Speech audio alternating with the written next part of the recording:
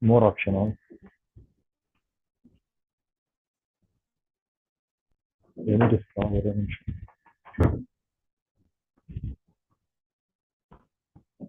September.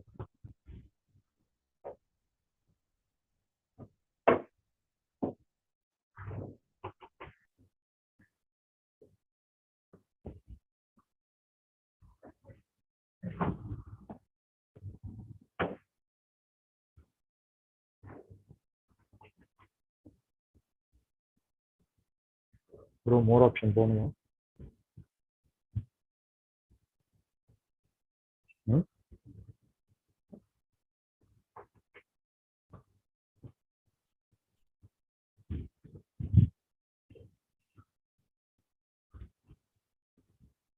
ஆமா,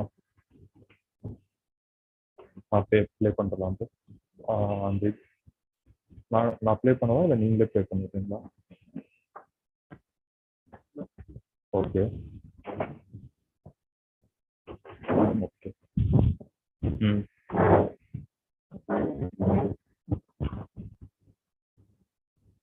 ஒரு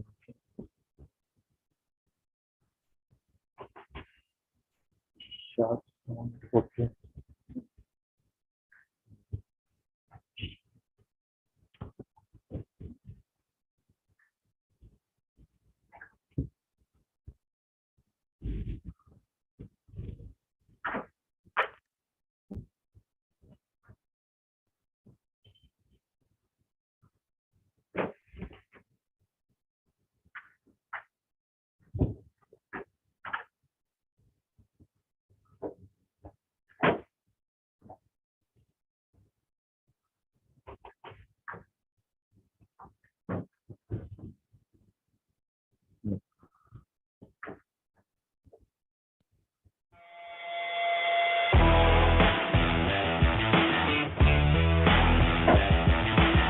In our country, lakhs of students aspire to become an IAS officer. The prestigious service is still a challenge for the people of socially, economically backward section, particularly for rural.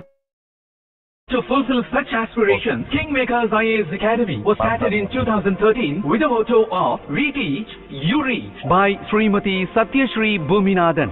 We give special attention to spread awareness about the examinations conducted by UPSC and TNPSC in both rural as well as urban regions.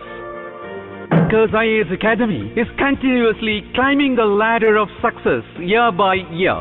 KingMakers IAS Academy has aided more than thousands of aspirants to get through various government examinations.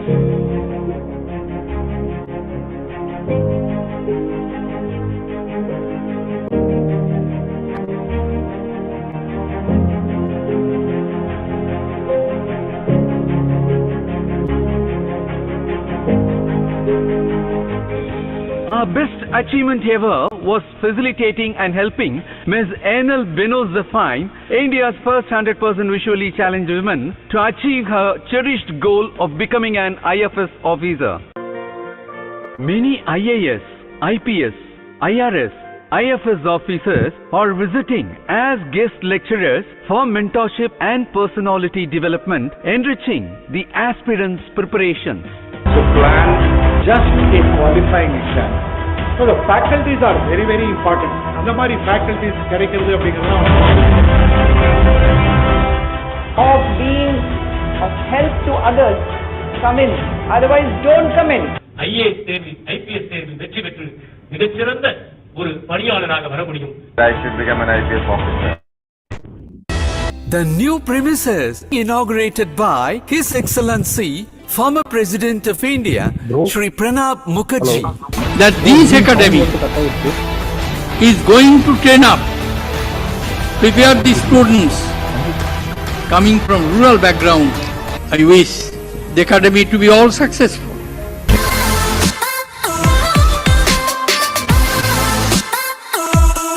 You have made a very wise choice by choosing KingMakers IAS Academy. I thank KingMakers IAS Academy, and this was really possible because of Bhuminathan sir. நீங்க வந்து ஒரு நல்ல ஹேண்ட்ல settle ஆயிருக்கீங்க. நம்ம kingmaker அகாடமியில் இருக்க ஒவ்வொரு ஸ்டாஃப்க்கும் நான் இந்த நேரத்தில் தேங்க் பண்ணணும்னு நினைக்கிறேன். Very good. Serve all the points It was very useful to me. Cordial, the motivational factor. The kind of encouragement he gave me, it was very helpful. Especially in the confidence level, they are best. It is a good experience for me. I thank KingMakers IAS Academy. And thanks to KingMakers IAS Academy. Thanks to KingMakers Academy. Thanks to KingMakers. Okay. Thanks to KingMakers IAS Academy and it's so அடுத்து போகிறாங்க இது முடிஞ்சதுக்கப்புறம் இதை close பண்ணிட்டு படித்தவர்கள் வீட்டு பிள்ளைகள் மட்டுமே ஐஏஎஸ் ஆக முடியும் என்ற அப்போ நீங்கள் ஸ்பீக்கர் மட்டும் மாற்றி விட்டுறது. சாமானியர்களுக்கும் ஐஏஎஸ் கனவை கொடுத்திருக்கும் கிங்மேக்கர்ஸ் ஐஏஎஸ் அகாடமி நிறுவனர் திரு சத்யஸ்ரீ பூமிநாதன். அவங்களுக்கு கேட்கலாம் அவங்க பேசுறது.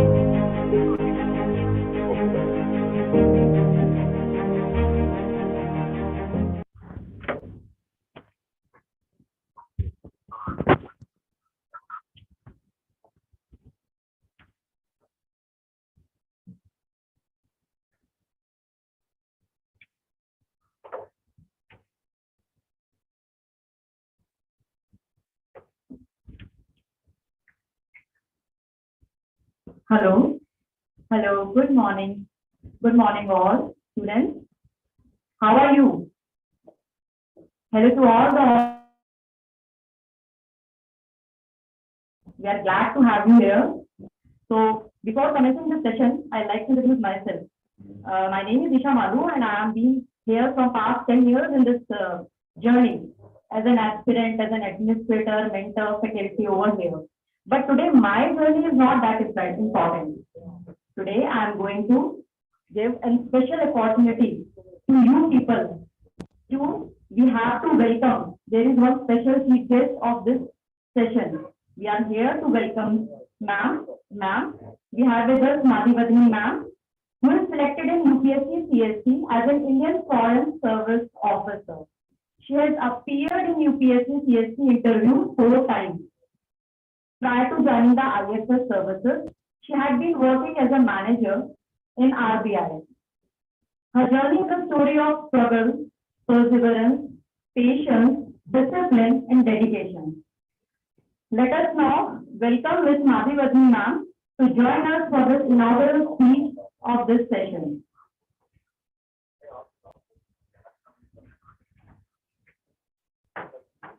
Can you connect?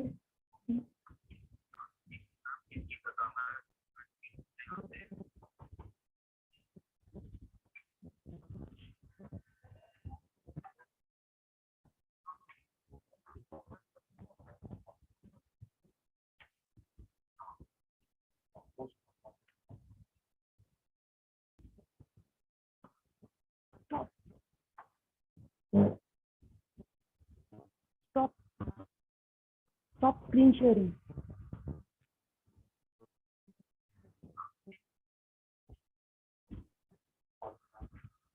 Shall we start? Yes, ma'am.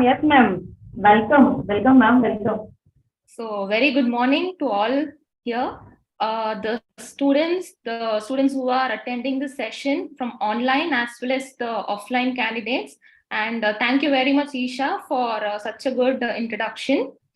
So I would like to start my speech today with sending my best wishes to KingMakers IAS Academy, who have launched their new premises at New Delhi.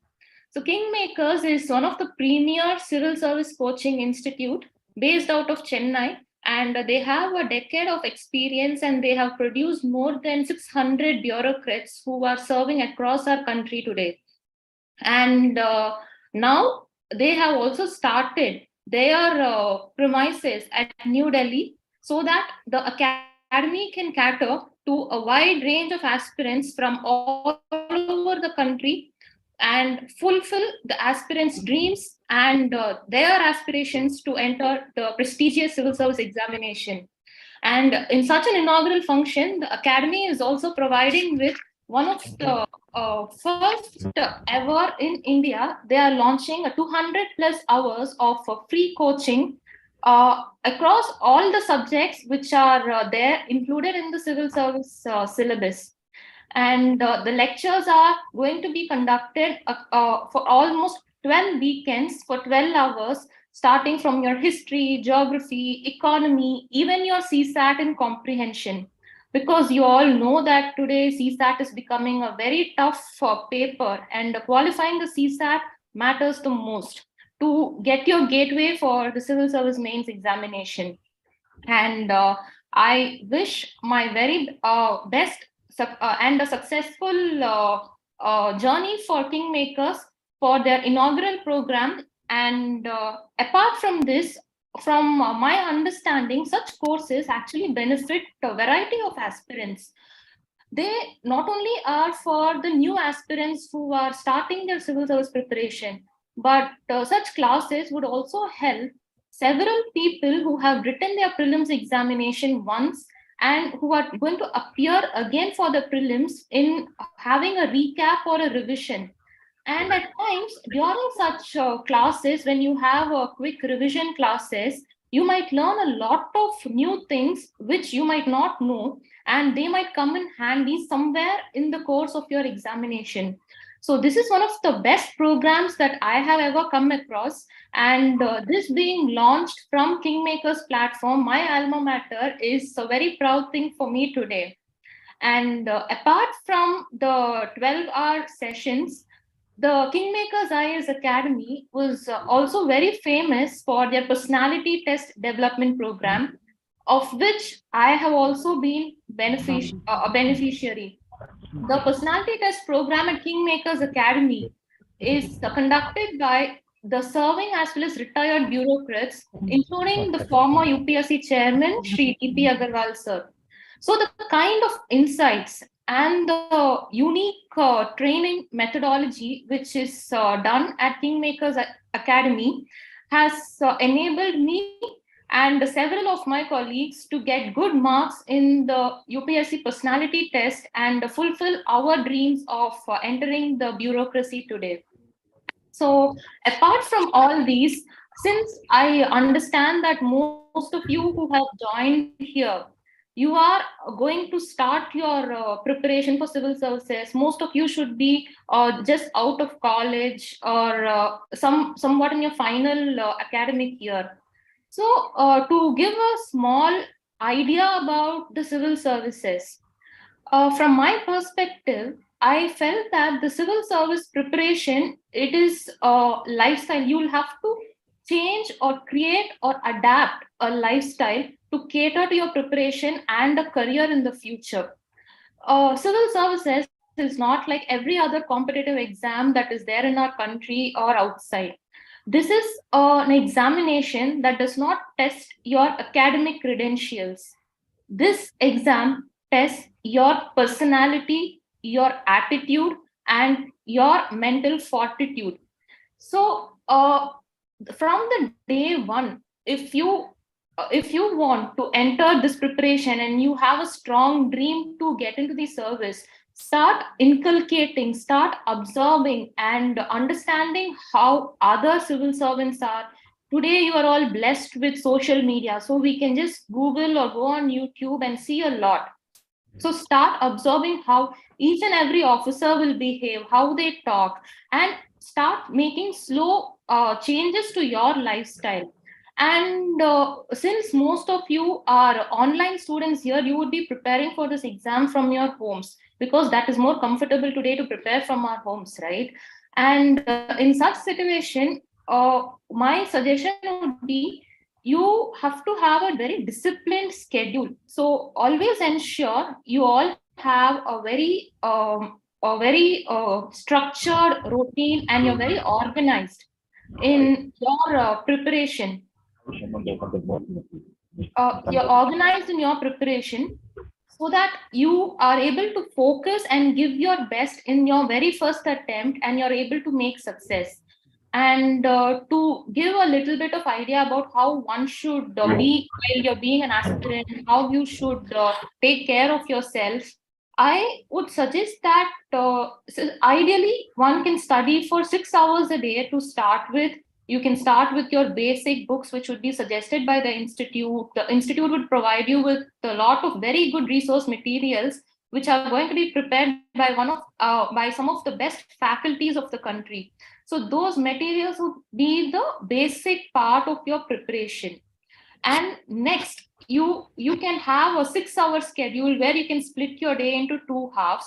And beyond the 6 hours, one can also start with your newspapers, because the newspapers form the fundamental part of your preparation, like we call the current affairs. So inculcate the habit of reading newspapers regularly, particularly the editorial pages. Initially, probably you might find some difficulty in understanding, but over a period of time, when you are very consistent in your preparation, you would ideally be able to grasp things. And you can also make use of some YouTube videos which are explaining you the newspapers. KingMakers IAS Academy offers one such YouTube videos. Like every week they put a video about the 5 important editorial issues of the week. So these kind of initiatives by the academy would help you boost your preparation. And also you should remember that the preparation for, you are not preparing yourself for the next 1 to 1.5 years for a particular exam, but the ultimate thing is the examination is going to prepare you for a very challenging and a dynamic career again ahead in the government of India. So always set your focus very high so that you are able to push yourself and work hard. Although you might be very stressed in the process, stress is a very natural outcome of civil service preparation. One should never be afraid of having stress, but you will be able to sustain through the stress if you follow certain practices. And as an aspirant, it is very important you have a good peer group, and you're surrounded yourself with very positive and optimistic people. As most of you are going to be preparing from your homes because you're attending online classes, I would suggest that ensure your surroundings are a very positive surrounding, so that you have a healthy atmosphere to prepare. Your mind is able to focus. And one should always take care of their health when they are going to venture into preparation, because as an aspirant, even I have myself been an aspirant. Once we start studying, we forget everything. We don't take care of our health. We don't eat properly. We don't drink good water. And we also fail to give importance to our physical exercise. So as although civil service examination preparation is very demanding, which requires you to put in long hours of study, one should also take care of the other aspects and learn to balance your life, because this preparation phase is something that will continue throughout your career. Once your preparation is balanced, you would be able to achieve the results in the initial attempt, and it would be easy for you to have a career in the civil services, because this is the lifestyle that you would be adopting there, and you would be fine-tuning yourself further. So with all these, I once again thank KingMakers IAS Academy for giving me this opportunity to be a part of the inauguration, and my best wishes to the team, KingMakers IAS Academy, the founder and chairman, Shri Satyashri Bhuminathan sir, and the entire team, the faculty members, the resource persons, and my final suggestion to the aspirants here is always be consistent. You have decided to appear for the civil service examination, and you should be very strong in taking up this challenge. You are already strong because from all the other friends you might have had, you are venturing into a different journey to prepare for the civil service examination. Be strong, be courageous, and be consistent, because consistency is the key to clear the civil service examination. And I wish you all the very best for your wonderful careers ahead, and make the best use of these 12 weekends of 12 subjects by 12 different experts for 12 hours. So this might sound a bit cliched, but still this is one of a very wonderful opportunity for you to get yourself introduced to what civil service is and understand the syllabus. So once again, thank you very much, and thank you KingMakers IAS Academy, and sir, for giving me this opportunity to interact with thousands of aspirants through this online platform. Thank you very much, sir. Thank you. Thank you, Madhuvadani, for your wonderful session. Actually, today we have inaugurated our first session for our Delhi batch. And many students, they have registered, they were eagerly waiting to listen to you. And you have clearly explained about the importance of the prelims, mains, as well as the personality which is required to clear these examinations. Thank you so much. On behalf of the Academy, we wish you a great career in the Indian Foreign Service. Wish you all the best. Thank you, sir. Thank you very much, sir. Friends, now our next agenda is the orientation for the 250 hours free coaching, which is going to be given by our branch coordinator and faculty who is having experience of more than 6 years in the field of civil service coaching, Isha. And she'll be handling it, who is the head of the department in Delhi branch. So she'll be addressing the students. Now request Isha to handle the session.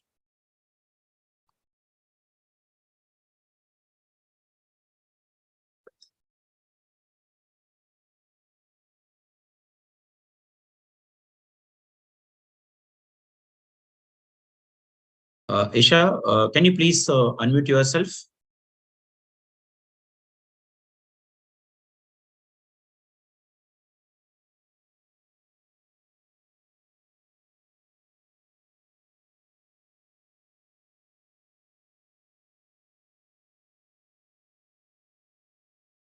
Isha, you are not audible.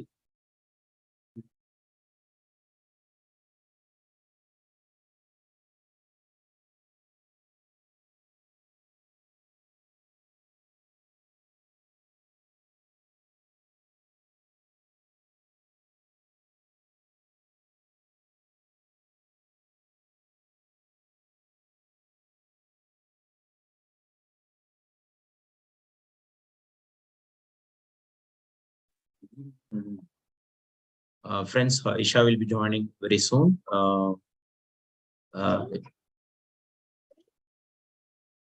Actually, in the next another 3 months, the students, those who are preparing for the civil service examinations, they are going to be given training on various subjects. Every week, we will be covering one module. Yes. So Isha, now I hope you are audible now. Sir, audible now? Yes. Please go ahead. So now Isha will be addressing you the orientation, and she will be explaining in detail about the various initiatives of the KingMakers IAS Academy, which is going to be benefited to the aspirants, those who are preparing for the civil service examinations, the strategy, resources, and time management. And the experts, those who have already cleared the civil service examination, they are going to share the do's and don'ts during your journey, everything you are going to gain. So please watch this session for the next 2 days. Today, session starts from 10 o'clock. It started, and it will go up to 5 o'clock. Every 1 hour, you are going to interact with some great resource persons, and they're all from across India. And tomorrow also, we'll start the session around 10 o'clock. It will go up to 5 o'clock. And from next week onwards, in the weekdays, CSAT will be handled, and the weekends, general studies will be handled. The session will go for about 250 hours. So now we have inaugurated the session with the help of our great resource persons, Madhuvadani IFS. Now I request Isha to handle the session. Thank you, Nisha. Isha, welcome. Thank you so much, sir. Thank you so much. And thank you, Madhuvadani ma'am. Ma'am, your session inspired many of the students sitting here. They are smiling, saying, okay, we can. If you can, so they can also, ma'am. I'm thanking you. And so I'm starting the session. Okay, so it will be like normal questions for you people. What is the flavor, how we can reach, how we can complete on time and everything. I won't take much of the time in explaining all of these. What you are gonna get out of this session, I'll be more happy to tell that, to share that. So first I'll share in a very fast manner. PPT here.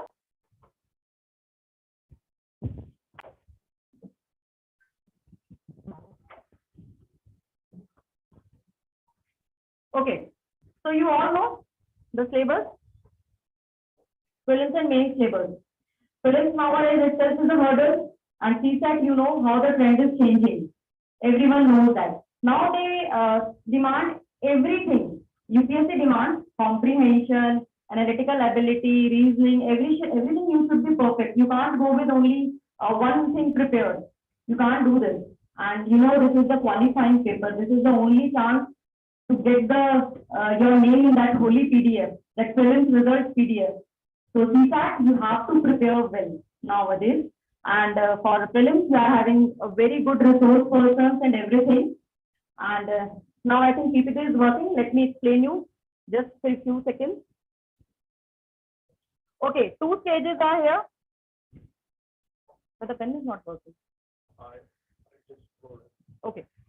So it's preliminary examination, and then main examination, and then personality test, right?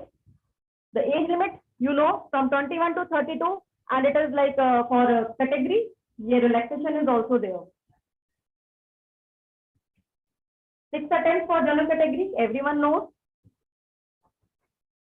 You know the marking pattern, it's different. 100 questions are in prelims, this, you know, but some online friends are also there, they are beginners. So please manage for 2 minutes, right? And for CSAT, it's also 200 marks. The questions are 80 and negative. You know, 1/3 is negative. And merit list, CSAT is qualifying paper, and preliminary, you know, this is the syllabus. This is the prelims syllabus. Okay, we can skip this prelims syllabus. We now I want to tell some few important things. Your consistency will work. Only consistent person can make this, can reach to the last. Your hard work, managed with or merged with smart work is important, right? Patience in this paper is required. UPSC also demands patience, perseverance. Despite of many hurdles, failures, you won't stop. This is the main gist of this paper. And with the changing pattern now, I think UPSC is more about that. They are not asking about what, they are asking about why. More from static to analytic part. Depth knowledge is required for each and every subject. And for each and every subject, we are having a very good resource persons, a very renowned faculties. I like. So, can you please share the faculty list? And then I'll tell you this program of 250 coaching, like 250 hours free coaching. I will explain what the program is. Can we have?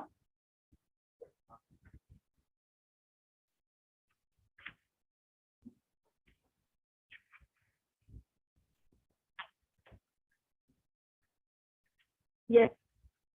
Sujata Ved Menon ma'am. She's an author. She's an historian. She's an experienced trainer for this field around 20 years.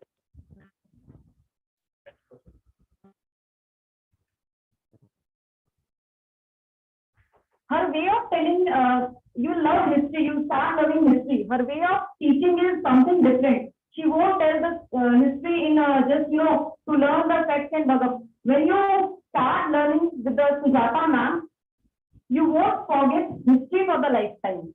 She made this subject so clear, so crystal clear that you'll remember in your dreams also, okay, this is the thing that ma'am has said and we have to go with this. I'd like to introduce my next faculty for economics. Nisha Najimuddin ma'am, Dr. Nisha Najimuddin ma'am. She's PhD in economics and she's a pan-India faculty, UPSC faculty for pan-India, face of the social media and expert in Indian economy and current affairs. She knows how to relate the current affairs with the economy. As you know, the trend is changing. We have to relate everything with the current affairs. And she's an economist at the Government of India. Now I think next faculty, our next faculty is Dr. Mr. Vivek sir. Vivek sir is a faculty for comprehension. Nowadays you are facing so much difficulties in CSAT itself, in comprehension itself, because it's a long passage and after that you will get only one question. And if that is, if you are investing time and again that question you are not finding it the right answer, then what's the use of it? Every minute calculates in this paper. So, sir is having more than 8 years of experience in teaching, and it's like he has given the, trained 50,000 aspirants for national and international level, both for the competitive exams. And now I'd like to invite for the next faculty. Okay, the next faculty is Mr. He's an experienced trainer and mentor for UPSC aspirants. More than 8 years of experience in teaching and guidance, for aspirants to achieve their life goals. He's also connected for this culture, art and culture, history. He's also going to tell you. He'll tell all the art and culture history in a such a unique manner. क्या आप भूलेंगे नहीं उस चीज को, कभी भी नहीं भूलेंगे. आपको अगर कोई एक बार मैप से इंसान कुछ बता दे, आप कभी नहीं भूल सकते हैं ना. It is that kind of thing. I think you can understand now. We are also to the online community, various parts of country we are connecting. So multi-language. Sometimes we have to share to connect to each other. Okay. Can we have our next faculty? Okay. Now these are the faculties I think for today. Like today's session, these are the faculties that we are going to join. Okay, there is one more person I want to introduce. For comprehension, I have introduced Mr. Vivek sir, and for CSAT, the person is Dinesh Kaushik sir. He is a great resource person, and he is having experience of more than 14 years of teaching experience in SAT and 12 years plus experience in training the students for UPSC CSAT. And his most successful book is there in the market for CSAT Dhamma, and which 19 questions directly came from just 12 pages in this last year paper. So it is like, you will be very comfortable with sir. He'll make you, the ones who are not from the math background, they are also very comfortable with the sir. So now we'll go with the mentors. Our mentors are there. Can we have on screen, sir?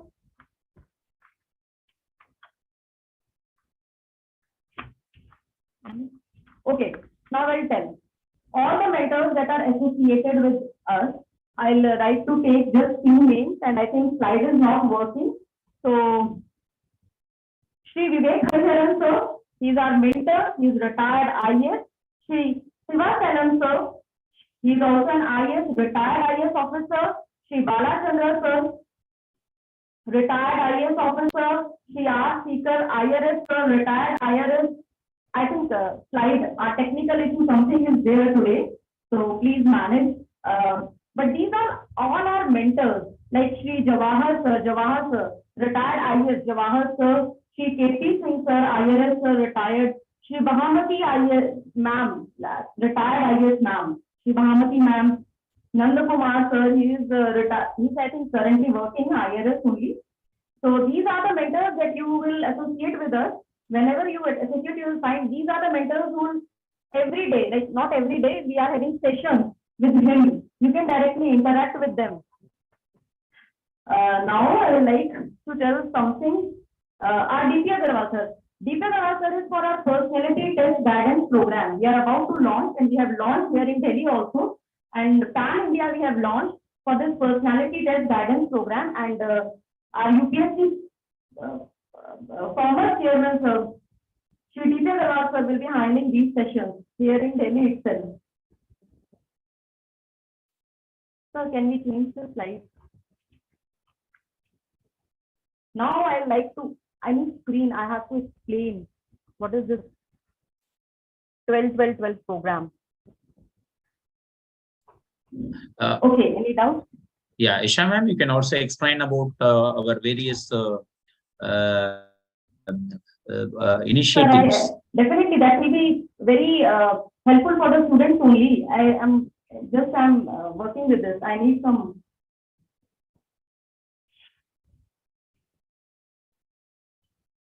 Okay, so the screen is not working, but I can say at least you are there. You are waiting. Every online students are waiting for ma'am to say something. So I'll tell. Okay, what is this program? 12-12-12.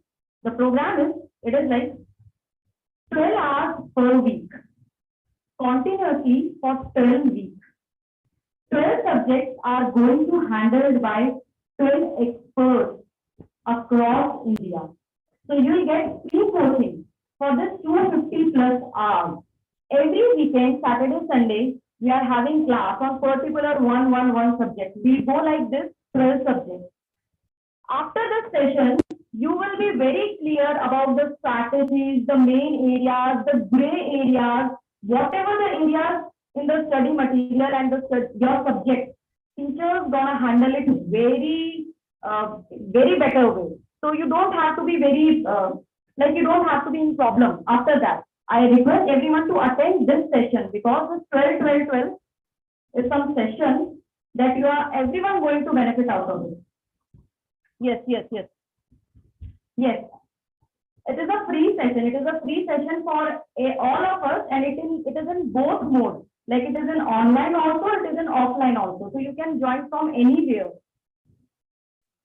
Best faculty, the faculty that I have introduced today, and another faculty I am going to tell right now or after this session. Okay, the board is there. Fine.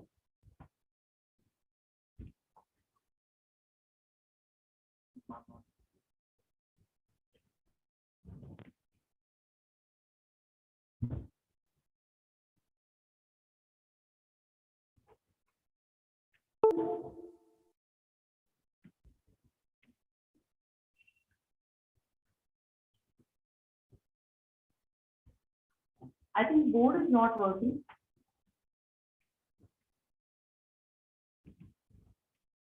No, it's okay.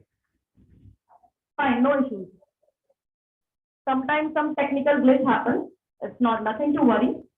So now I like to explain. Everyone is clear about this 12 initiative? Once again, I'll repeat.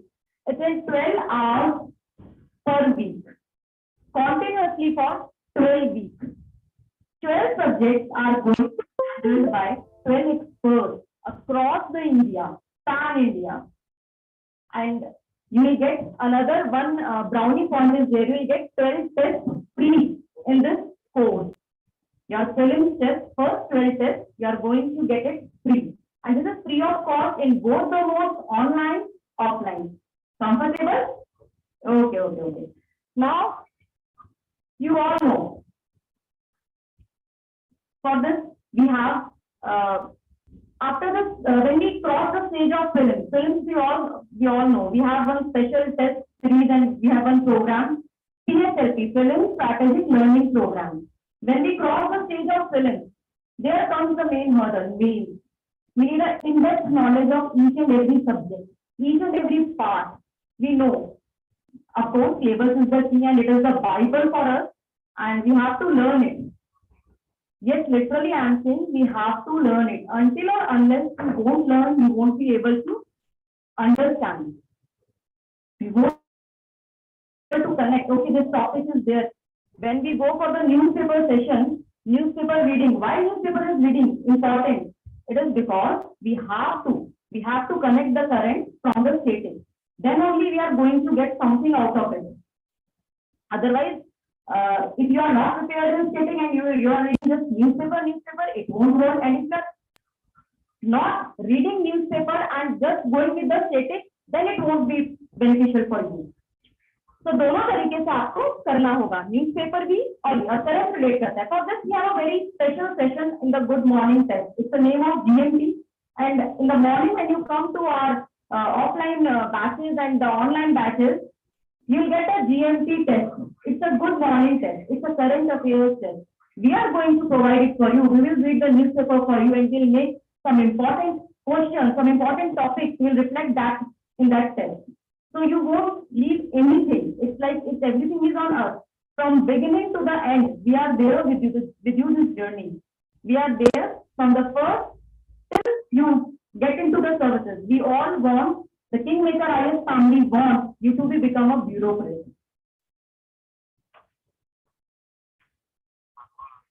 So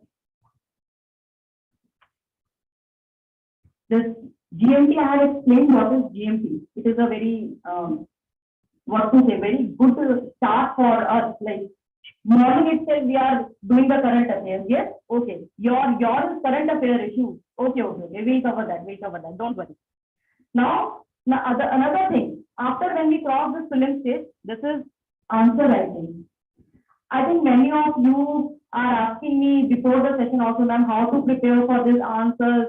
We are unable to manage the time. We are unable here. It is not a one-day process. Answer writing is a long process. It is not from one day you can write and you can give the minutes. It is not like that.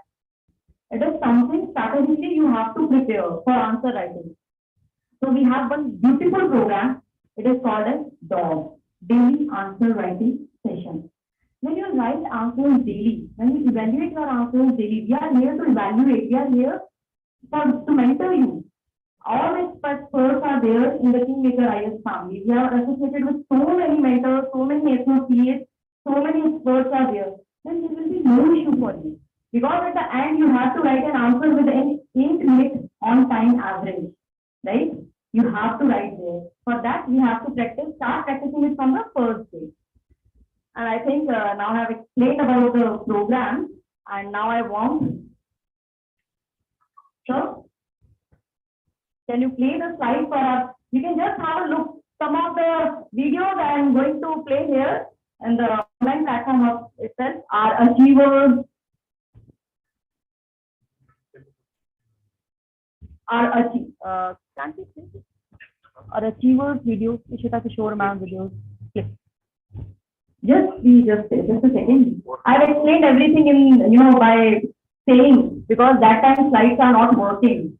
So I hope everyone, understood that thing. If there is anything, I am here available. You can ask me.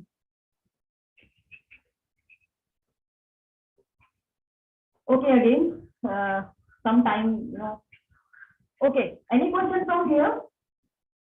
Online community, you want to ask something? Okay. Yes. This course, this 250 hours plus is free coaching. Maybe we are providing more than that, but 250 hours is for sure. We are going it for free of cost. I'm happy. Okay. Thank you. Thank you so much, sir. So my mother taught it to me. She is an active painter. Even my grandmother.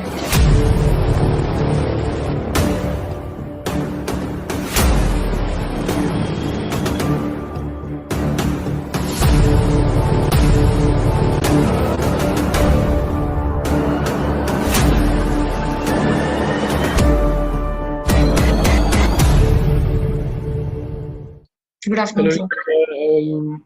I'm good, sir. In Noida? Yes, sir. Greater Noida. Is it cold today or? Yes, sir. It is really cold. What is the temperature like today? Sir, the maximum is around 10-11 degrees. So right now it is a bit comfortable, but by the evening it does plunge down to 4 or 3 degrees.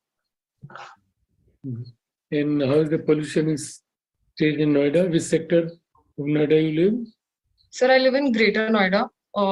The sector is called 5. Why?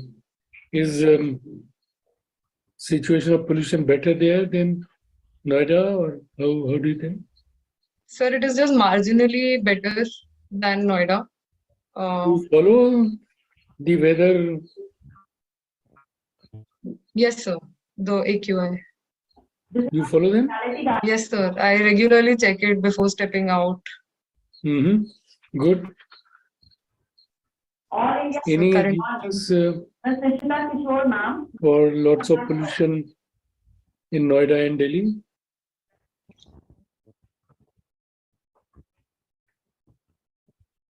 So this was our glimpse of a personality guidance program. All India rank 1, Ms. Ishita Kishore ma'am.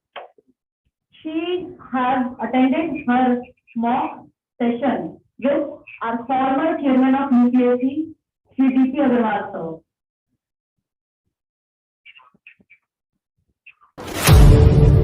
So thank you, KingMakers IAS. I'm happy. Okay. Thank you. Thank you so much, sir.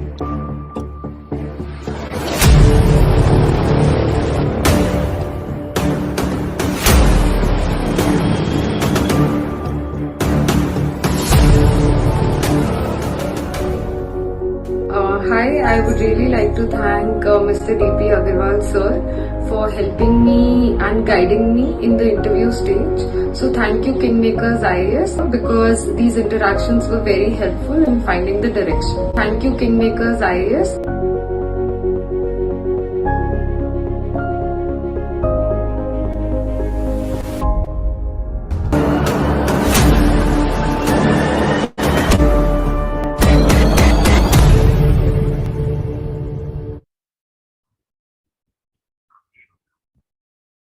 Okay, so you have watched this. Is my voice audible? Can we play the inaugural function video for Delhi branch? Okay, yes, you all are here. Sir, can you play the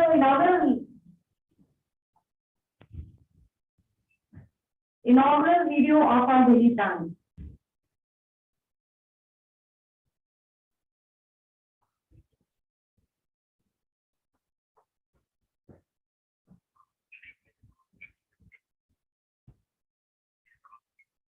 Okay, again, there is some technical issue and I don't want you to be like ideal, the online community is sitting ideal and thinking like, okay.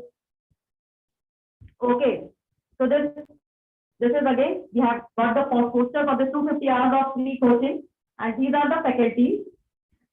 Mr.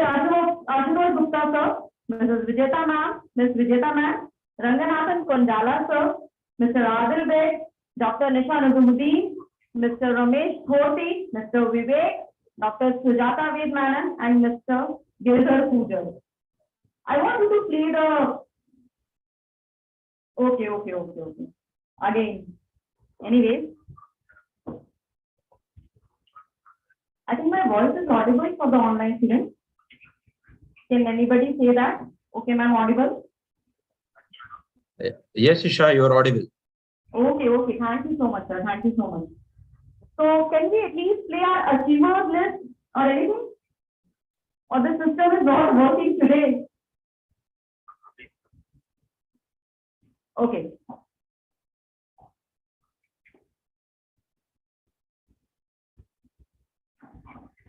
My voice is very loud or is it okay? I don't know. Okay. Like, okay. Yeah, that's fine, madam. That's fine. So, I'll tell you about something about KingMakers IAS Academy and our achievers and some of the ranks that I'll share by word of mouth only because our screen is not working.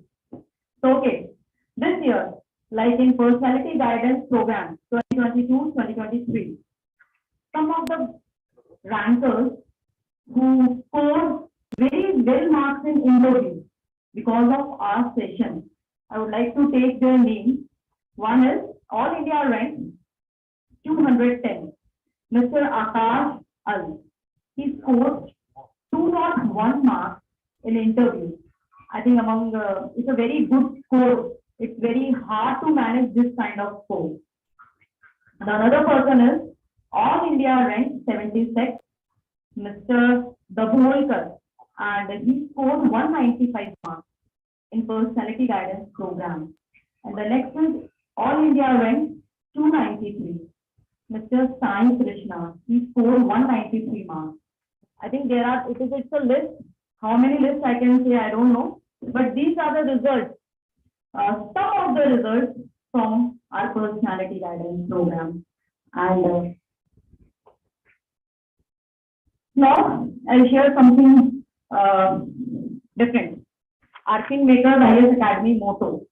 Our motto is we teach, you reach. The faculty that are associated with us, our staff members, each and every person of the KingMakers IAS Academy. Everyone has just one motto. We teach, we are there with you at each and every point of the civil services journey, and you have to reach to your goal or our goal. We can say it's our goal. We want you to become as a bureaucrat. Sir, can you please, just a second, can you please a video for that inaugural function and achievers list? We can share. After 5 minutes, there is another session. I want you to see, okay, these are the achievers list, what we have done in the past, at least one journey.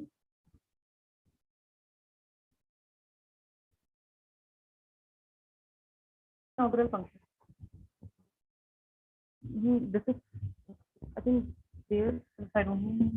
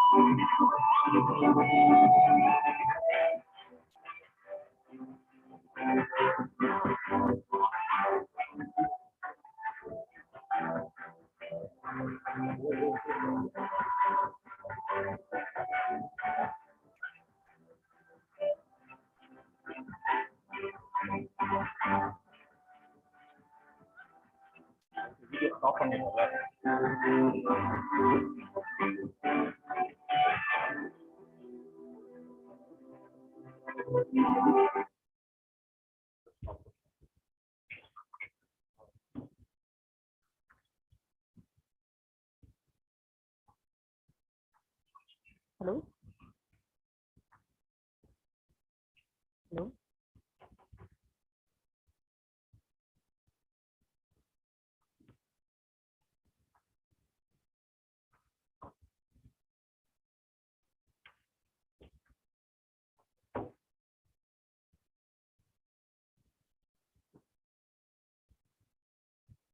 Okay.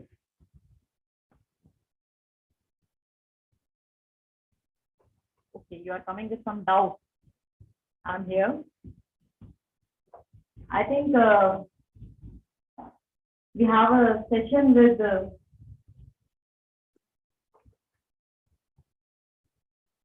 Yes, Isha, I'm here. yes, sir. Yes, sir. Yes, I'm the one who's going to handle the next session. So thank you, Isha. Thank you, sir. Thank you so much. Yeah, thank you so much. Now the session will be taken by our CMD, Director of KingMakers IAS Academy, Bhuminathan, sir. So please you take the screen.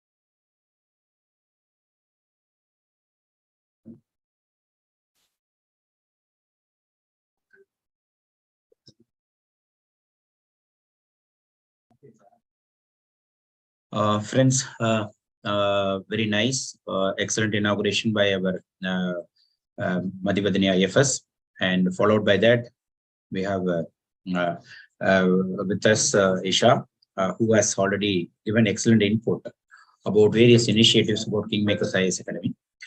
And now we are going for 2-3 important sessions in the forno. One is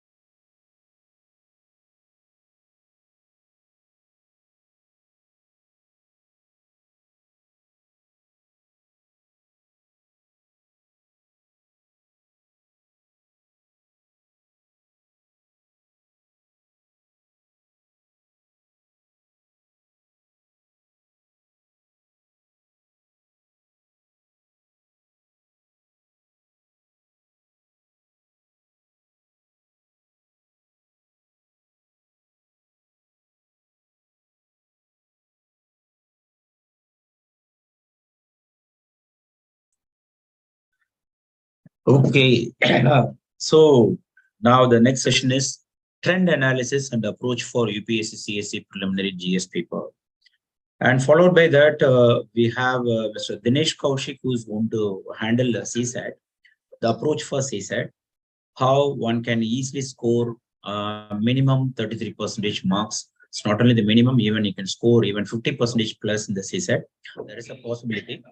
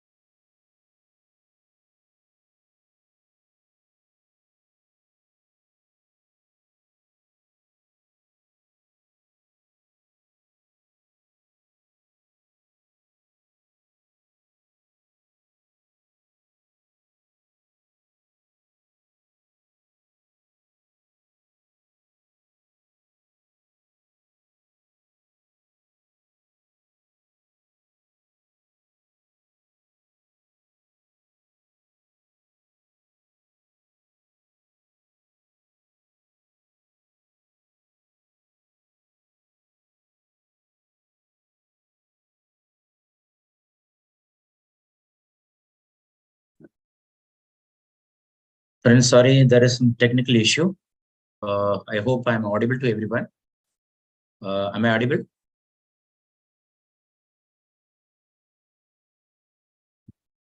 Is it clear now? Yes, sir, it's audible, sir. Yes, sir, it's audible. Yeah, thank you so much, Kalyan. Friends, before you start any journey, you should know the trend and you should also have some idea about the previous year question papers, and you should also have a proper approach for any GS paper. So for the next 10 to 15 minutes, I'll give you a rough idea about the strategy and the recent trend which is prevailing in the UPSC journey. See, the scope of the discussion is these are all the scope. Why prelims is a hurdle for an aspirant, and UPSC prelims question trend analysis for 5 years plus subject wise I want to show, and the sources to understand you should know, and the past years questions, the sample also I'm going to show it to you, and the analysis also I'm going to show it to you, and how to use this trend for your smart learning, that also I'm going to explain to you. And if you have any queries, you can also just ask me. See, you'll be having so much of knowledge, but you should know properly in the exam hall. Then only you can clear the these examinations. You will also have so much of pressure, and you should know how to perform all those things. So managing the failures to achieve success, it is another key to achieve something great in the UPSC social examinations. Most of the time, the students, they used to fail in their first or second attempt, but very rarely, very few people will achieve in their first or second attempt. So you have to always stop dreaming, and you have to act very smartly, then only you can achieve in the examinations. And you have to come out from the fear of the exam, particularly on the day of the exam. That is very, very important. And you should be updated with the changing trend of each year in the service journey. And you have to perform really well in the exam, for which we are going to have so many small tips. See, now the first you should understand that what kind of question they are asking, whether this question is very static or whether it's dynamic, that you should understand. For static, you should have a proper approach, and you should have a standard content, And for dynamic, you should have the current affairs and other things. We will tell you that what kind of material will be useful for each and every subject, particularly for the static area as well as for the dynamic areas. And what are the facts which you should concentrate during your journey, particularly for the prelims, and what kind of understanding should be there for the conceptual understanding. All those things you will learn so that you can the retention will be there while you are going to study so much of content. And there will be some questions which are direct and some are applied. That also you should understand. And first you should read, understand, analyze, then you should know, then after that you have to present it properly. And whether the questions, it is coming from the defined sources or different areas or undefined sources, all those things you should understand. And at the same time, you should also understand about whether the question is easy, medium, difficult. Accordingly, you have to take the number of the risk which you are going to take in the number of questions, particularly in the prelims. It all depends upon your strength and weaknesses that we will tell you how to assess your strength as well as how to assess your weaknesses, particularly in the prelims examinations. And you should also understand about the type of questions which are going to ask in the prelims examinations. So there will be a 4-statement question, 3-statement questions, 2-statement questions, and sometimes there will be a match questions, maybe 4-match, 3-match. Sometimes you have to arrange it, and sometimes there may be even direct questions also. See, in the recent trend, if you just see the 2023 prelims question papers, it is altogether different from the previous years. Because normally the students, those who are preparing for these examinations for so many years, they will use a technique called elimination method. But now almost the UPSC has understood that the seniors are adopting this technique, and we have to give some kind of difficulty level so that even the seniors will find it very challenging as far as the UPSC prelims examination is concerned. So now in the recent year, they have changed the pattern. So accordingly, you have to change your mindset and you have to prepare your strategy. And even the option which are available in the UPSC prelims question paper, it will be almost closely related. And very rarely you will find that unrelated questions. It's not like some other state public service commission exam question papers, which will be more or less unrelated options will be there. Easily you can just choose the best one. But here the option will be very, very closely related. So you have to just you have to apply this elimination technique. Of course, without that technique, it is very difficult to answer in the UPSC exam. But it will not work out as far as the recent trend is concerned. So you have to be very careful. And before that, you should know the trend of this exam. So how many questions they are asking in the geography, how many questions they are asking in the economy, how many questions they are asking in the polity, how many questions they are asking in the environment, how many questions they are asking in the science and technology. Because there are 5 or 6 core important areas in the preliminary examinations where most of the questions will appear. See, this is the trend. From 2010, you are just seeing the trend of the question papers. The recent 2023, they have asked around 13 questions from geography alone. And we have shown you in the screen up to 2022. But in the 2023, also almost the same trend of 2022, it is again continuing. So from 2010, if you see the geography trend, almost it is declining. And now again, it is increasing. So from 2016 to 21, there were questions from geography. It was in a single digit. Now again, it has come to the double digits. But once upon a time, even it went more than 20. So according to the trend, you have to just plan your preparation. You have to manage your time. This is a very important thing, which each and every aspirant they should. After knowing the total number of hours which are asked from that particular subjects, you should also understand that what kind of questions they are asking, and the micro topic you should understand. So geography, we have understood around 20 questions or 15 questions are coming from 2010 or 2015. And in the recently 2023 also, we have seen around 13 questions. So what kind of questions they are asking and which area they are asking? Whether is it a map related questions, or it comes from agriculture, or from the vegetation, or from the tribes or population, or from the river systems, or from the resources and industries, whether it is from the soil or from the transportation and trade. And apart from this, there are some major topics like geomorphology, climatology, solar system, economic geography, biogeography, and oceanography, all those things.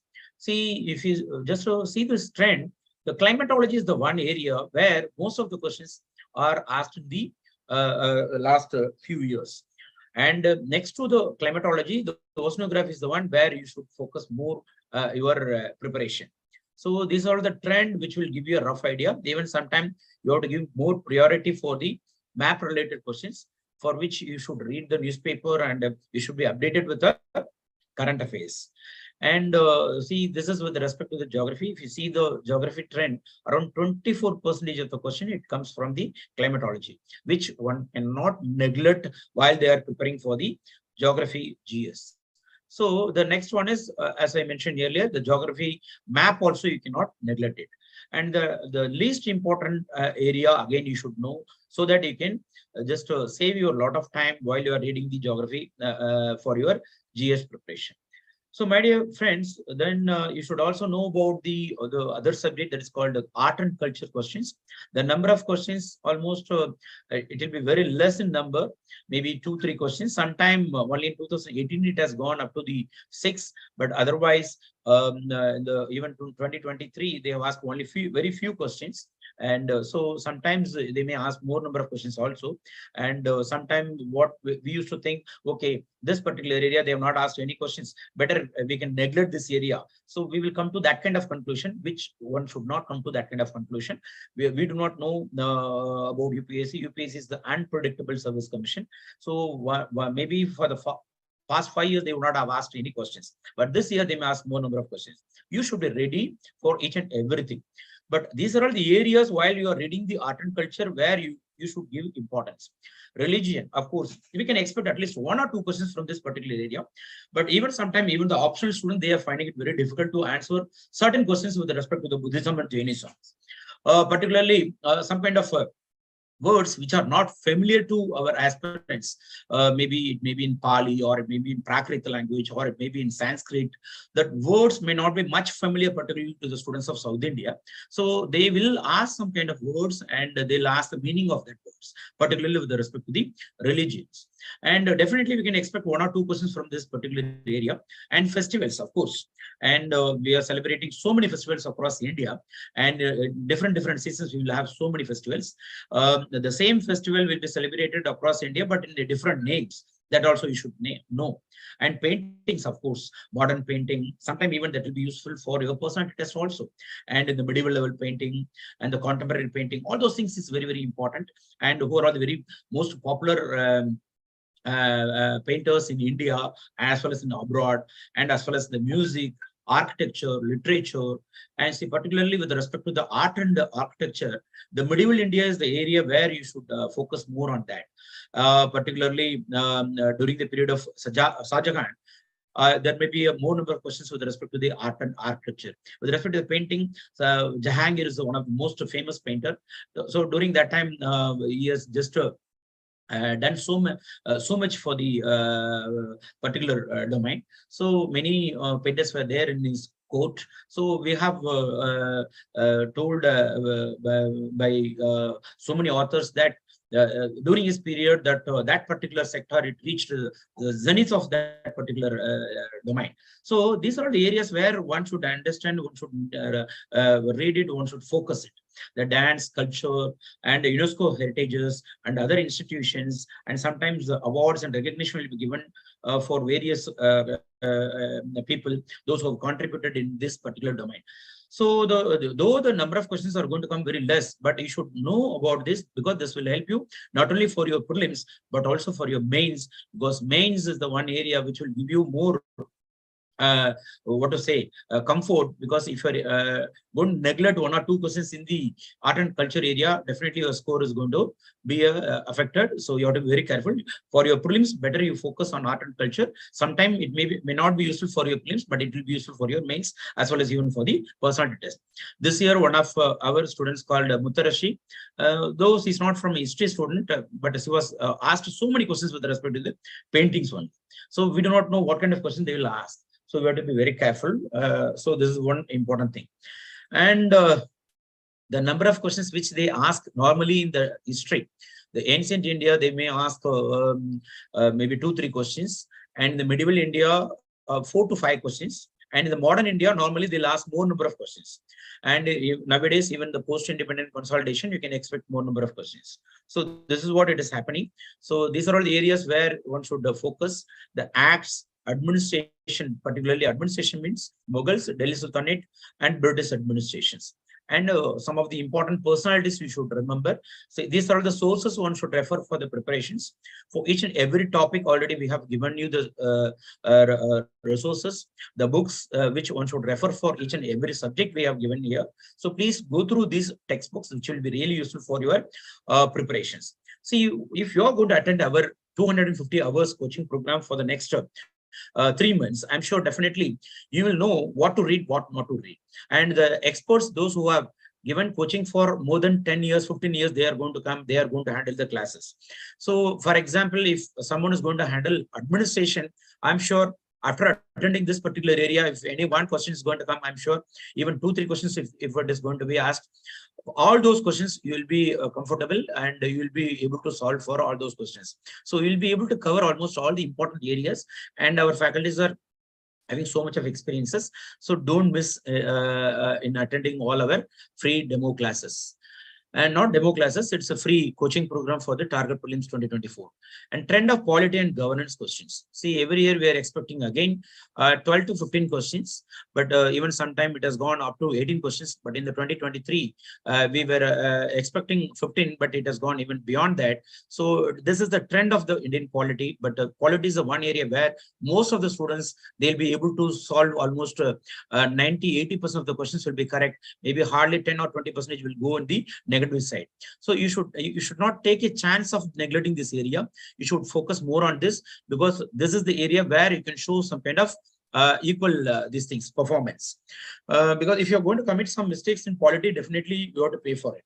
So most of your questions which you are going to attempt in polity, that should be correct. Then only you will be in the race. So you have to be very careful, because most of the candidates, those who are preparing for this examination, here they will not commit mistakes. So this particular area is one area where you can score more. So you should not neglect it. And these are all the textbooks and reference books which one should refer. NCERT, Indian Constitution work, political theory, sociology. Also, sometime it may help you, but sociology aspects it may not be directly useful. But certain aspects like some theories it may be useful. But for general studies, you don't need to refer that. Lakshmikant is the one book which most of the students they used to refer, and PAB and newspaper. In the North India, mostly the students they will refer Indian Express and other books for the current affairs. But in the South India, mostly the Hindu is the one which most of the aspirants they'll refer. Whatever may be the newspaper which you are going to read it thoroughly. And one newspaper alone will not help you to achieve something great in the current affairs. But you have to refer so many things for the current affairs. And science reporter is very important. Down to earth is very, very important. Yojana is very important. Kurukshetra is very important. Mainstream is very important. World focus is very, very important. And the PAB is very, very important. See, these are all the areas where one should get the information for the current affairs. Current affairs means that it will cover the polity current affairs, economic current affairs, environment current affairs, geography current affairs, science and technology current affairs. That will cover almost every area. And DD Boss is the one book which normally the student they used to refer for the Indian Constitution once upon a time. But nowadays, the student they used to refer only Lakshmikant because of its simple language and easy to understand. So whichever the book you feel comfortable, you can refer it. But very rarely the student they'll refer both. So any one, whichever you feel comfortable, you can use it. And sometimes even NIOS material that will be useful. India Air book, of course, everybody will study that. Every year it will be updated and it will be released. So one should never neglect to read the India Air book. Also, in the Air book, there are certain chapters where you can expect the questions that will be discussed in detail while we are discussing the current affairs. So the topic one should not neglect in the Indian polity, because these are all areas where you can expect more number of questions. Fundamental rights, amendments, terms and definitions, schedules, elections, and the parliament, bills, judiciary, commissions and committees, and the parliamentary form and federal form, the difference between these two form of government, and preamble, DPSP, and fundamental duties, emergency. All these things are very, very important areas where you can expect some questions. And every year, at least 50% or 60% of the questions will come only from this area, that too from the static area. And maybe from 30-40% questions you can expect from the current affairs. So this is the trend of the economy. So trend of the economy is almost around, it's always in the double digit except 2017. So obviously, if you're going to spend some time, I'm sure definitely it is going to give you a lot of benefits. And this is the area, again, it should be useful for both prelims as well as for your mains preparation. So please, but it's very hard to understand certain concepts in the economy, but we have excellent faculty team members who will be giving you the proper direction. And we have a faculty called Nishan Najibuddin, who will be handling economy. And she is the very great asset for the KingMakers IAS Academy, who has handled multiple batches in multiple institutes across India. And she will be handling economy, as well as we have another resource person called Mr. Adil Bey, who is very good in Indian economy, and he'll be handling economic survey and budget and other things under both offline and online. The students, particularly in the South, they love to attend this session. Even on payment, they'll come and attend this session. So that kind of sessions we have. So nothing to worry about the current affairs, nothing to worry about the economic survey, nothing to worry about the budget with respect to the economy. But this is the trend, one should remember it. Whether you are a senior aspirant or junior aspirant, whomever it may be, unless until you know the trend of the question, unless until you know the area from which they are asking more number of questions, it is very difficult to save the time. But for the senior aspirants, obviously they will be knowing that. But the juniors, they should never commit mistakes, first, particularly when they are going to start their journey.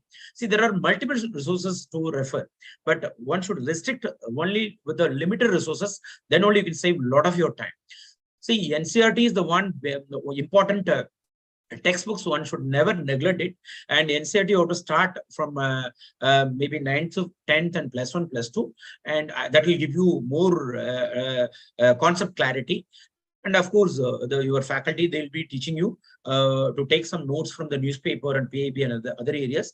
As I told you earlier, the budget and economic survey discussion that will be conducted in the month of February or March. And during that time, you'll learn a lot of things. There are certain reference books. The Key Concepts by Shankar Ganesh is one of the very famous textbooks, which most of the aspirants, they used to refer it for economy.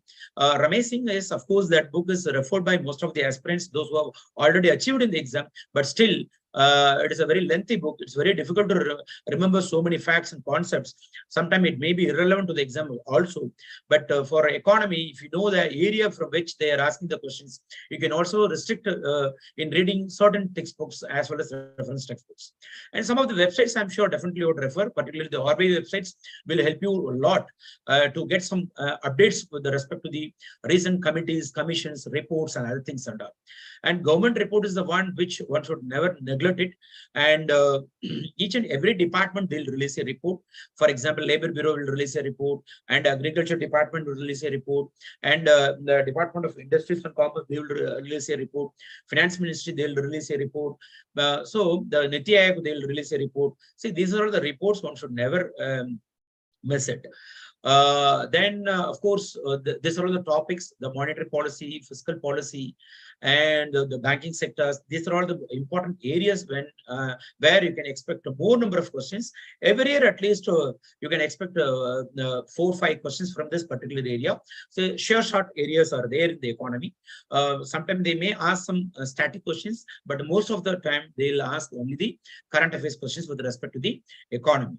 So, you should read the newspaper every day, and these are all the areas where you have to spend more time for your economy preparations. So friends, this is the environment related questions. So every year almost you can expect in double digit. So it's not this area, particularly after the Indian Forest Service prelims and mains, prelims examinations were merged with the civil service preliminary examinations. The concentration on environment, it has increased. It was not the case 10 years before, but now the more number and most of the question that appears from environment or almost like geography related questions and environment related questions. Sometimes it's very hard to define it, but still this area is very important area, and where you can expect the questions not only for prelims but also for the mains, and this will help you for your personality test also.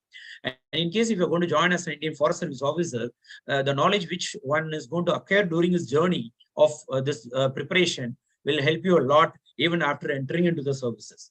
So please read this very carefully. And some of the textbooks will really help you. And KingMakers IAS Academy has prepared excellent textbooks, because there was a very big book which is available in the market.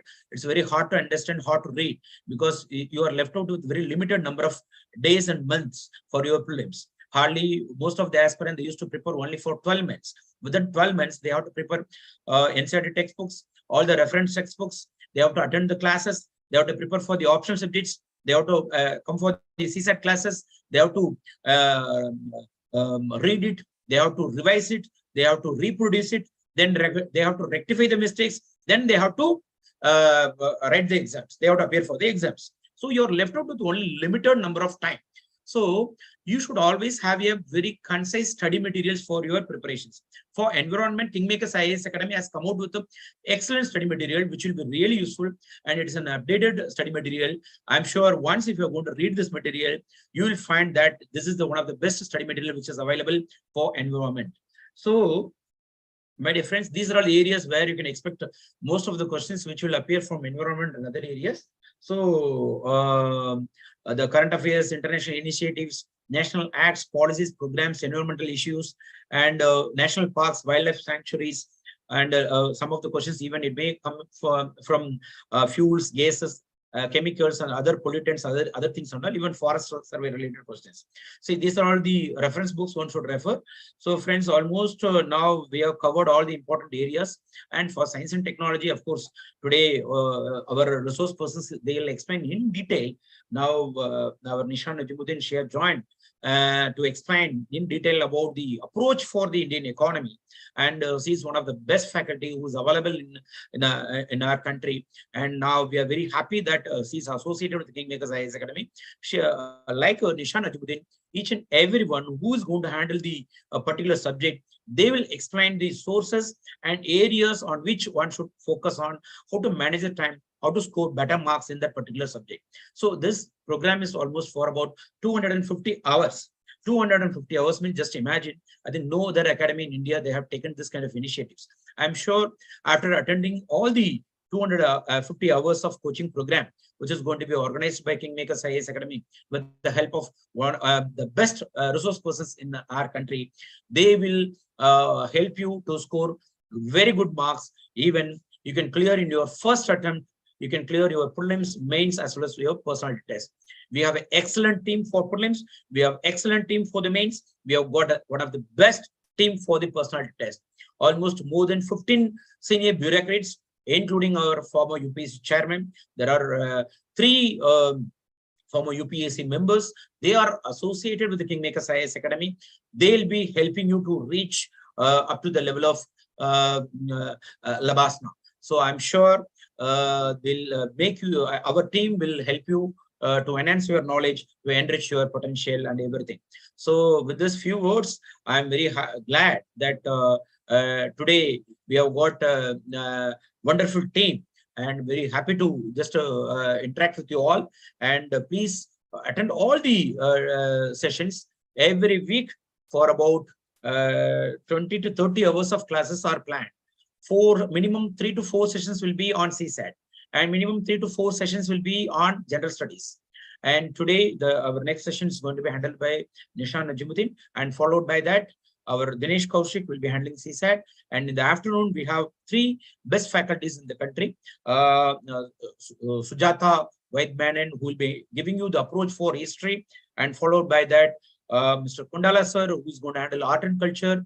And finally, we have one of the best faculty for essay writing as well as for the reading comprehension, Mr. Vivek sir. I'm sure after attending all the sessions, you will come to know about the potential of KingMakers IAS Academy, the resources of the KingMakers IAS Academy, the initiatives of the KingMakers IAS Academy. I'm sure with the help of the KingMakers IAS Academy support, in 2024, you will clear your prelims, mains, and as well as the personal test. I wish you all the best. And now I'm very happy to introduce Nisha Najimuddin, who will be handling the next session. Nisha. Thank you so much, sir. It's indeed a great pleasure to be a part of KingMakers IAS Academy, to carry forward the legacy in Delhi as well. Thank you. Thank you. Very Very happy, sir. I was actually listening to all what you were telling to the students. Indeed, getting trained from the best coaching centers, and most importantly, the one who really revamps the entire UPSC coaching is very important. So you are the right person who has been leading and promoting so many students and teachers. And I have been associated with you for so many years now. And once again, back to KingMakers at Delhi. At Delhi is indeed a great pleasure for me. Thank you, sir. Welcome. Yeah. Please, madam, proceed. Yeah. So I just want to share my screen. Yeah.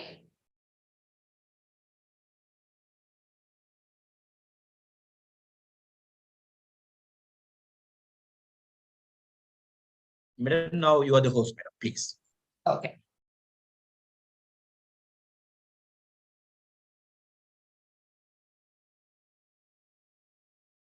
I hope my screen is visible.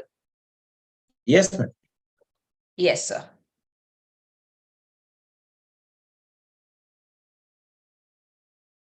So hi, hello, good morning, my young officers. I won't call you students, but rather young officers, because all of you who are appearing for the UPSC examination, who have decided to become the so-called IAS, IPS, IFS, IRS, is already an officer by heart. So instead of calling and addressing you as students, here I am to call you as my young officers. So it's indeed a great pleasure to talk to all of you with regard to the subject economy. As Bhuminathan sir said, I'm an expert in Indian economy and current affairs. And I have been teaching across India for past 9+ years with an experience, a rich experience of also mentoring 16 lakh plus students as well, guiding and helping them to clear the examinations. So in today's session, I'll quickly take you with regard to what economics is all about. So before understanding, or let's say going into the subject in detail, you must have a clear-cut understanding as to how to approach the subject called as economy, Indian economy, for UPSC prelims and mains. So normally we think that UPSC prelims examination and mains examination with regard to the subject economy is quite difficult. People say, yes, economics is technical, economics is tough. But let me correct you. Economics is technical, but economics is not tough. It depends upon the way we conceive the subject. So it's not just by hearting some concepts, or it is not just by hearting some points and writing it. UPSC demands an extensively different way of approach to this particular subject. Why I have said that is because as far as economy is concerned, it is very, very important to follow a new method of approach. And that is again exclusively brought in by me, keeping in mind the changing patterns of UPSC prelims and mains examination. These days, UPSC never asks you anything with regard to the static portion alone. It is all about the static plus the combination of that with the trending current affairs. So to all my aspirants, to all the young officers who are attending this session, a small advice to you is whenever you start studying economics, as Bhuminathan sir also said, point number 1, it should be having a clear-cut understanding of your fundamentals, which is none other than the basic NCERTs, which you have already covered in your schools and colleges. Now, having said that, when you start your economy, it's very important to follow a method of approach called as 3C approach. I repeat, 3C approach. You can just note it down. Why 3C approach is because the very first C stands for concept understanding. That you will be getting from the very basic textbook, that is NCERT.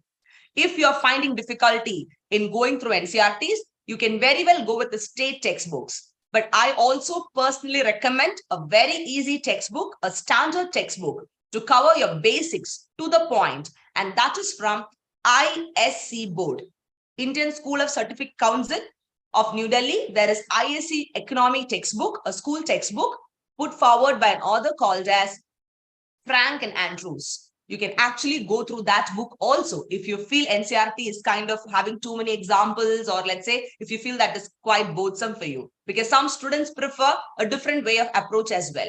So anything, whatever basics you go, the first C of the 3C approach stands with concept. After studying the concept, it is very important for you to understand why are you even studying this particular concept. So the second C from the 3C approach stands for connecting this concept to the comprehensive part of the syllabus,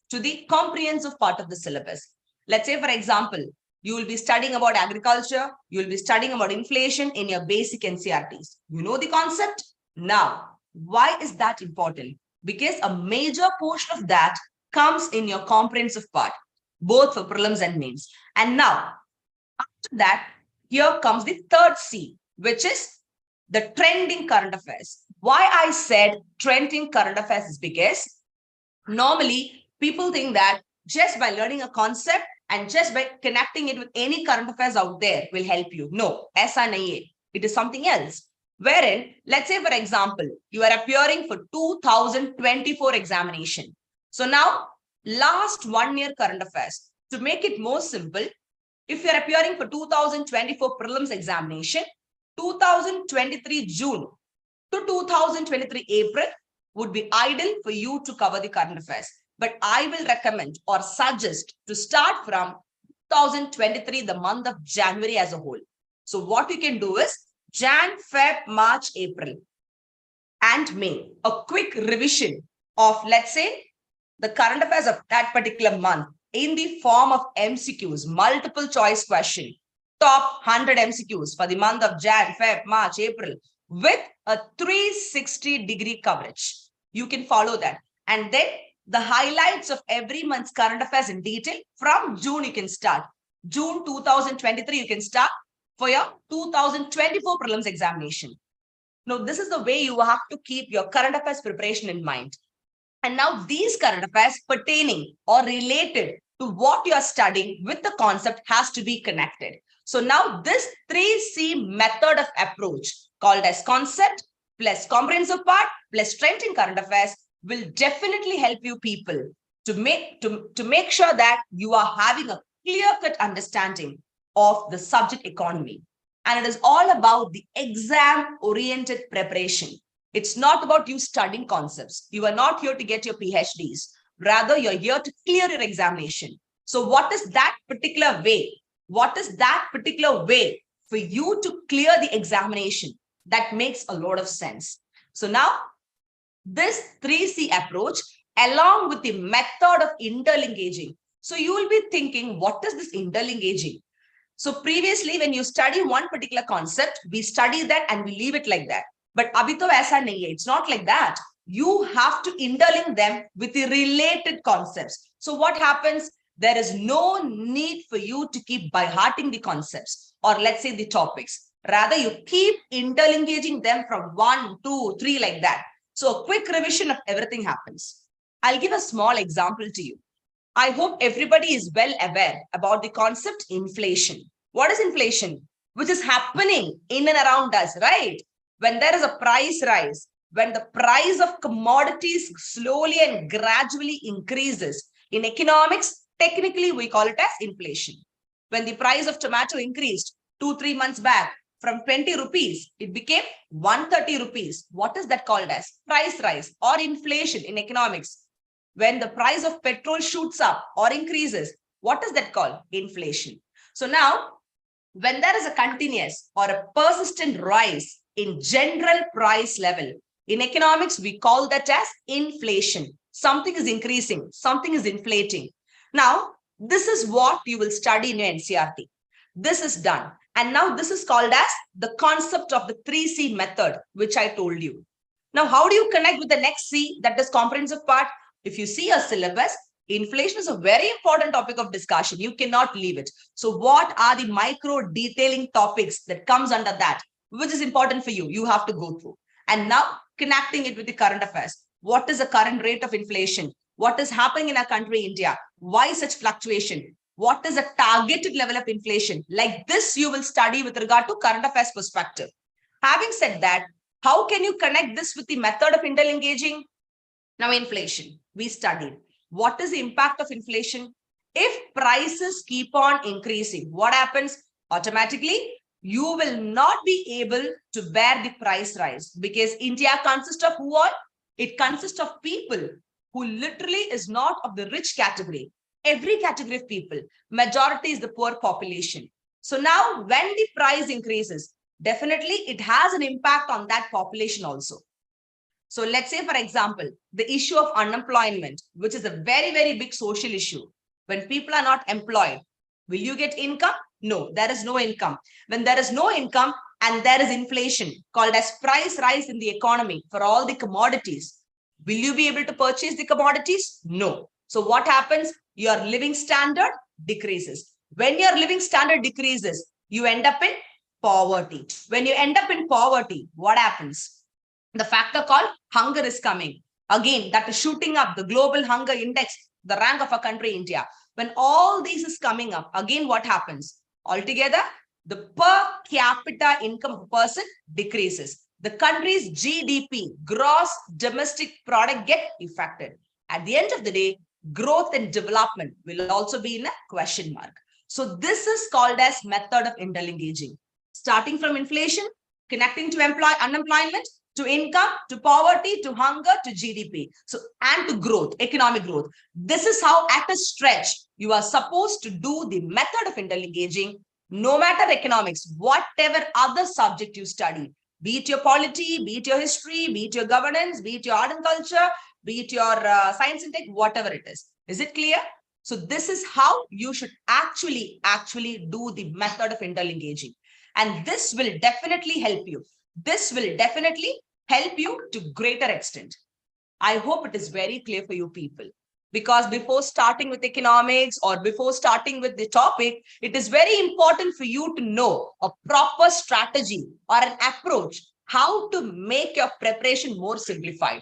So kindly follow this 3C method and also the method of interengaging.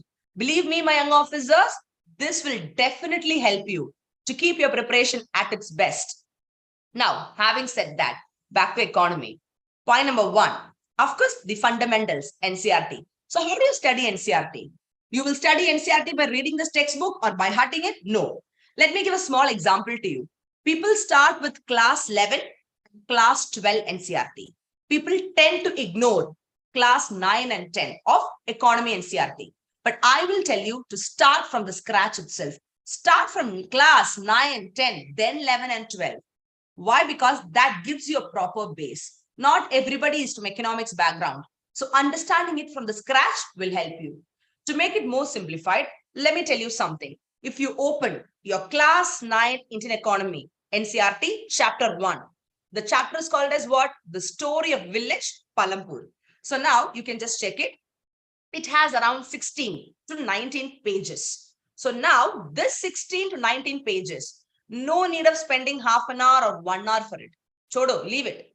Rather, you will not require more than 7 to 9 minutes for completing one particular chapter, including the method of interengaging and the 3C approach of connecting with current affairs. That is the way you should study it. Because when you study NCERT as a UPSC aspirant, the way you think, the way you read should be altogether different. Clear? So now, when you open the chapter, you can see a big story written there about a village, a hypothetical village. Normally, we all know that a village is a part of the rural sector of our economy. It will not have adequate facility. But in that particular chapter, it talks about what? The village is highly developed. All the people are educated. The people are having better medical facilities, highly skilled development. The village is having a very good infrastructure facility, etc. But then this is just to show you how a village or how a production setup should actually be altogether. That is why it is called as hypothetical village. So now from this particular chapter, what is important for you people as UPSC prelims and mains is concerned for the basic concept is just 4 important points. Just 4 important points. What is that? What are the factors of production? What are the factors of production? That is the only thing that you need. You can have a look over here. What are the factors of production? That is land, labor, capital, entrepreneur. Only to study these 4 points, they would have given a very long example and story of a village altogether. No matter you do agriculture, no matter you do farming or startup industry or anything else, the 4 basic factors of production is very important in an economy. And by the way, what is factors of production? It is nothing but their resources. Factors of production are nothing but the resources or the inputs which is required to produce a commodity or a service. Let's say, for example, you want to do something. You want to do farming. What is the basic requirement? You need a land, right? Now, having said that, when you want somebody to walk in that particular land, what do you need? You need labor.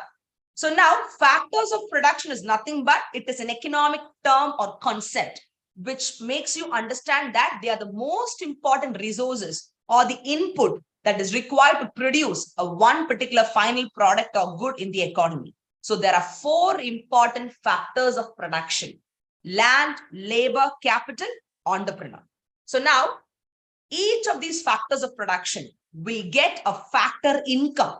That is a return or income they get for whatever service they do. So land gets income, factor income or revenue in the form of rent. I want to do farming. Will you give your land for free? No. You better pay me rent, madam. Then I'll give you. Simple logic. So land gets what? Revenue in the form of rent. Now, people are working in the land. Will you all work for free if I'm hiring you people? No. You have to be paid some remuneration called as wages or salary. So labor gets what? Factor income in the form of wages.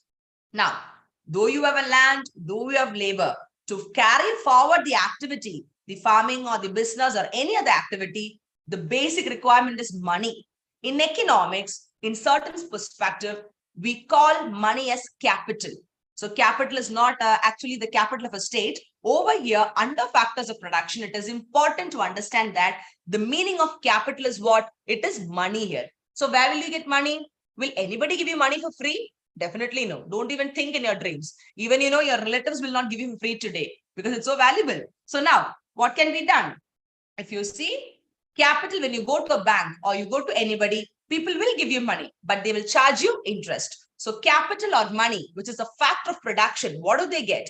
They get revenue or factor income in the form of interest. And finally, with land, labor, capital, when a person is carrying forward the activity, economic activity, he or she is called as entrepreneur. They get profit or loss. Let's keep it profit. So these are the 4 important factors of production. LLCE, land, labor, capital, entrepreneur.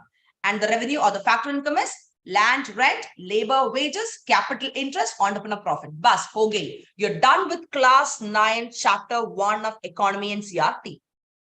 This is the way to study. I just give an example to make it very clearly for the people who are extremely beginners. And also for the ones who know it, please change your approach and make it this approach. Save your time, energy, and make it to the point for preparation. That is important. Simply talking doesn't make a sense. It is about to the point preparation, 360-degree coverage of understanding the concepts and then applying it.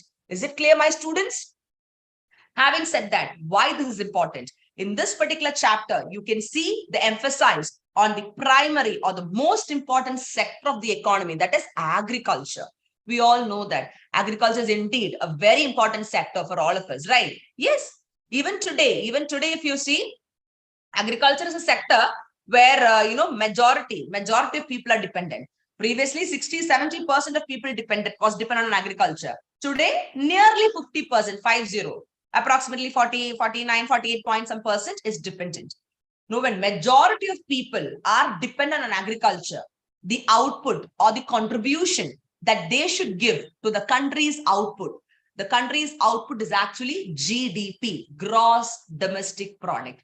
You will be studying all that when you join for the courses. Take care. So as of now, for you to understand the country's output or the GDP, gross domestic product, has a great impact on what? On these sectors. Whatever contribution they are giving will make your GDP or output increase or decrease. So from agriculture, when majority of people, or from primary sector, when majority of people are dependent, definitely the contribution should be, let's say, for example, at least more than 50%, or let's say less than 50% also, 30 to 40, okay, but not below that. You know what is the GDP contribution from primary sector? That is agriculture sector. It's very, very pathetic to say that it is only 1717 to 1818%. But now, as per 2022-23 current affairs is concerned, we have shown a slight improvement, but not huge improvement.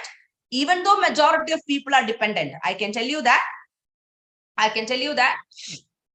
the contribution to country's GDP from the primary sector is only 21.4%.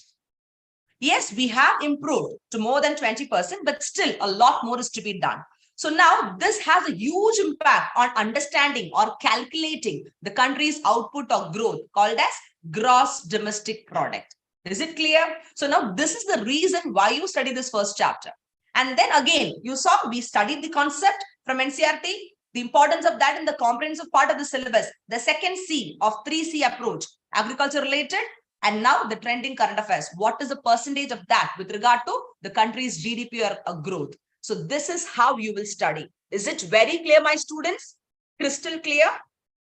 Now, having said that, the same thing can be followed for every other topics as a whole. As far as economy is concerned, don't panic, don't get upset. Oh my goodness, I mean, you have so much to study as an AIA. It is all depending upon the way you approach it, the way we approach one particular subject and guidance that will be given to you. So we at KingMakers are very particular that not only me, every teacher who teaches economy or who teaches any other subject will make sure that your preparation is highly simplified. Nothing difficult, nothing too technical. Even though if it is so technical also, we are here to make it in the most simplified way, making sure that you are able to clear or ace your UPSC prelims and mains examination. So this is what we'll be doing here. So having said that, let's quickly have a look into economics in short. I think already Bhuminathan sir has told you, gave a clear-cut idea regarding all the subjects, the amount of questions that can come from each of the subject. In that, economics also, he said, you know, this is very important. You know why? Kyun matlab? Why? Because in this particular subject, if you see, it is not 1 or 2 questions that come every year. If you see from 2015 on a continuous stretch or a row, you can expect 20 to 23, 25 questions from economy alone, coupled with current affairs coming for the examination. And there are certain areas or topics in economics which is very, very important. And economics is a subject which is highly interlinked. So you can't avoid one particular chapter and learn the other chapter.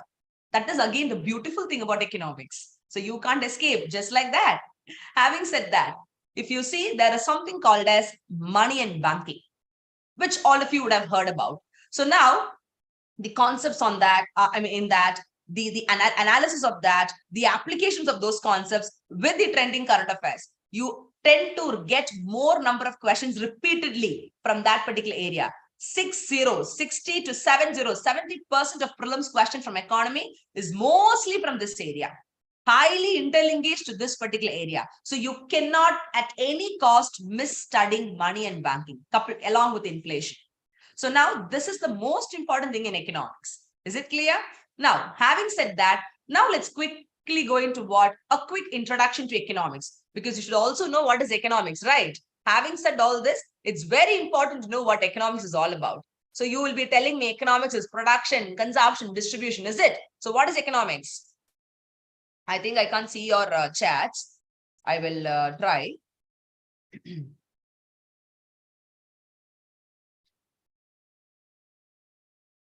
Yes? Okay, anyways. So responses are coming. So now, as people said, economics could be production, could be consumption, could be distribution. Come on, keep everything aside. You know, economics, the subject, it is called as the queen of social sciences. You have your psychology, your sociology, your political science, you have your history, your geography, everything. Out of all these subjects of which comes under the branch of social sciences, economics is the queen of social science. There is a reason for it. Why? Because it is the master brain behind every other subject. You have economics interlinked in all these subjects also. There is an economics which comes in sociology, which talks about the social welfare. When you talk about psychology, what does psychology have to do with economics, madam? Yes, it has. There is something called as behavioral economics. That again comes from psychology perspective. There is something called as the, political economy, which is again interlinked to the political science perspective. And the list goes on like that. So that is why the subject economy is called as the queen of social sciences. Having said that, you can see so many definitions of economics, but I will quickly take you to the evolution of economics. Why? Because why? Because if you see in the context of economics, take care. It is not a concept that evolved just like that. You can make a note of it. How did economics evolve? There was a person called as Adam Smith. You can have a look into his picture also. This is the gentleman, the great man who really brought economics into place. So if you see way back in the year 1776, a great legend called as Adam Smith, he's the one who literally said there is something called as economics. We have to mold the so-called economics in a proper way. So what did he do? He wrote a book, and the name of the book is An Inquiry into the Nature and Causes of Wealth of Nations. I repeat, An Inquiry into the Nature and Causes of Wealth of Nations. So now he actually wrote in this particular book, way back in the year 1776, he literally explained about the concept economics as the creation of wealth. Economics, according to him, was nothing but creation of wealth, or the wealth creation. So Adam Smith is called as what? The father of economics, because he is the one who took an initiative to introduce economics as a whole. But according to him, economics deals only with wealth creation, nothing else. You have wealth, I have wealth. Based on that, we calculate economic development. No, it cannot be the case. But that particular point of time, or that particular period of time, that is how the civilization was. That is how the economy was structured. You understand, especially in the West. So now, due to which he said that economy is for whom? Just for the people having the wealth perspective. Or let's say we will only take into consideration the wealth scenarios. But there is something called as, other perspective also. You may have wealth, the other person may also have wealth, but the ratios could differ. Just because somebody is having wealth inherited from the ancestral property or what they created does not really show the capacity of the economy, whether we are growing or not growing. So there were some kind of criticisms to this particular definition also. And also, if you talk about Adam Smith, who actually put forward the wealth definition of economics, I also want to tell you that it was not complete. So Adam Smith, being the father of economics, he gave wealth definition. Economics is the wealth of nations. That was again criticized by another economist after some years, and his name was Alfred Marshall. And his name was Alfred Marshall. What did he say? Mr. Alfred Marshall said that, come on, wealth is good, but you cannot always say that, economics is always about wealth. Why don't we include the aspect of welfare into it? What is it? Welfare. Welfare matlab kya hai? Welfare matlab the well-being of the people with better facilities, with better socio-welfare perspectives, right? So apart from wealth, economics is all about, or it also talks about the study of socio-economic welfare. So he propagated the welfare concept of economics. That was Alfred Marshall. Now, after some years, again, there was something missing in economics. So another person called as one Mr. Lionel Robbins. Think about Lion, you will get Lionel Robbins. So one person called as Lionel Robbins. What did he do? Mr. Lionel Robbins said, of course, welfare. Wow, amazing. Good definitions. Something is still missing. Taking into consideration what is happening in our, economy over the years. So if you see, what did he say is that Mr. Lionel Robbins, he gave more emphasis on something called as scarcity. You know what is scarcity?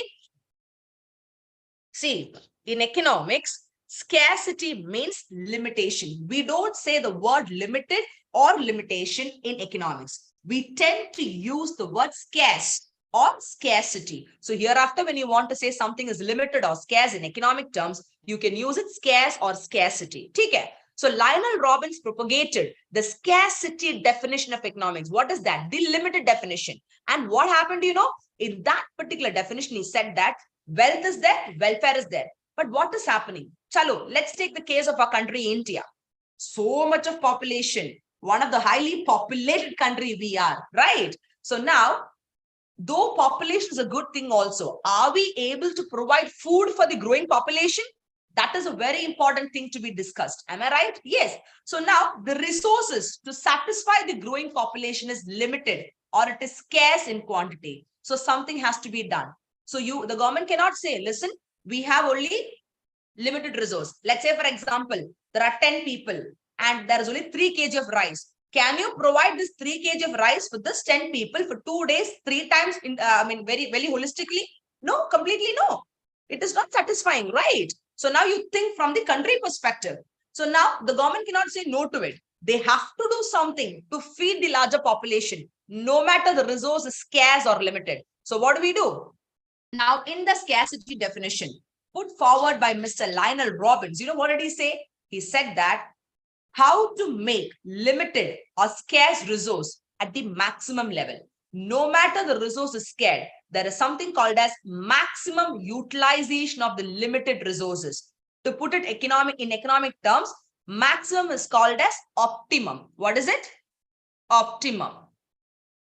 So now the optimum or maximum utilization of limited or scarce resources to the fullest. That is what Lionel Robbins said. And this makes a sense. Don't you think so? Yes, this definition compared to wealth and welfare makes some sense, man. Yes, it does make. That is the definition given by Lionel Robbins, called as scarcity definition. And now finally, there was another person called as one Mr. Samuelson. His name is Paul Samuelson. Now, what did Mr. Paul Samuelson say? He said that economics is all about production, consumption, distribution, investment, sab kuch like that, which will enable our country to grow to greater heights. And he is called as the father of modern economics. So this is how economics evolved over the years. There is a reason why I told you this, because people start studying macroeconomics just like that, without even knowing what economics is all about. They tend to get confused with wealth, welfare, scarcity definitions many a times. So this is the very basics which actually you should know. It is not available in any NCERT textbook, but I'm just telling you so you'll be able to understand. Is it clear? Starting from Adam Smith, father of economics, wealth definition, Alfred Marshall, welfare definition, Lionel Robbins, scarcity definition, and Paul Samuelson, growth definition. This is the evolution of economics. If you're done with this, open your class 11 and 12 economy textbook, and here we are. The two important branches of economics. Your entire Indian economy is divided, or let's say the entire economics is divided into two perspectives. There is something called as subject matter of economics. Take it. Microeconomics, macroeconomics. Your class 11, which talks about the Indian economic development, all current affairs and what happened before independence, after independence in NCERT, you will study. That is Indian economic development. Whereas class 12 economy NCERT, the basics, it has micro and macro. Chapter 1 to 6 is microeconomics. After that, you can see macroeconomics to some extent. Not everything is included, but whatever is required for the school level has been given. So you need to, develop. Why? Because you are studying for UPSC, not for school, right? So now the two important subject matter or the major divisions or branches of economics is micro and macroeconomics. What is micro? Chalo, we all know. Chota wala hai na, small, something that is small in nature. Macro matlab bada hai, or let's something it's big. So now in economics, if you say microeconomics, when you deal with small or individual economic units, let's say, for example, what is your demand? What is your supply for one particular product? What are you producing at your industry? So now when you start analyzing or understanding things from the micro or individual level, that is called as microeconomics in simple terms. Is it clear? So microeconomics deals with individual economic households or units. And the example of microeconomics is theory of demand, theory of supply, theory of interest rate. All these are small specifications, right? It has a huge impact individually. And now it is very, very specific and smaller in nature. You understand? Let's say, for example, when you want to know about the growth of an individual company, is it progressing or not progressing? What is that? Economics. So microeconomics deals with the functioning of individual economic units. What about macro? Just the opposite. All these individuals, 10 individuals together, 10 markets together, 10 demands together, give you a very big figure, a wholesome figure, right? So now macroeconomics deals with the functioning of the economy as a whole. When you deal with big problems like poverty, unemployment, international trade, export, import, what are they? It is affecting the entire country as a whole. Am I right? So now that is what is called as macroeconomics. It is very, very wider or broader in nature. It is, as I told you, it is very, very wider or broader in nature. So now compared to micro and macroeconomics, which is important? Of course, both are equally important. Some people will say, ma'am, micro is small, macro is very big. So then macro is more important. As I know, it's not like that. See, From small, you go to big. From the minute steps, you go to greater steps. Similarly, both micro and macroeconomics, they are highly interdependent or they are highly related. Without the existence of microeconomics, you cannot have the so-called results of macroeconomics. If you want to know the poverty rate or unemployment rate or the issue happening with regard to these two social evils, you should know individually what is happening for you to have an analysis at a country level. Then compare the country India at the international level, right? So now micro and macro equally important. Microeconomics is nothing but decentralized or grassroots understanding, something called as bottom up, top down approach. Matlab, you wherein understand from the bottom level, you start with micro. What about macro? It is not from the bottom level. It is from the top level. It is a top down approach, whereas micro is a bottom up approach. So this is what you should know with regard to micro and macro economics. Your national income, your inflation, your money, your banking, your agri, your industry, what are they? All these are coming under the so-called macroeconomics. But when you study theory of demand, theory of supply, market equilibrium, when you study about productions and all, that is microeconomics. I hope it is crystal clear. Yes, my young officers? Good, good. Great hearing that. Having said that, again, in economics, you know, it's very important when you study the introduction to talk about the basic sectors. The basic sectors. There are three important sectors in our country, India. Primary, secondary, tertiary. And now, in this primary, secondary, tertiary, it is very important to understand that using the 3C method of approach. Concept plus comprehensive part plus strength in current affairs. This is the basic. But UPSC expects you to understand from the advanced level, from the current affairs perspective, right? For that, you should know the basics. That is very important. So now, what is primary sector? We all know the most important sector. One particular word. Primary sector is nothing but the agriculture sector. But let me tell you, two more extra points. Primary sector consists of course, agriculture sector. Along with what? Along with allied activities also. That is agriculture sector, matlab farming and other allied activity. ALLIED. You can note it down. So now what is allied? Allied matlab related activity. In economics, we don't say related activity. We say allied activity. So primary sector consists of activities such as agriculture, your farming, and related or allied activity. Apart from farming, people also do what? Forestry, fishing, mining, quarrying. You understand? All these comes under what? Dairying, poultry. All these come under what? Come under primary sector of the economy. So people think only farming is agriculture. No. You sow for 6 months, wait for your harvest for another 6 months. What will the people do? They'll simply sit at home? No. They'll immediately switch on to related activities like going for fishing activities, forestry activity, mining. Then they can go for dairy, poultry, sab kuch like that. So all these activities comes under what? The primary sector of the economy, basically in the context of rural sector. Now, previously, the concept called energy or the factor called energy. Normally, energy sector comes under industrial sector because we produce it, right? Or secondary sector of the economy.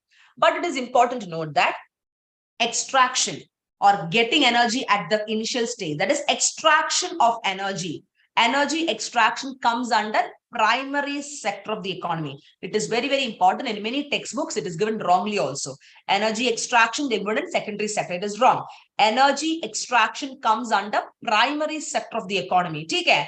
And transformation of energy, you process it, right? And convert it. That is secondary stage. That comes under what? Secondary sector or industrial sector of the economy. Please make a note of this. It's very important.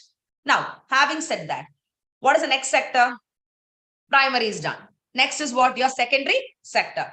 In simple terms, what is that? It is called as manufacturing or industrial sector. All your, whatever you are producing comes under the secondary, comes under the secondary or the industrial sector. So now, having said that, your electricity, your crude oils, your natural gas, all these things, sab kuch, including energy transformation, all these comes where? They come under the secondary sector of the economy, your industry, your building, sab kuch. Okay. So now, having said that, it is also important to understand that this sector is also has a decent number of population dependent upon it, but not too much compared to primary sector. And now what is tertiary sector? Chalo, tertiary matlab in simple terms, service sector. What am I doing now? I am taking a class for you. I am teaching you people. So what am I doing? I'm doing a service, right? I'm not producing a good directly, but I'm imparting skills, or I am teaching you or training you, right? So now tertiary sector is that sector called as service sector. It is a sector which helps in the production of the above two sectors. What are they? A sector which helps in the development of primary and secondary sector is called as tertiary sector in simple terms. The service of a teacher, doctor, lawyer, all these comes under what? Service sector. Then other examples is what? Banking, insurance, communication, transport, sab kuch, education, all these comes under tertiary sector. So now, having understood this, these are the three most important sectors of the economy. But as time passed by, it is also important to know that this very basic concept of economics is also developed. There are some current affairs added to it in the context that these three sectors of economy was closely viewed by experts. And they said that this tertiary sector is very, very, very big. We have to do something for it. Actually, majority of people in our country, India, even today, depends upon what? Depends upon primary sector of the economy, that is agriculture. But the contribution, as I told you before, the contribution from this particular sector to the country's output or GDP is not up to mark. Though it has improved to 20% also, currently it is only how much? 21.4 to 8%. Okay, let's keep it 21%. Now, a lot more has to be done to improve this particular sector, right? That is why the government comes with so many schemes, policies, programs like that. Now, what about secondary? Chalo, a decent number of people depends upon secondary sector of the economy or industrial sector. And I can tell you that the contribution is not too high. Actually, previously, it was high like 28 and 30%. Now, though, abhi kya hua? Abhi it has come down to 24%. Okay, it is kind of progressing a little bit. Now, that is the contribution I'm telling you from this sector to country's output or GDP. What about tertiary sector, service sector? Again, a large number of crowd or population depends upon service sector in our country, India. But the number is less than the ones who are depending upon the primary sector. That is important to note. But in spite of that, it's very interesting to know that the largest contribution for a country, India's GDP, comes from where?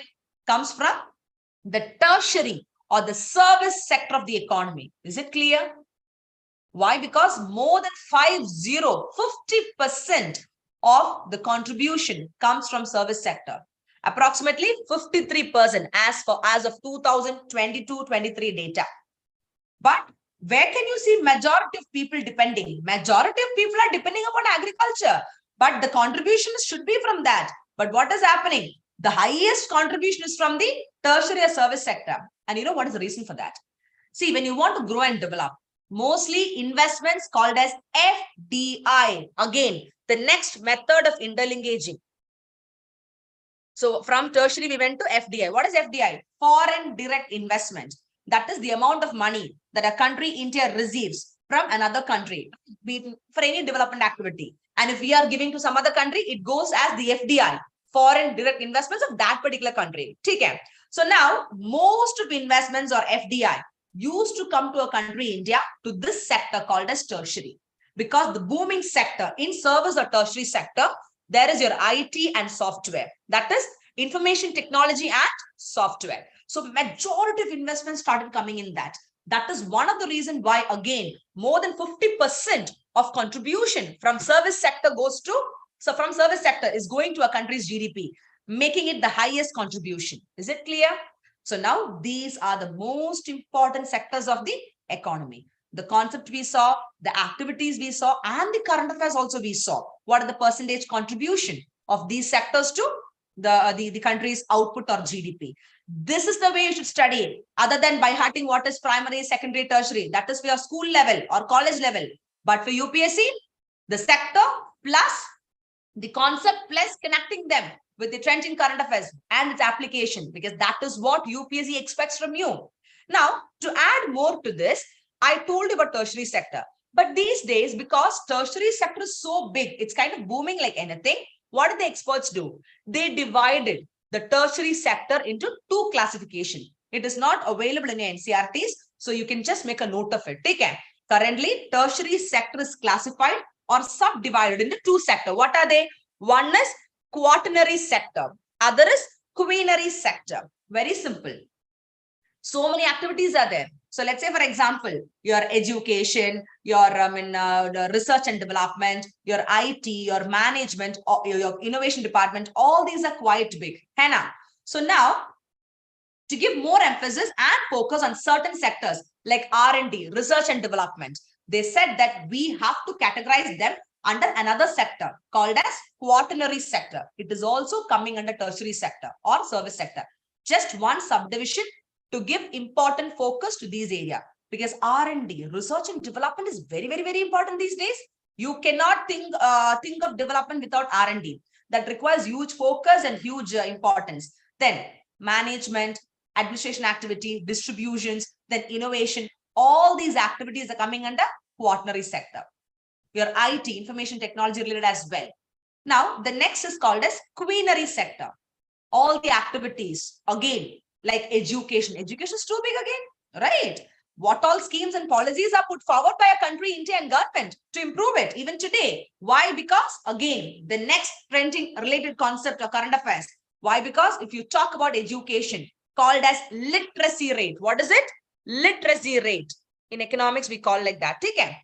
It is not that huge. If you see the overall literacy rate as per recent data, 2022-23 data for a country, India, it is only near about 74%. This is a national average. Okay. But if you see some Indian states, they do perform better. No doubt in that. No doubt in that. If you see, there is an exception to the state of Kerala, the God's own country, because not because I'm a native of that place. I'm just telling you the reality. Okay? Don't think, acha, ma'am is from Kerala, na? She's born there, so she will tell that. Aisa nahi hai. Mera pura zindagi matlab I've spent in Delhi only, so no worries.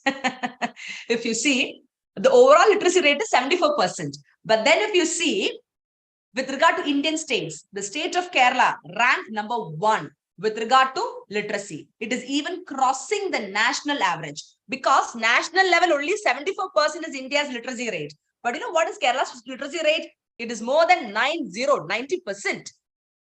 Very interesting, right? It ranks number 1 for the so-called literacy rate, because it has a good, educational perspective. The people over there, kind of very much interested in education. And a small secret I'll tell you. It is not only because of that, my young officers. Anybody who knows to read and write is considered to be a literate. So in Kerala, that is highly propagated. Even you can see at the age of 80, 90 also, some very, very old people, old women and men, they get the literate certificate. It's a beautiful thing, right? That is also one factor why literacy is high. And now adding more surprise, if you see, female literacy rate. In our country, India, always male literacy rate is more high compared to female literacy rate. But again, there is an exception to the state of Kerala. Female literacy rate is also more than 90%. Wow, amazing, right? So now Indian states are also doing great, followed by Himachal, followed by Tamil Nadu, Himachal, and even your, northeastern states like Mizoram and all. They also do pretty good for literacy. Okay? Now, having said that, why I spoke about this data is because we saw the keyword education. That comes under the tertiary or service sector. But to give a more emphasis, it is subdivided under what? Under quinary sector, which comes under tertiary sector. So all the cultural activities, your media, your film, your entertainment, your education, art-related activities, sab kuch is coming under quinary sector. And they do the analysis. What is the revenue they get? How it is performing well? What all to be done? Because these are all booming, right? That is why. So these are the different sectors of economy, along with the highlighted, current affairs as a whole. Is it very clear? So I hope you also understood quaternary and quinary as well in this particular session. So when you study economy, this is very, very, very important, my young officers. You need to have a very clear-cut understanding of these topics. And similarly, you should also know about the different types of economic system. Quickly, I'll tell you what is it. We have capitalism, socialism, communism. What is capitalism? When complete control is by the individual or the private players. In economics, we don't say individual people, we say players. We use the term players. Okay?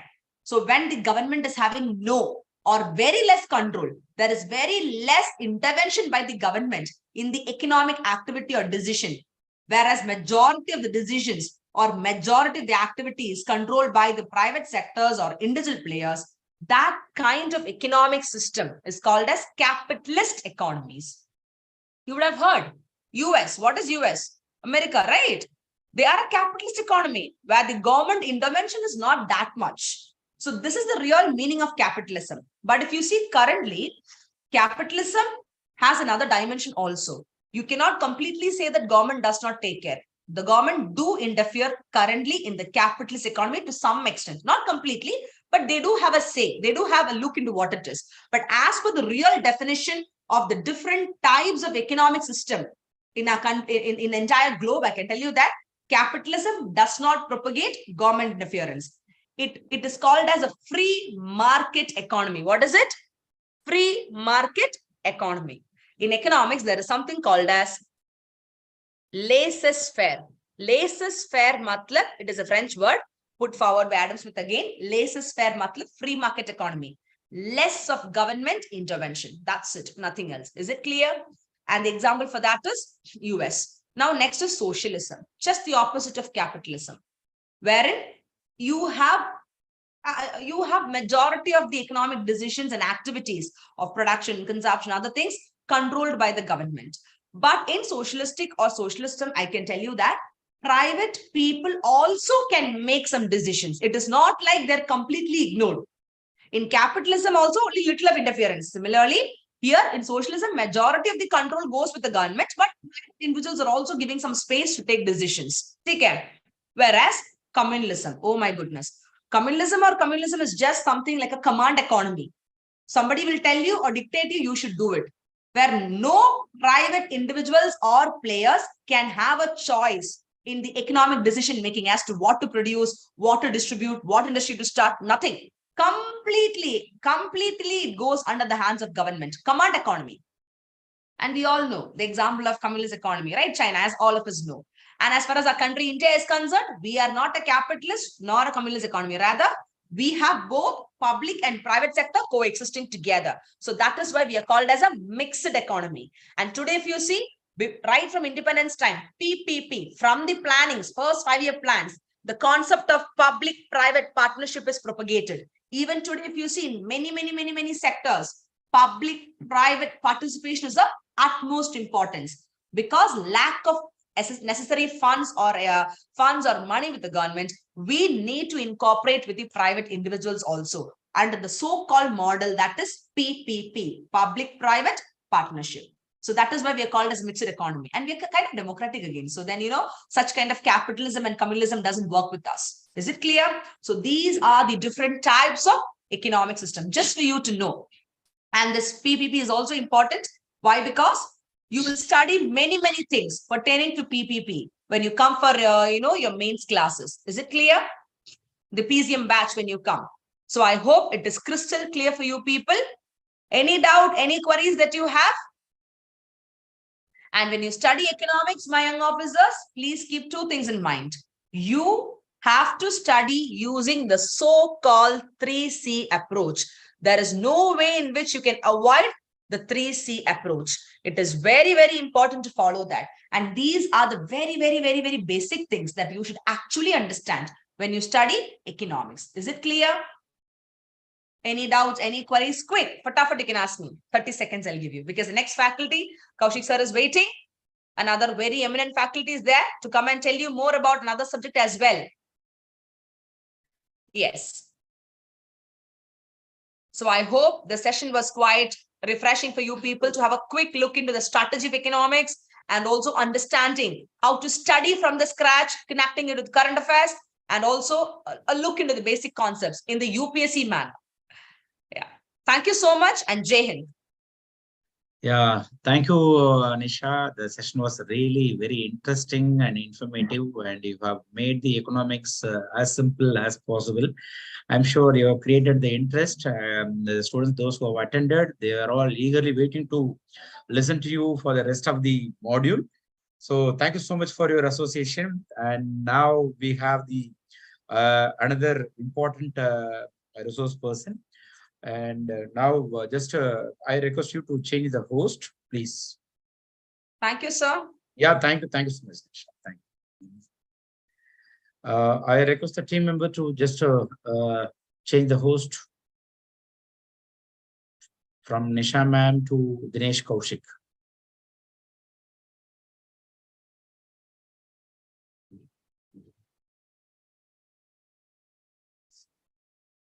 Nisha ma'am, can you please do it? Yes, sir. I am just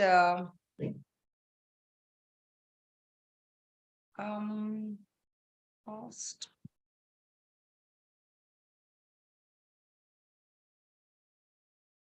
I have to make Kaushik sir as a host. Yes. Yeah, I have made it. It is yes. Thank you so much. Thank you, sir. Yes, sir. Dinesh sir, now you are the host. And very good afternoon. Am I audible and visible?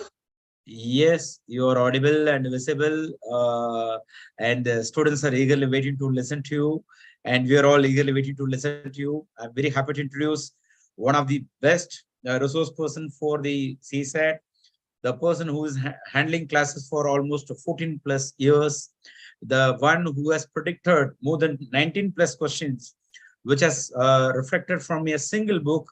The book was written by our resource person, Mr. Dinesh Kaushik. He is with us. So the book name is CSAT Brahmastra. So that Brahmastra today you are going to learn from the one who has created the Brahmastra. So thank you, sir, for your association with the KingMakers IAS Academy. I'm sure you will just create the interest in CSAT. You will also break the myth that, again, the CSAT also, the most of the students, they think that it is a very difficult subject. And I'm sure with the help of you, our students will be are going to feel very comfortable in this particular subject. Thank you so much for your association. Now over to Mr. Dinesh Kaushik, sir. My pleasure. So thanks, Bhumi Nathan sir and KingMakers IAS Academy for giving me this opportunity to interact with you guys. And I really thanks for such kind of initiative by KingMakers IAS Academy. So my dear students, so actually my session got delayed a bit, so sorry for that. Ma'am was teaching really well. So I was also learning economics from her in today's session. So today we are going to start with the discussion on CSAT. What is the trend analysis? How many questions from which area? What are the important sources? What are the reasons why students are struggling to qualify CSAT? So in this section, first of all, my introduction sir has given. So my name is Dinesh Kaushik. I am passed out from IIM Calcutta, and I have been in this field of education in the teaching industry for almost 14 years. I have been teaching for CAT, and for the last 12 years, I am teaching for civil services aptitude test also, that is CSAT. So my dear students, as all of you know that CSAT cannot make you an IAS officer, but it can stop you. And it has happened with many deserving candidates. There are students who are getting 120 plus marks in GS. Some of them are getting 140 plus marks also, but they are not able to reach Labasana because there is CSAT in between Labasana and you people. Okay, so I'm going to show you the marks of some of the students. You can see here the score in GS is 121.78, but in CSAT paper 2 it is 49.18. So the purpose of this slide is not to make you afraid of CSAT, but it is a wake-up call for all of you. UPSC has sent a very clear and sound message from the last, especially once the COVID started. Since then only, the difficulty level of the paper has gone up. And there is the message is that UPSC is putting their effort to prepare two set of papers. One is for GS and another for CSAT. And they expect the same thing from the aspirants also, that you need to devote, you need to respect the UPSC's time, and you need to devote your time also for CSAT preparation. Okay, my dear. So it is not only the single person, there are so many. So now let us discuss the syllabus first. In our CSAT paper, basically there are three areas. One is basic numeracy, second is logical reasoning, and third is reading comprehension. So basic numeracy, I am clubbing it the other. Basic numeracy plus data interpretation and data sufficiency. Data sufficiency, especially for the last 5 years.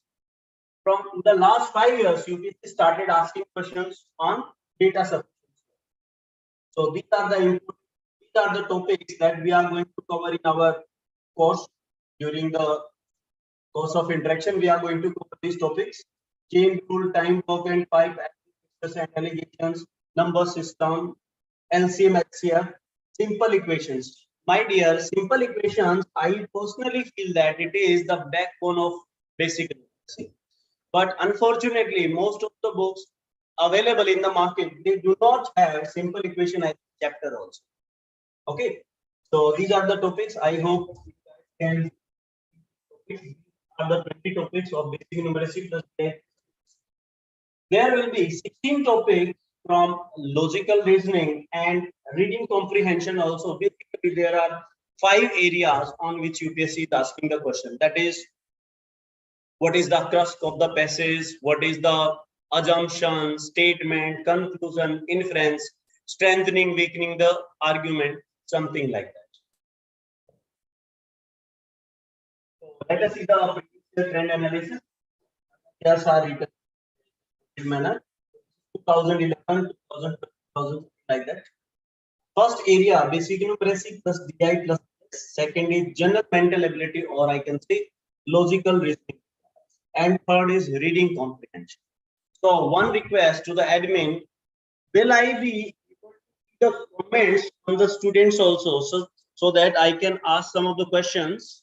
In that case, will this conversation be kind of both ways? Hello, anyone in the admin department, please reply.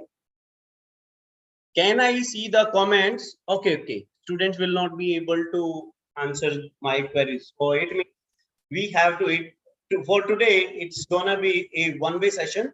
So only I will be speaking and you guys will be listening. So that's why we have to keep this as short session. Otherwise, my plan was to discuss some questions with you guys also. Okay.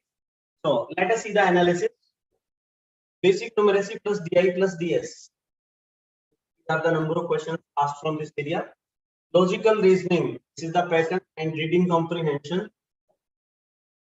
So my dear, if you observe from this slide, during this journey of CSAT, there is one pattern. What is that pattern? The pattern is that there is no pattern. Fine. UPSC is free to ask, free to increase the number of questions from a particular area. Earlier, students were feeling very much comfortable. They were saying that almost 32, 31, 30 questions, they were coming from reading comprehension. So students were feeling a bit comfortable in RC, and most of the students, those who are from the humanity background or haven't touched the mathematics or mathematics for such a long time, they were skipping the first part, banking upon the second area only. So, but that has become a nightmare for many of the students, because not only the number of questions has been increased from reading comprehension, but also the difficulty level of reading comprehension. Earlier, there used to be a passage. Based upon that passage, there were 3 questions or 4 questions. But these days, UPSC is giving you a single passage. Based upon that, there is only 1 question. Okay, 1 passage one question like that. So this makes the paper lengthier. And you can see that from 2020 onwards, once the COVID started, from there, UPSC has shown somewhat consistency in the first area. Almost 50% of the questions are coming from the first area. You can see sudden growth 2020, 21, 22, 23. During these last 4 years, you have seen, we have found somewhat consistency in the first area. And if you see 2020's paper, then there were 12 questions from general mental ability, and in fact, my dear, those 12 questions also we have to use our basic knowledge of basic numeracy. They were not purely logical reasoning based problem. They were basically, I can say that, mathematical or numerical ability kind of thing. Okay. So after this, we are going to discuss the importance of each and every topic from this chapter, how many questions have been asked. So this is the order of importance of the chapters. You can say number system. This year, number system, almost 20 questions were asked from this. Then permutation and combination, 9 questions were asked. So if I go back to the previous slide and I discuss this,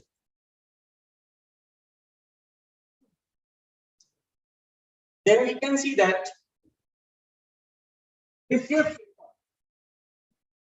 in 2023, if I talk about basic numeracy plus years, there were 41 questions. Out of these 41 questions, from basic numeracy area only, there were 30 questions. Out of these 30 questions,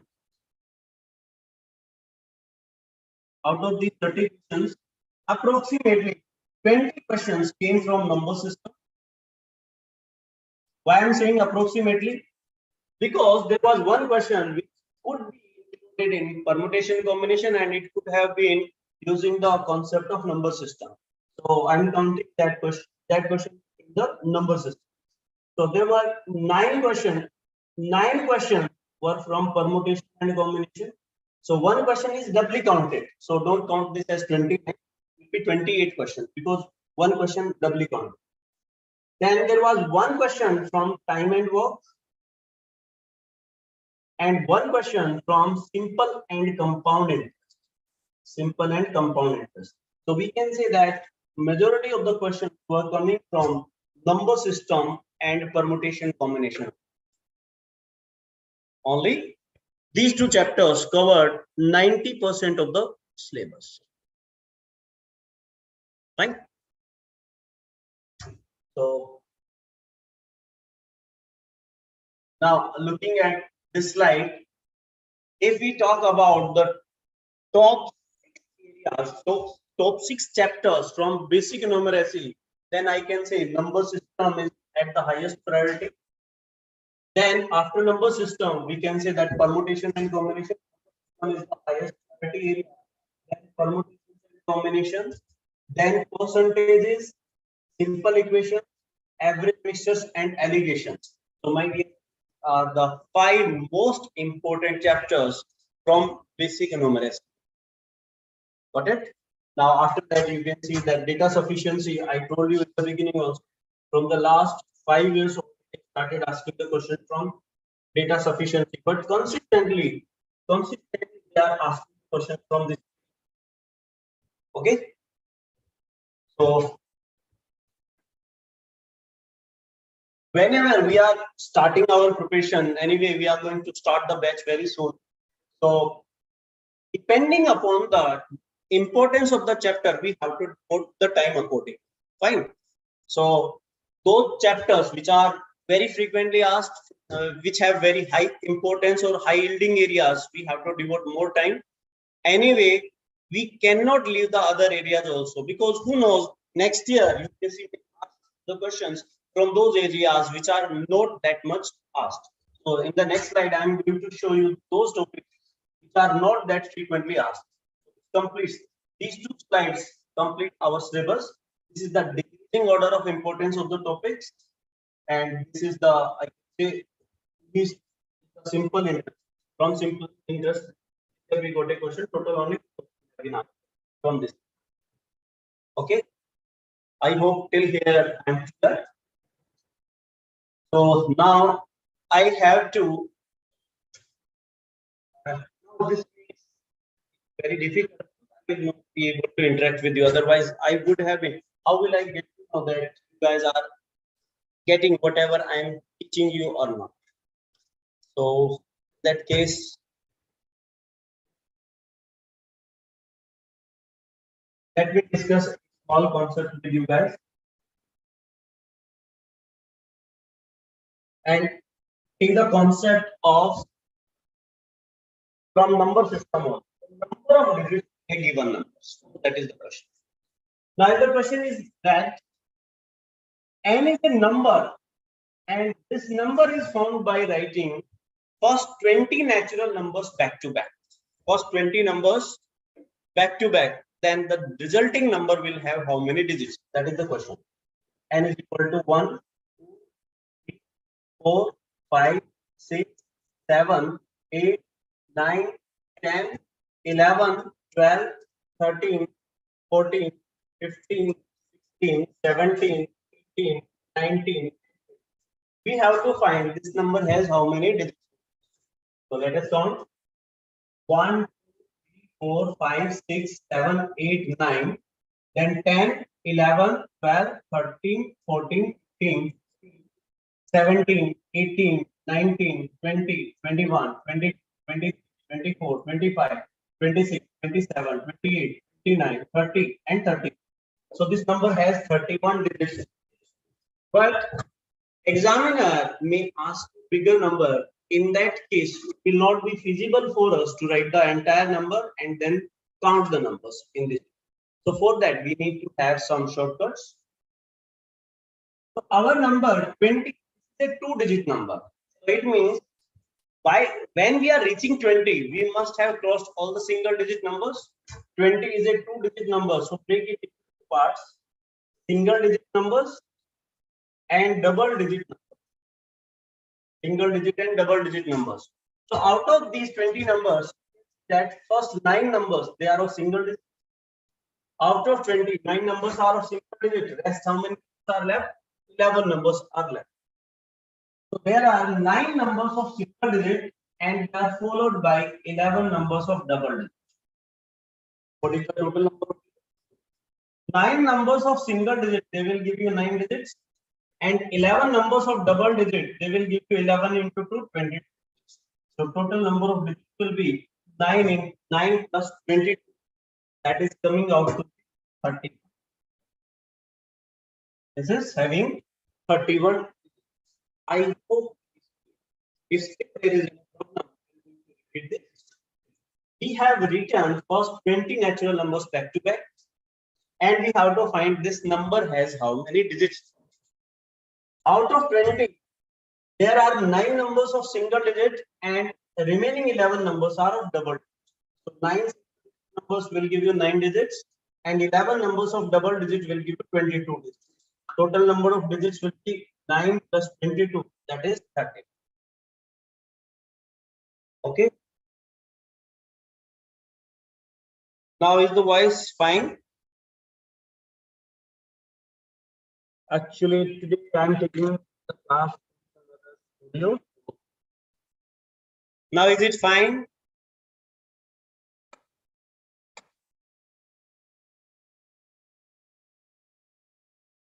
Sound, is it clear now? Please reply.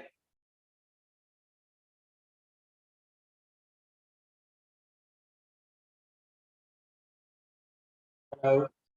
Is it okay?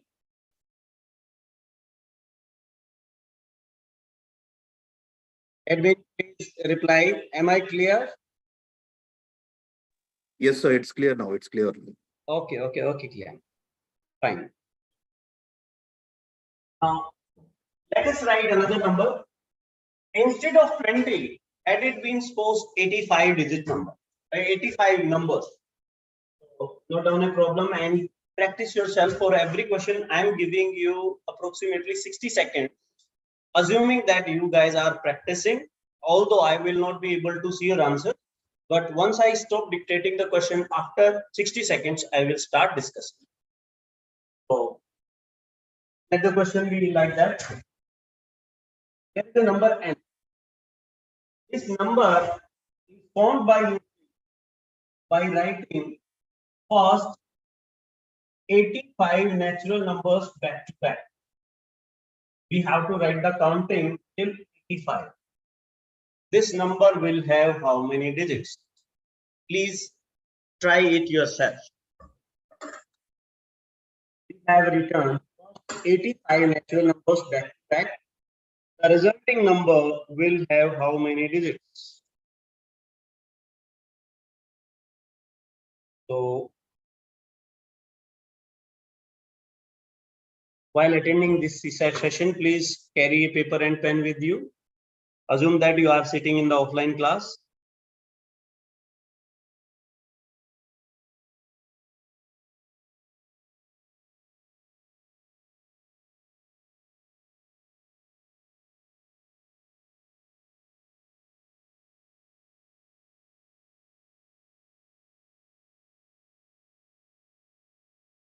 Yeah, let us start now.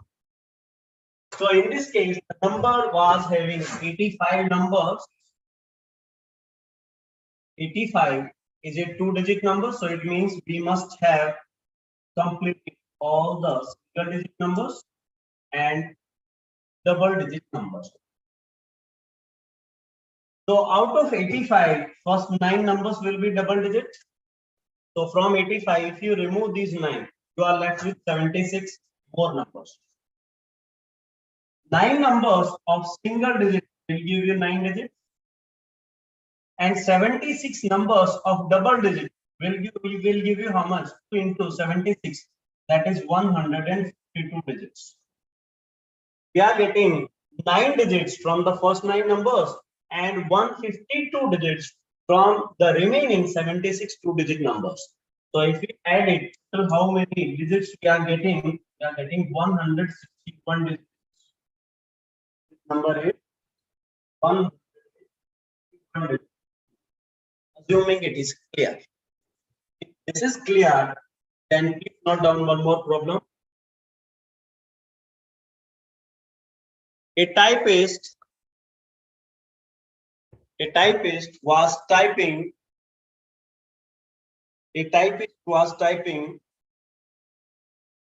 page numbers of a 180 page book.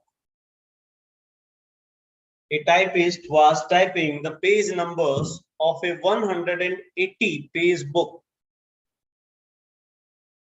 Find the total number of digits typed by him. Find the total number of digits typed by him. So, giving you 1 minute time, 1, 2, 3, 178, 179, 180. Typist has to type 180 page number. So, how many digits will be typing in all? Total number of digits typed by the typist.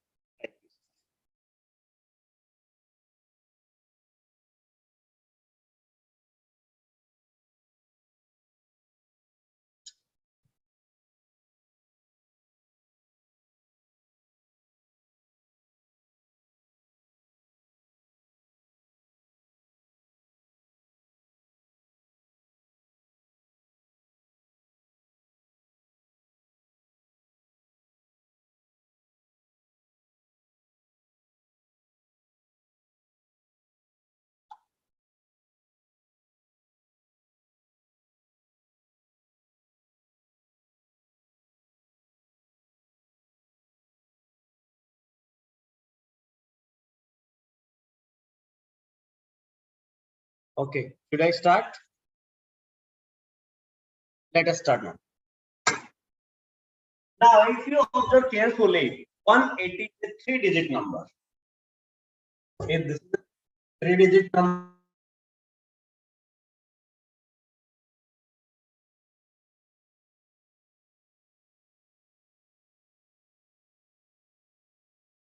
after double digit, we must be using some of the 3-digit numbers also. If I break it into 3 parts, then single from 1 to 9, then from 10 to 99, and then 100 to 100. That's 3 parts. From 1 to 9, there are 9 numbers. From 10 to 99, these will be how many numbers? From 99, first 9 numbers are already taken. So it means there are 90 numbers of double digits. Now from 180, 99 are taken. How many are left? 81 are left. 180 minus 99, that is 81. So we can see 9 numbers of single digit, 90 numbers of double digit, and 81 numbers of 3 digits. We have to find the number of digits in this number. So 9 numbers of single digit will give you 9 digits. 90 numbers of double digit will give you 180 digits. And 81 numbers of 3 digit will give you how much? 243 digits. We have to add this 9 plus 180 plus 243. So how much we are getting here? We add this 9 plus 180 plus 243. That will give us the number of digits we are going to. What is here? Okay. So it has become my habit to give the question and see the answers. So, okay, my dear. Now let us see a question from previous year. In that case, instead of 180, it was 150. A typist was typing first 150 natural numbers, 150, 150 natural numbers. So find the number of digits typed by this typist. Attempt 180, it is 150. From 100, this number has how many digits in it?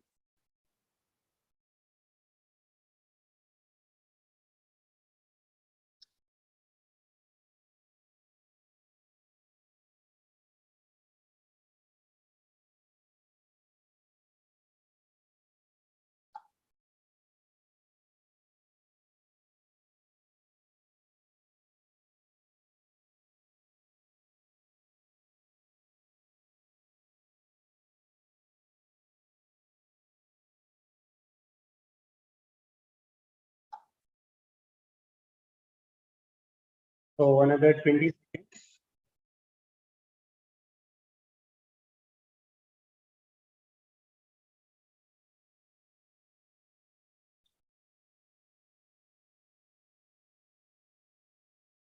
Okay. Let us start. 150. Assuming that you guys have got the correct answer for this. From 1 to 9, and 10 to 99, and 100 to 150. So these are 9 numbers. These are 90 numbers. And these are 51. So single digit 9 numbers, double digit 90 numbers, and 3 digit 51 numbers. What is the total number of digits we are getting? So all single digit numbers will give you 9 digits. 90 numbers of double digit will give you 180 digits, and 51 numbers of 3 digits 150. So what is the total number of digits we are getting? If we add it, we are getting it as 340. That is the answer. Okay. Fine.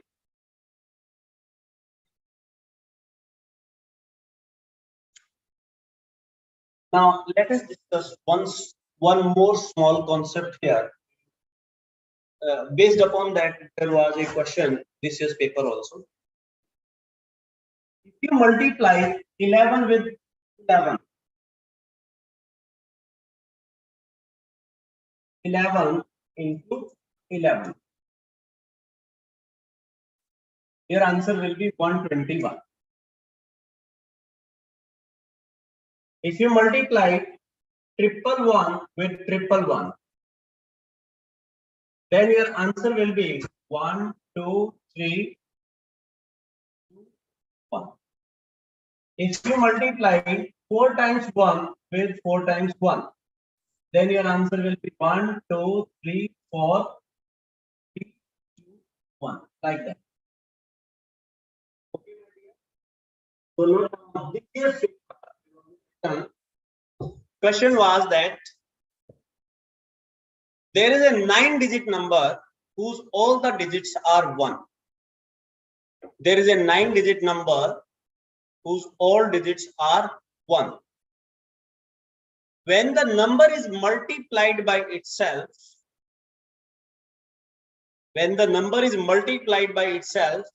then find the sum of the digits of the resulting number. Find the sum of the digits of the resulting number. I am repeating it one more time. There is a 9-digit number whose all digits are 1. So 1, 1, 1, 1 written back to back. When this number is multiplied by itself, we are getting another number. Find the sum of the digits of the new number form. Sum of the digits of the new number form. You guys please attempt it for 2 minutes. For this you need to try by yourself. Then I will start discussing.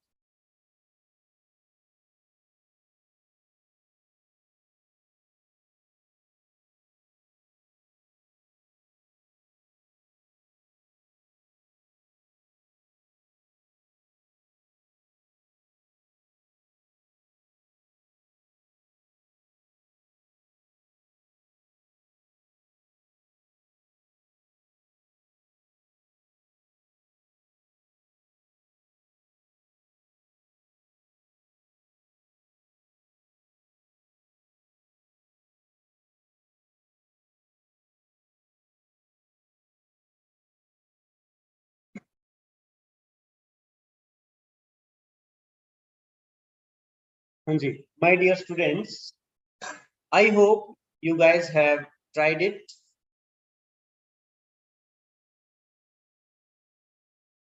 Let us start. When there are 2 digits, then when we started writing, we have to go up to 2 and then start decreasing. If this is a 3-digit number, when you are multiplying it by itself, we have to go up to 3, then write them in the decreasing order. If this is a 4-digit number multiplied by 4 times 1, you have to go up to 4, 1, 2, 3, 4, then write in the decreasing order. In the similar manner, if a 9-digit number multiplied by 9-digit number, then the product should go up to 9 and then decrease. That will be 1, 2, 3, 4, 5, 6, 7, 8, 9, and after that it will be the decreasing order. 7, 6, 5, 4, 3, 2, 1. I hope you guys are aware that this will be the product we are getting. We have go from 1 to 9 in the decreasing order till 1. So this will be the product. Now the next challenge is we are not supposed to find this number. What is the number? We have to find the sum of the digits of the number. So you add this. So you can see that till here from 1 to 8 is written, and here also from 1 to 8. So first of all, you add this part and same will be here. So it will be double of that, and then 9 has to be added separate. Okay. My dear, there is a formula 1 plus 2 plus 3. Sum of n natural numbers. It is coming out to be n into n plus 1 by. Here n is 8. So if I add up to 8, my sum will be 8 into 9.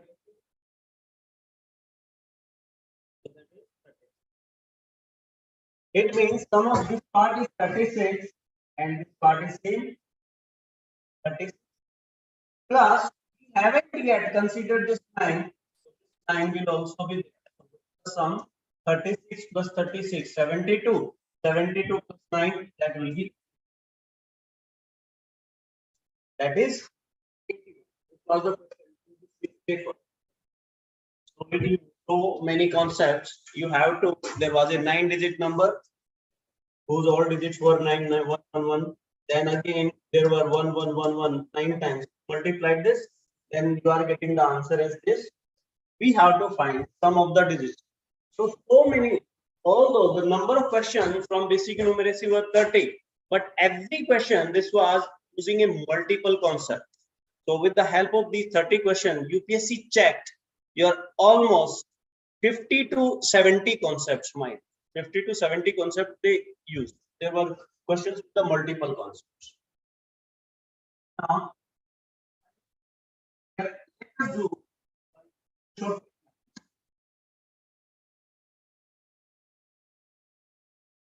But if you add these digits, what is the sum? 1 plus 2 plus 1 plus 2 plus 1. That is coming out to be 4. And here, what is the sum? 1 plus 2 is 3 plus 3, 6 plus 8 plus 1, 9. Here sum is 9. What is the sum here? 1 plus 2, 3 plus 3, 6 plus 4, 10 plus 6, 16. This sum is. You guys must have observed that if it's a 2-digit number, the sum is coming out to be 2 square. If this is a 3-digit number, then sum is coming out to be 2 square. If this is a 4-digit number, then sum is coming out to be 2 square. What would be our answer if our number was of 9 digits? So can we attempt this question in just 5 seconds?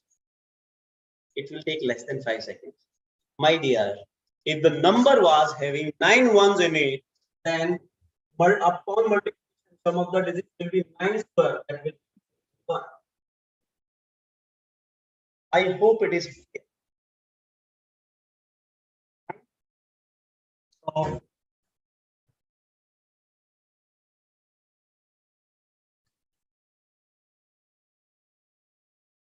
I think I have to just check with the admin that I have a class. For that I have to leave. So by what time maximum I can stretch this session? Because if I start the new concept, then it will take me approximately half an hour to complete that topic. So anyway, student, in the next class, hopefully we will be interacting with each other. And I would be very glad if I could become a part of your success journey. You must have what time maximum I can stretch this session. Yes, sir. Dinesh, Because if I start the new concept, then it will take me approximately half an hour to complete that topic. yes, please, you can go up to 1:30. That's not an issue. Okay, sir. Okay, fine, sir. In the next class, hopefully we will be interacting with each other.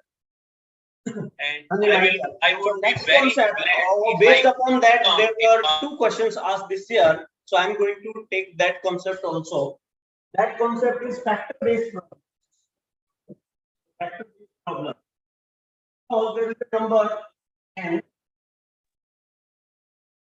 When this number is written in the form of a to the power p into p to the power q, where a and b are prime numbers. Any number n, when written in the form of a to the power p, p to the power q, where a and b are prime numbers. First of all, we have to discuss what are the prime numbers. Prime numbers are those numbers which have exactly 2 factors, that is 1 and itself only. 1 and itself only. So my dear, 2 is a prime number, then 3 is a prime number, 5 is a prime number, 7 is a prime number, like that. So I'm saying if P and Q are 2 prime numbers, A and B are prime numbers, their powers are P and Q, then number of factors of the number will be P plus 1 into Q plus 1. Let me explain this. Suppose we have a number 20. First of all, we have to break 20 in this form. So if we are breaking it, 2 tangent, 2 paisa. So 2 into 2 square, this number is 2 square into 5 to the power 1. What does the formula say? increase. Whatever the power is there, add 1 in that. So here power is 2. So what do you take? Plus 1? Here power is 1. So what do you take? 1 plus 1.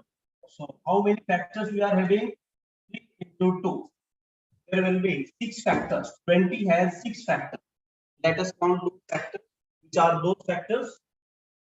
So 20 factors will be 1, 2, then 4,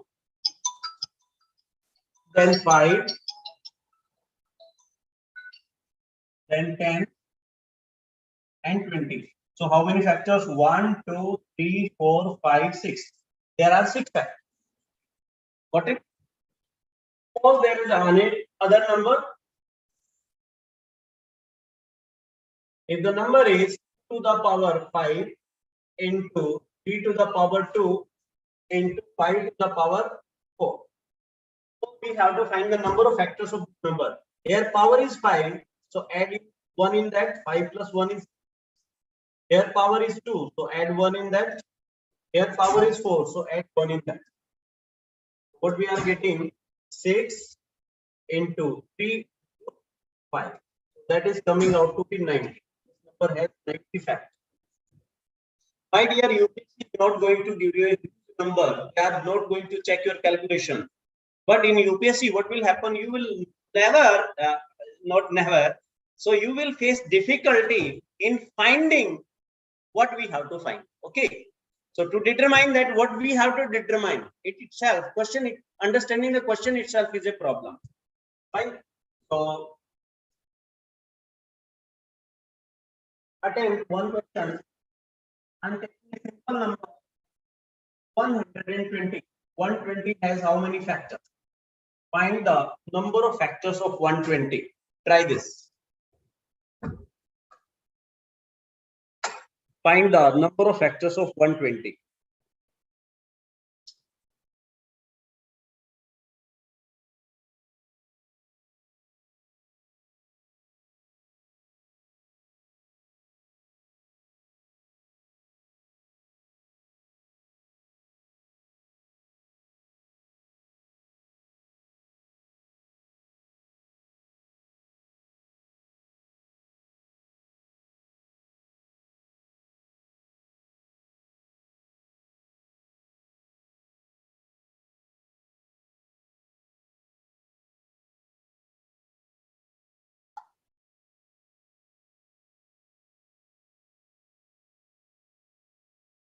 Anji, I hope you have tried. Let's start. First of all, factorize 120. 120 when divided by 2, you will get 60. Then when divided by 2, you will get 30. When divided by 2, 15. When divided by 3, 5. So remember that we have to take only prime numbers here. So 2 is coming how many times? 3 times. 120 is to the power 3. And 3 to the power 1. Then 5 to the power 1. 2 to the power 3. 3 to the power 1. And then 5 to the power 1. How many factors are there? 2 cube. Here power is 3. So number of possibility or number of options for this will be 4. Here power is 1. So add 1 in that. Power is 1. Add 1 in that. What is the total number of factors? Here it is 4 into 2 into 2. What is the total number of factors? Answer will be 16. Answer is 16. I hope you got it. Now let us try one more problem. Find the number of factors of 3 square into 4 to the power 3. This number has how many factors? Number of factors of 3 square into 4 cube. This number has how many factors?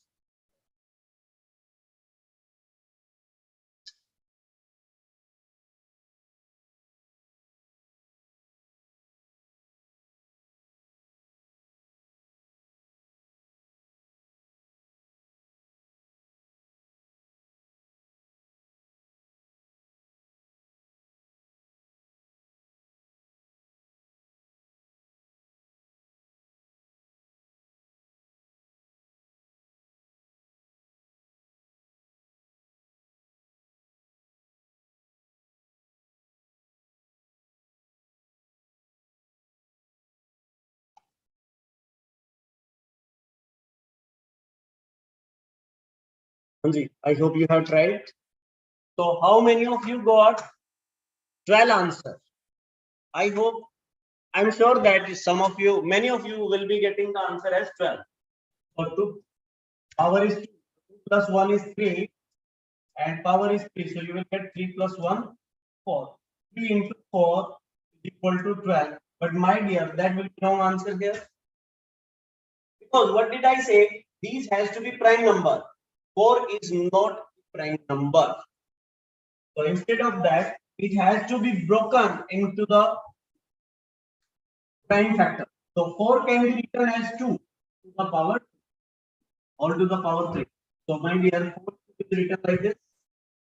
And here powers get multiplied. So 2 to the power 2 whole to the power 6.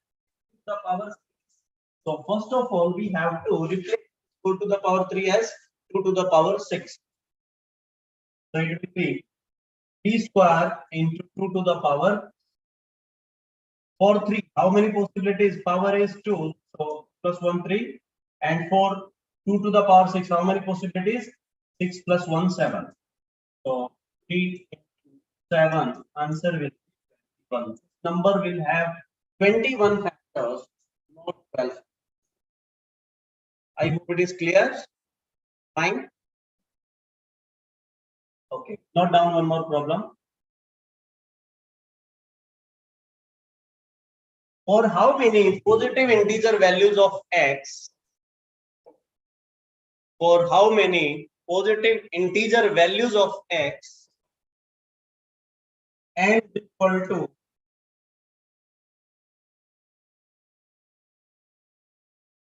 for how many positive integer values of x n is also a positive integer? For how many positive integer values of x n is also a positive integer, where n is equal to 5x squared plus 7x plus 6 divided by. For how many positive integer values of x n is also a positive integer, where n is given like this. Please attempt.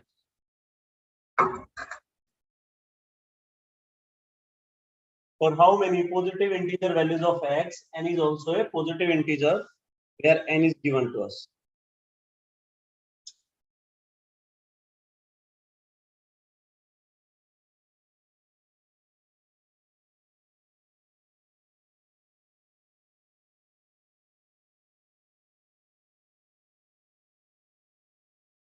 जल्दी करें. Take 2 minutes.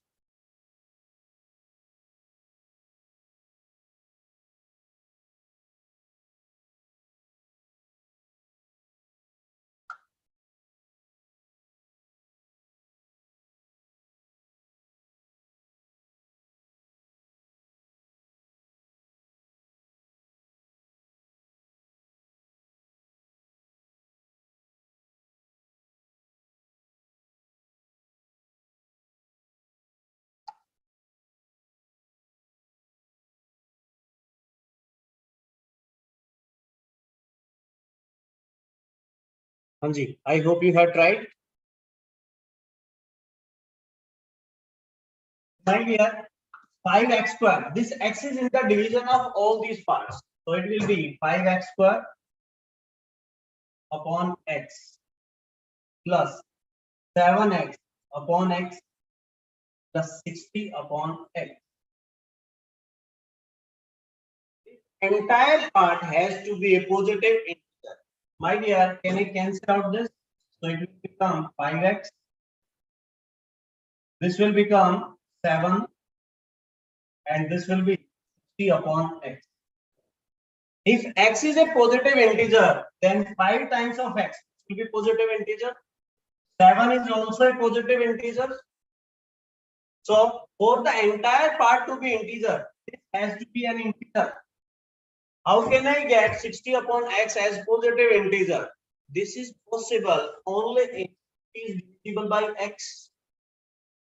If 60 is divisible by x, then x has to be a factor of 60. So the question becomes 60 has how many factors? find the number of factors of 60. Please attempt this.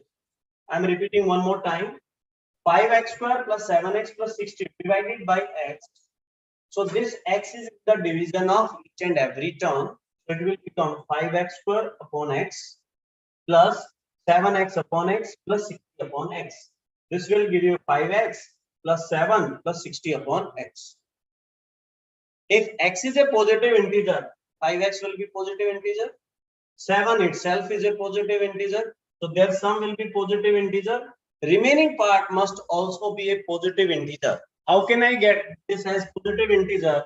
Only if x completely divides 60 or x is a factor of 60. It has how many factors? How many factors? Here, number 1, 2, 3, 4, 5, 6, 10, 12, 15, 20, 30, and 60. These are factors of 60. 1, 2, 3, 4, 5, 6, 7, 8, 9, 10, 11, and 12. There are 12 factors. But if the number is bigger number, or if you want to utilize, use the formula, then it should be divided 9 factors, 13, 15, then 3 5. So 2 square 60 is 2 square into 3 to the power 1 into 5 to the power 1. Here power is, so you will get 3 here. Power is 1, so increase by 1. Power is 1, so increase by 1. So 3 into 2, we are getting here 12. Answer will be 12. We have written here, and by using the formula also. So my dear, if this concept is clear, let us practice a question from this year's paper only. So there was a question, note it down. Different. The question was, if n is equal to 7x plus 96. If n is equal to 7x plus 96 is completely divisible by x, then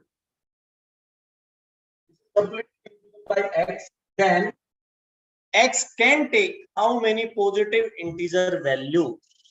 Then x can take how many positive this is just, and people say that this year's paper was really tough.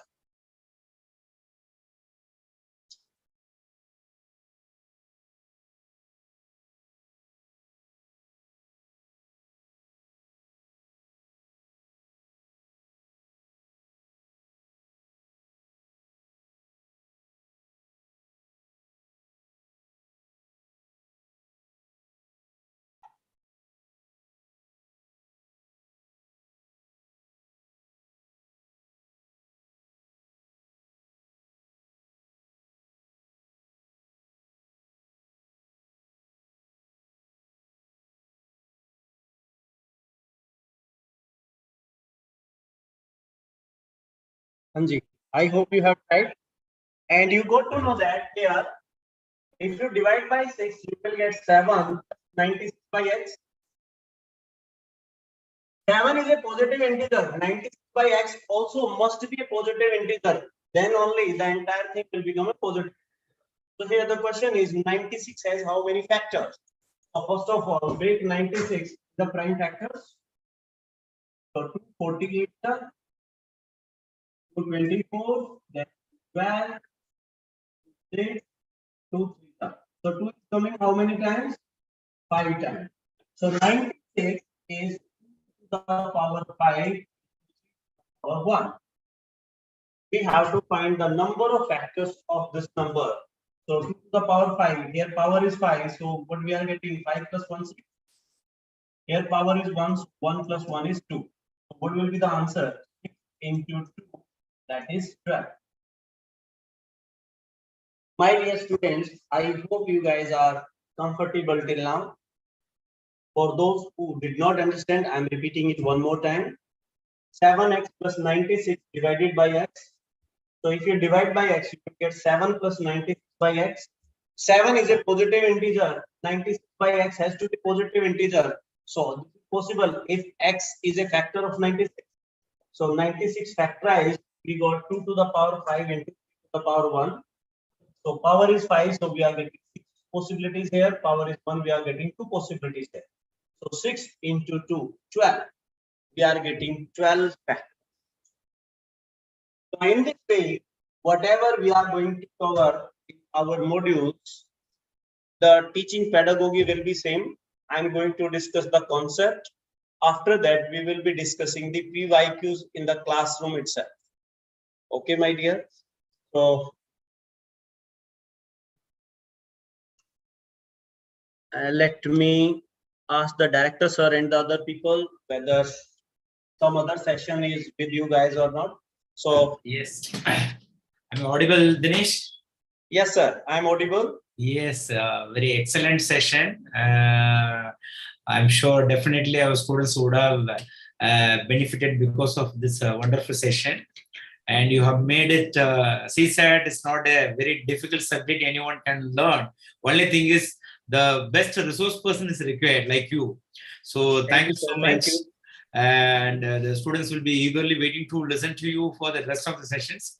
There was some small technical issues, but I also informed to the students that from next session onwards, even the small things will be rectified. Don't worry about it.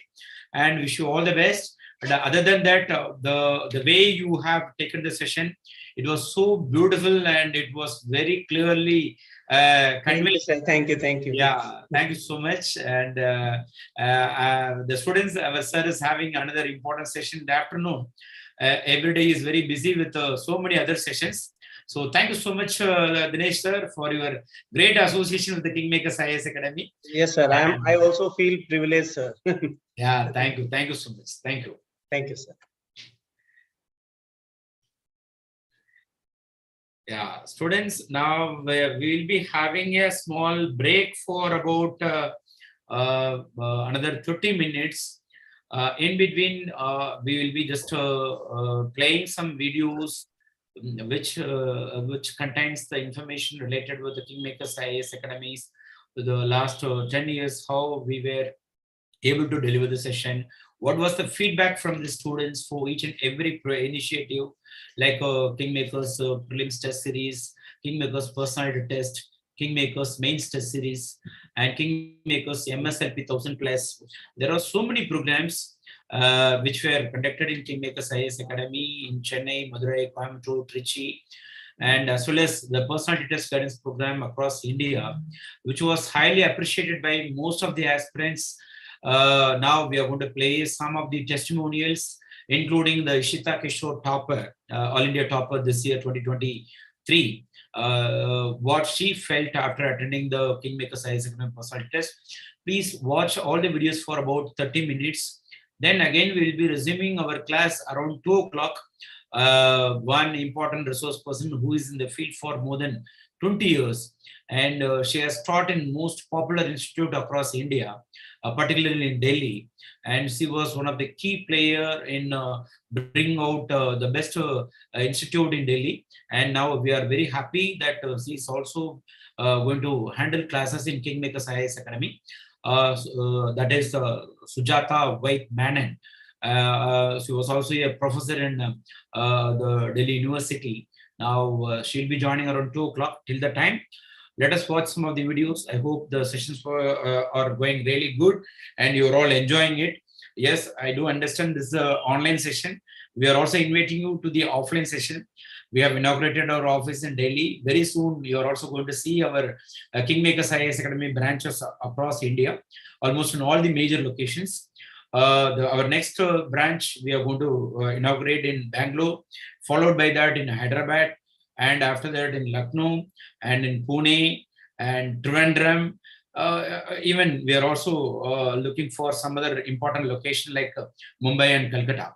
So friends, the KingMakers IAS Academy offline sessions In case if you are interested to attend, you can also just follow us. So immediately just you can register your name for the 250 hours offline classes. So this session, we wanted to just introduce our faculties and resource persons so that you will come to know that who are all our faculties who are going to handle the classes and their experience, everything you will come to know. But the 250 hours free module will be available in the offline mode. So those who are available in Delhi, I'm sure definitely it is the greatest opportunity for all of you. But for others, whenever we are going to open a branch in your city, I'm sure definitely you can also enjoy this benefit. Till the time, you can join in the online whenever and wherever it is possible. We'll be sending you the link sometime, maybe kind of this kind of program for about 1 hour, sometime maybe for 3 hours, something like that, which will be available in the YouTube channel. But otherwise, it will be available only for those who have registered for the 250 hours classes. Only those candidates will be given access. So please do register. The link and everything is available in the link which we have shared in the YouTube channel. So please follow that and register for the free 250 hours program. And hope you are enjoying this session. Now I request the admin team to play our initiatives, various initiatives. Okay. Sudarshan sir.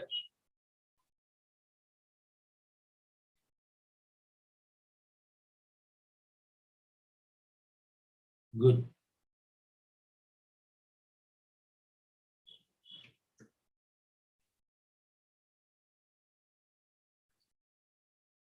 Audio is not there, sir. Please, can you please change it?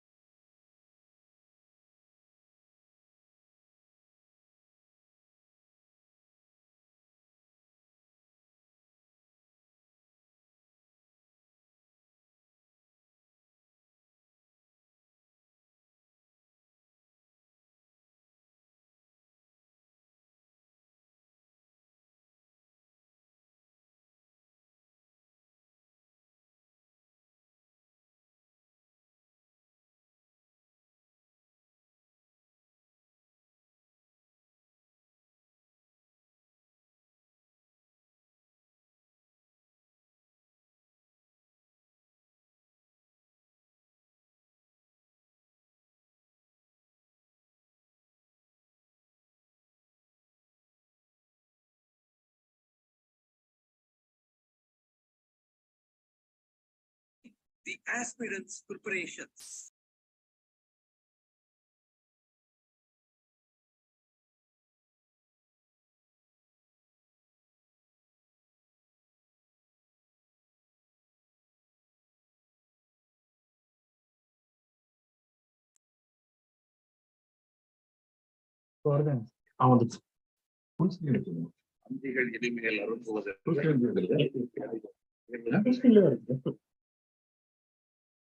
KingMakers IAS Academy will enable you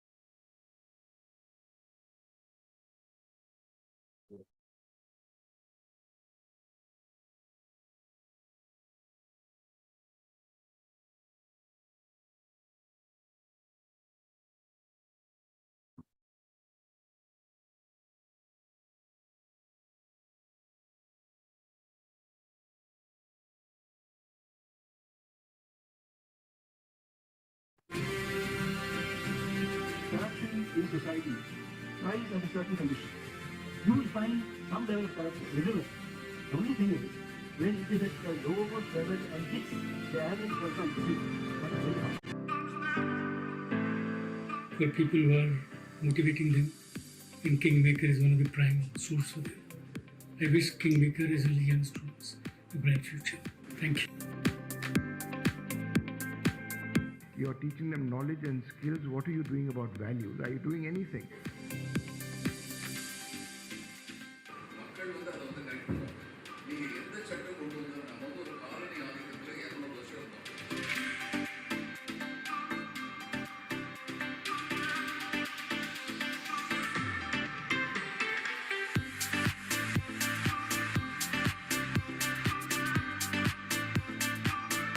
This book is you should follow. They follow the rules. That's their job, to follow the rules.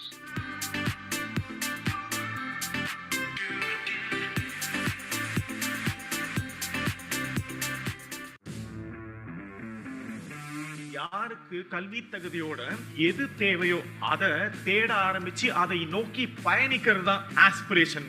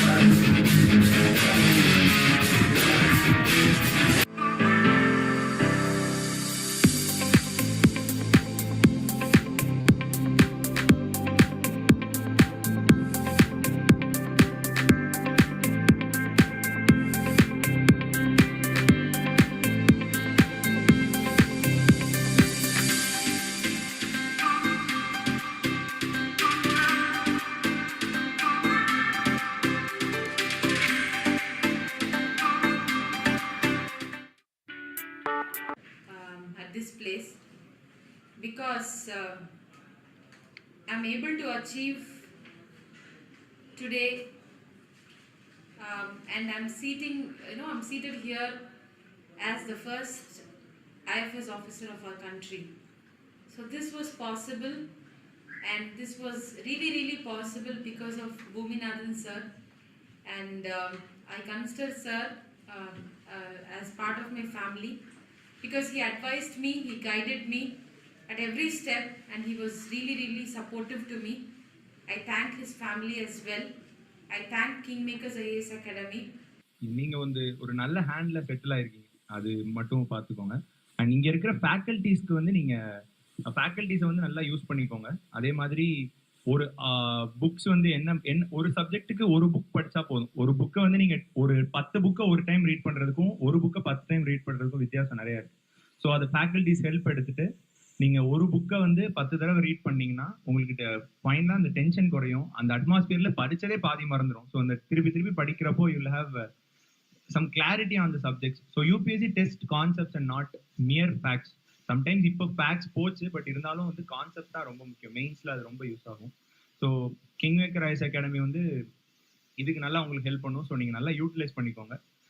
எனக்கு எப்படி help பண்ணி interview pass பண்ணி நான் ஒரு அட்டெம்ப்ட்ல வந்து double digit rank என்னால் வாங்க முடிஞ்சதோ கண்டிப்பா உங்களாலையும் வாங்க முடியும். Through your own effort and also through the efforts and guidance of KingMakers IAS Academy under Boominathan. நம்ம KingMaker அகாடமியில் இருக்க ஒவ்வொரு ஸ்டாஃப்க்கும் நான் இந்த நேரத்தில் தேங்க் பண்ணி நினைக்கிறேன். அவங்க எல்லாருக்குமே இந்த வெற்றியில் எனக்கு இந்த வெற்றி கிடைச்சதில் நிச்சயமாக ஒரு பெரிய பங்கு இருக்குது.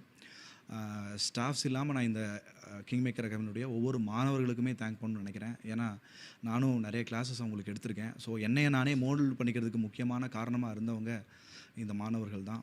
அவங்களும் கடின உழைப்பு விடாமுயற்சியோட தொடர்ந்து முயற்சி செய்து கண்டிப்பாக வந்து நாளைக்கு வெற்றியாளர்களாக வரணும். கண்டிப்பாக அதுக்காக கிங்மேக்கர்ஸ் வந்து உறுதுணையாக இருப்பாங்க அப்படின்னு சொல்கிறேன். இந்த சமயத்தில் ஒன்ஸ் அகெயின் நான் வந்து பூமிநாதன் சாருக்கு என்னுடைய மனமார்ந்த நன்றியை தெரிவித்தேன். ப்ரிப்பரேஷனில் வந்து கிங்மேக்கர்ஸ் அகாடமியில் வந்து நான் மாக் இன்டர்வியூஸ் அட்டன் பண்ணேன். முக்கியமாக பிரகாஷ் சார் வந்து இண்டிவிஜுவல் 1-to-1 செஷன் கொடுத்தாரு.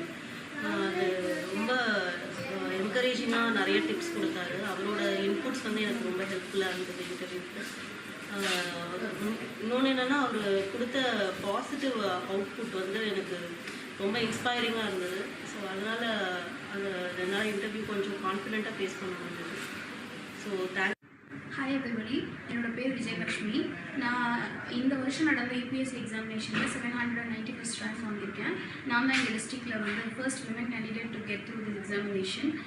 நான் வந்து கிங்மேக்கர்ஸில் வந்து இன்டர்வியூ ப்ராசஸில் தான் வந்து கிங்மேக்கர்ஸோட இணைஞ்சேன். ஸோ இன்டர்வியூ ப்ராசஸில் வந்து மார்க் இன்டர்வியூவில் சார் எனக்கு கொடுத்த இன்புட்ஸ் வந்து ரொம்ப யூஸ்ஃபுல்லாக இருந்தது. என்னோட எக்ஸாமில் வந்து பார்த்தோம் அப்படின்னா எஸ்பெஷலி இன்டர்வியூவில் வந்து இங்கே கொடுத்த இன்புட்ஸும் இங்கே கொடுத்த எங்களோட வேல்யூபிள் சஜஷன் தான் ரொம்ப ரொம்ப யூஸ்ஃபுல்லாக இருந்துச்சு. ஸோ அதுக்காக நான் சாருக்கு தேங்க்ஸ் சொல்லிக்கிறேன். வணக்கம், என்னோட பேர் Saravanakumar. Civil service examination 2016 810th rank வாங்கியிருக்கேன். என்னோடய ஊர் வந்து மல்லசமுத்திரம், சேலம் பக்கத்தில். இந்த வாட்டி சிவில் சர்வீஸ் கிளியர் பண்ணதில் ரொம்ப ஹாப்பி. அண்ட் இதுக்கு ஒரு முக்கியமான ரீசன் வந்து கிங்மேக்கர்ஸ் அகாடமியும் and Boominathan sir. Hi, I'm Ganesh. I gave a mock interview with KingMakers IAS Academy. So the panelists were very experienced and gave me pointed feedback that has helped me. I hope I do well in the final examination. Continue உழைக்கும். என்னோட advice, என்னோட அண்ணனோட advice எனக்கு ரொம்ப யூஸ்ஃபுல்லாக இருந்துச்சு. என்னோட நேர்முக தேர்வுக்கும் மெயின் தேர்வுக்கும் சாரோட guidance, Boominathan sir and Kingmakers IAS அகாடமியோட. I attended the mock interview in the KingMakers IAS Academy. And today I had a prestigious moment to share with the intellectuals. The board was very good. I have minutely observed all the points. It was very useful to me.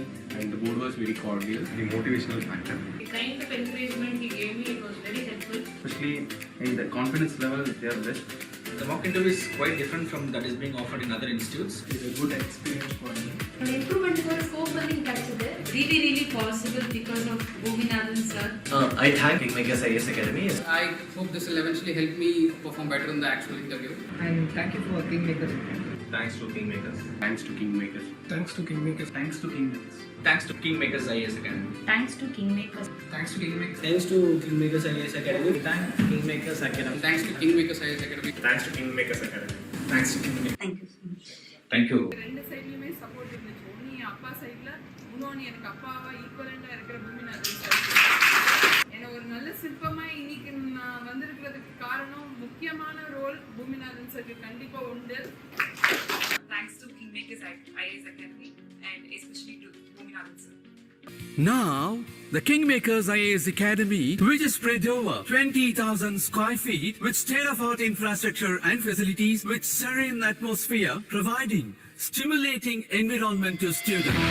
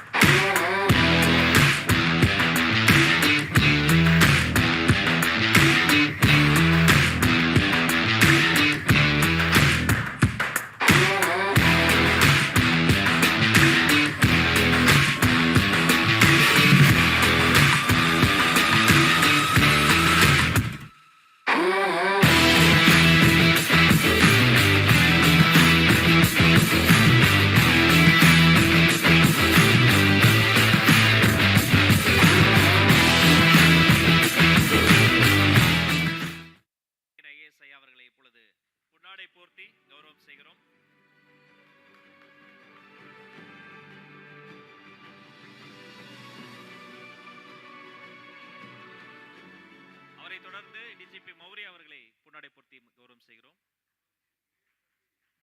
ஒரு சின்ன sweet surprise on behalf of everyone.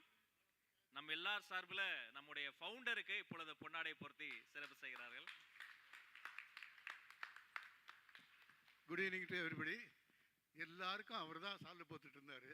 ஆனால் இத்தனை மாணவர்களை உருவாக்கி எதிர்காலத்தில் இன்னும் பல மாணவர்களை உருவாக்க போகிற நம்ம பூமிநாதனை அவர் என்னைக்கு இந்த கிங் மேக்கர்ஸ் ஐஏஎஸ் அகாடமி தொடங்கினாரோ அந்த நாளிலிருந்து எனக்கு தெரியும் இன்று வரை. அதனால் உங்கள் சார்பாக இந்த பொன்னாடையை பொருத்தி அவரை நான் வாழ்த்துகிறேன் பெரிய கரவொலியுடன்.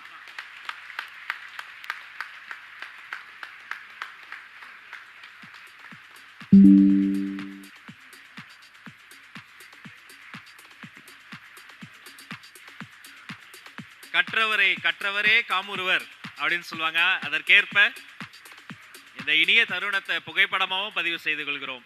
எங்களையெல்லாம் ஆளாக்கி அழகு பார்க்கக்கூடிய அன்பு சகோதரருக்கு அனைவரின் சார்பில் பொன்னாடை வழங்கினோம்.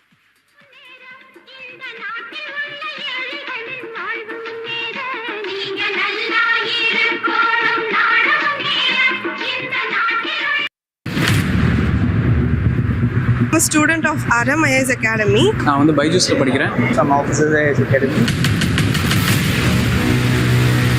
என்னோட செகண்ட் மார்க் டெஸ்ட் கிங்மேக்கர்ஸ்ல எழுதியிருக்கேன். Paper also, so this pattern will be helpful for us. GS CSAT ரெண்டுமே இன்னைக்கு அட்டெண்ட் பண்ணேன். ஸோ 2 கொஸ்டின் பேப்பரோட ஸ்டாண்டர்டுமே ரொம்ப நல்லா இருந்தது. எனக்கு ரொம்ப பிடிச்ச விஷயம் என்ன அப்படின்னா யூபிஎஸ்சியோட ஒரு ஷேடோ என்னால் அதில் பார்க்க முடிஞ்சது. This mock test was really helpful.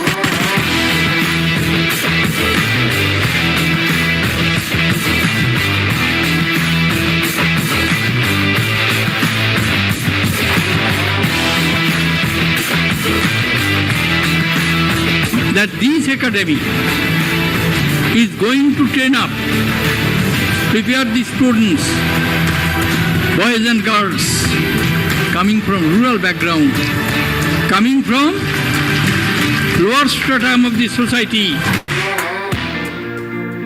In our country, lakhs of students aspire to become an IAS officer. The prestigious service is still a challenge for the people of socially, economically backward section, particularly for rural background. In order to fulfill such aspirations, KingMakers IAS Academy was started in 2013 with the motto of "We Teach, You Reach" by Srimati Satyashri Bhuminathan. We give special attention to spread awareness about the examinations conducted by UPSC and TNPSC in both rural as well as urban regions. Many IAS, IPS, IRS, IFS officers are visiting as guest lecturers for mentorship and personality development, enriching the aspirants' preparations.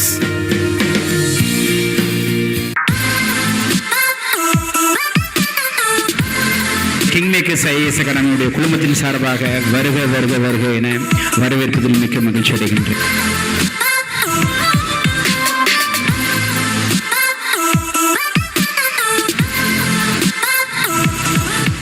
அந்திகள் இனிமேல் அரும்புவதில்லை, அரும்பும் இளையோர் அயர்வதும் இல்லை. KingMakers IAS Academy will enable you to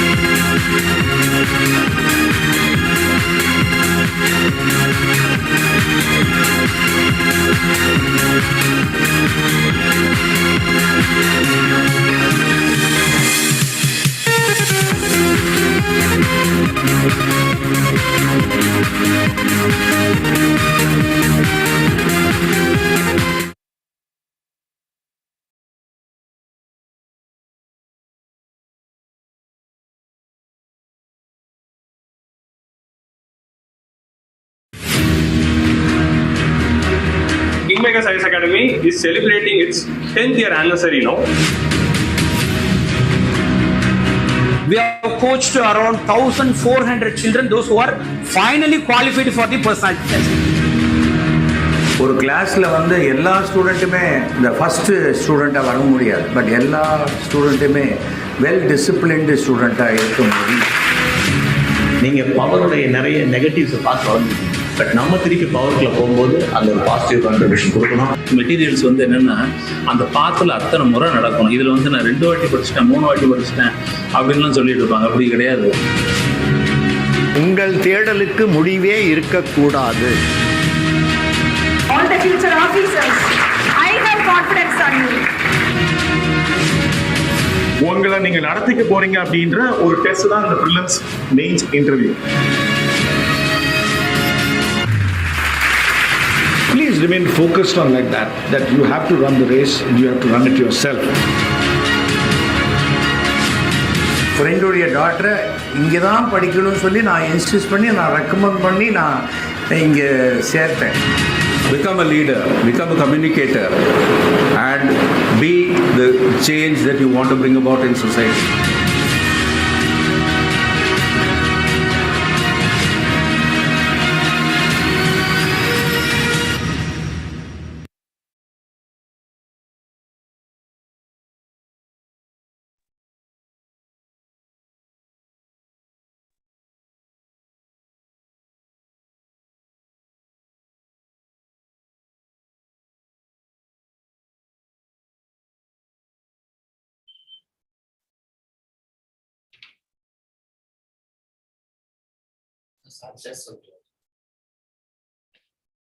Am I audible?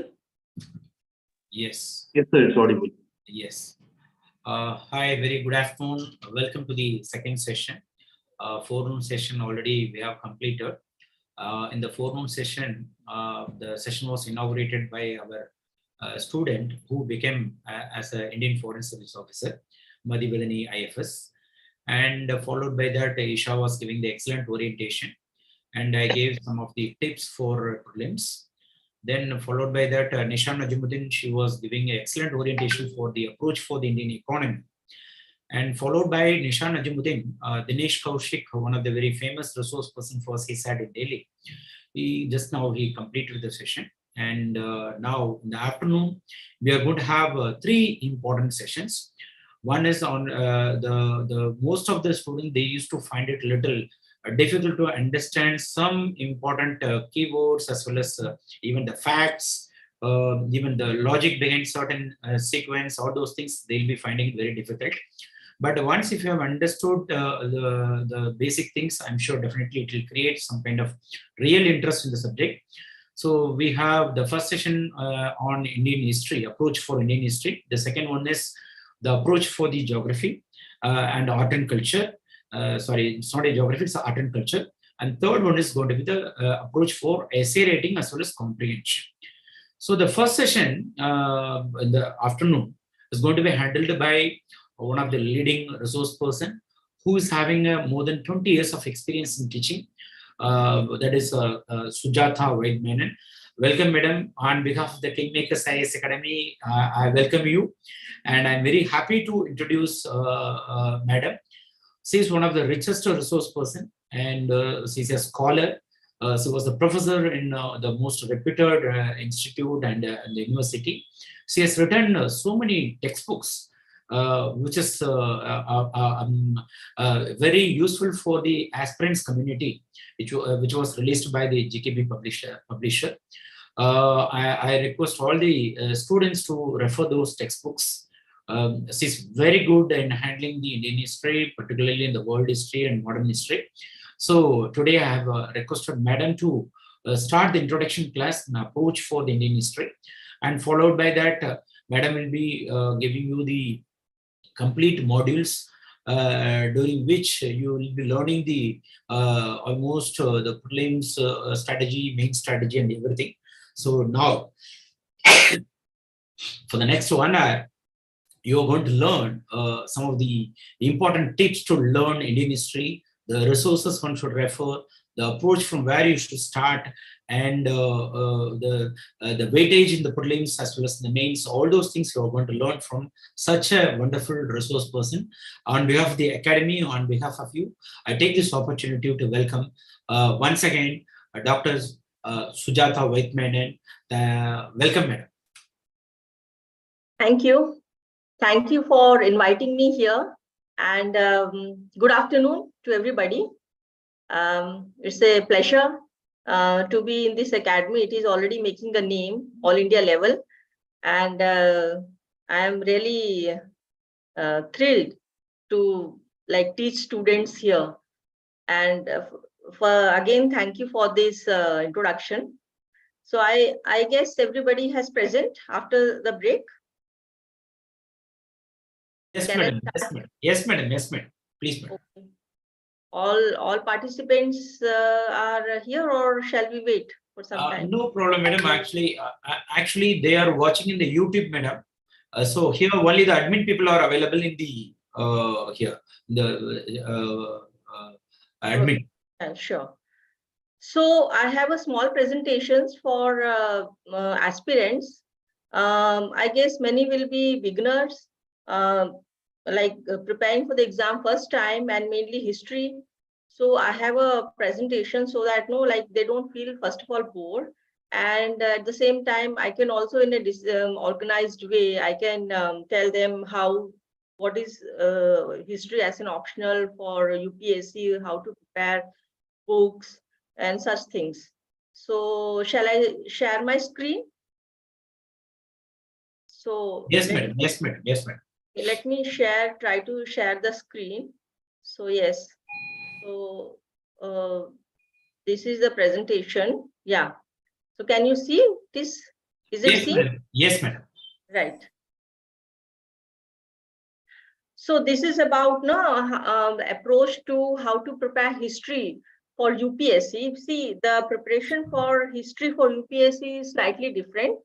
It is not like if you are you just take history textbook, any history textbook, and start reading. Because in this exam, you have to be time bound, and your strategy should be right from the beginning. So that is the reason, there is a difference you have to make of history preparation for UPSC and history preparation for the academics. So academics is totally a no here. You can't go take that approach.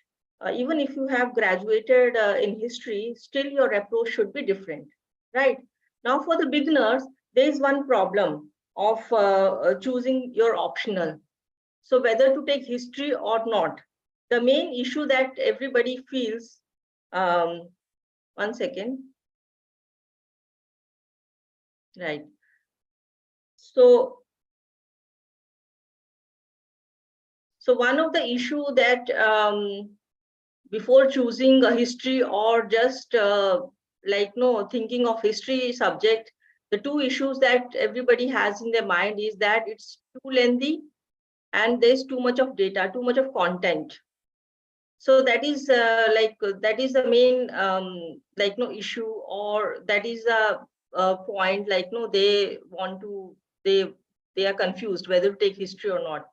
But let me tell you here is that UPSC every subject syllabus you have to study in a comprehensive way, in a detailed way. So history is not exceptional. Like any other subject, sociology, anthropology, or any humanities subjects. So everything is in detail. You have to study in detail. Similarly, in history also, it is comprehensively you have to study. And another thing is that if you study history from the beginning in a comprehensive way, so it will be easy for you to prepare for a prelims, because in prelims, mainly fact-based questions are asked, factual questions are asked. And once you have prepared your prelims of history, it becomes easy for you to study for a mains, because then you don't have to study too much of facts. Then you have to just think of analysis. But if you like in mains, that where the descriptive questions are answered, you have to write in a descriptive way. So there, these facts will become easy to support your point of view instead of going into generalization. For example, 1757, that date, Battle of Plassey. So if a question comes on Battle of Plassey, you just can't, you can describe about the Battle of Plassey, but if you have already studied that date, so if you write that date, so it supports your viewpoint, right? So these are the two issues. So just want to make it clear, don't worry about these issues. It's like any other subject. History is also there. You have to study everything in detail. Now, history is a very popular option. If you have seen toppers of last 10 years, or even people who have cleared CSE exam, you find that history is still a popular option among the 10 options of humanities. So the reason is that it is very straightforward subject. You take any history book and its narrative is very straightforward. You can enjoy the narrative in whatever way you want, whether you can read through dates, date-wise you can start your studies, or like a story like reading you can opt for. Secondly is that like it's unlike any other subject like sociology, political science, or anthropology. Here you don't have to study mind-boggling theories like Marxism or any other thing. So you don't have to worry about that. So it's just a narrative that you have to study. And generally you don't have to like study up-to-date content. Like even if you see, take a like before independence, any history book like V.A. Smith or anything, the narrative is more or less the same. The chronologies are same, events, periods, everything is there. So it's not too much of updated versions. It is required, but like it's any general book, if you take, whether it is out of print or in the print latest edition, content is most of the time is same. So that is why history is popular among the UPSC aspirants. Now, there is a lot of benefits of taking history as an optional, unlike any other subject. And the major benefit of taking history as an optional is that its syllabus overlaps with other general studies syllabus, other general studies paper. That is a fact. So, for example, in prelims, general studies paper 1, approximately 12 to 22 questions are asked, mainly from Indian culture, history of India, or national movement. So that is in the prelims itself, your preparation is done. Second is in mains, GS1, there also the syllabus is repeating, plus world history. So GS1 paper, you have Indian heritage and culture, modern Indian history, and plus world history. In optional paper also, the syllabus is repeating. That is paper 1 and 2, you have ancient medieval, and paper 3, you have modern India and world history.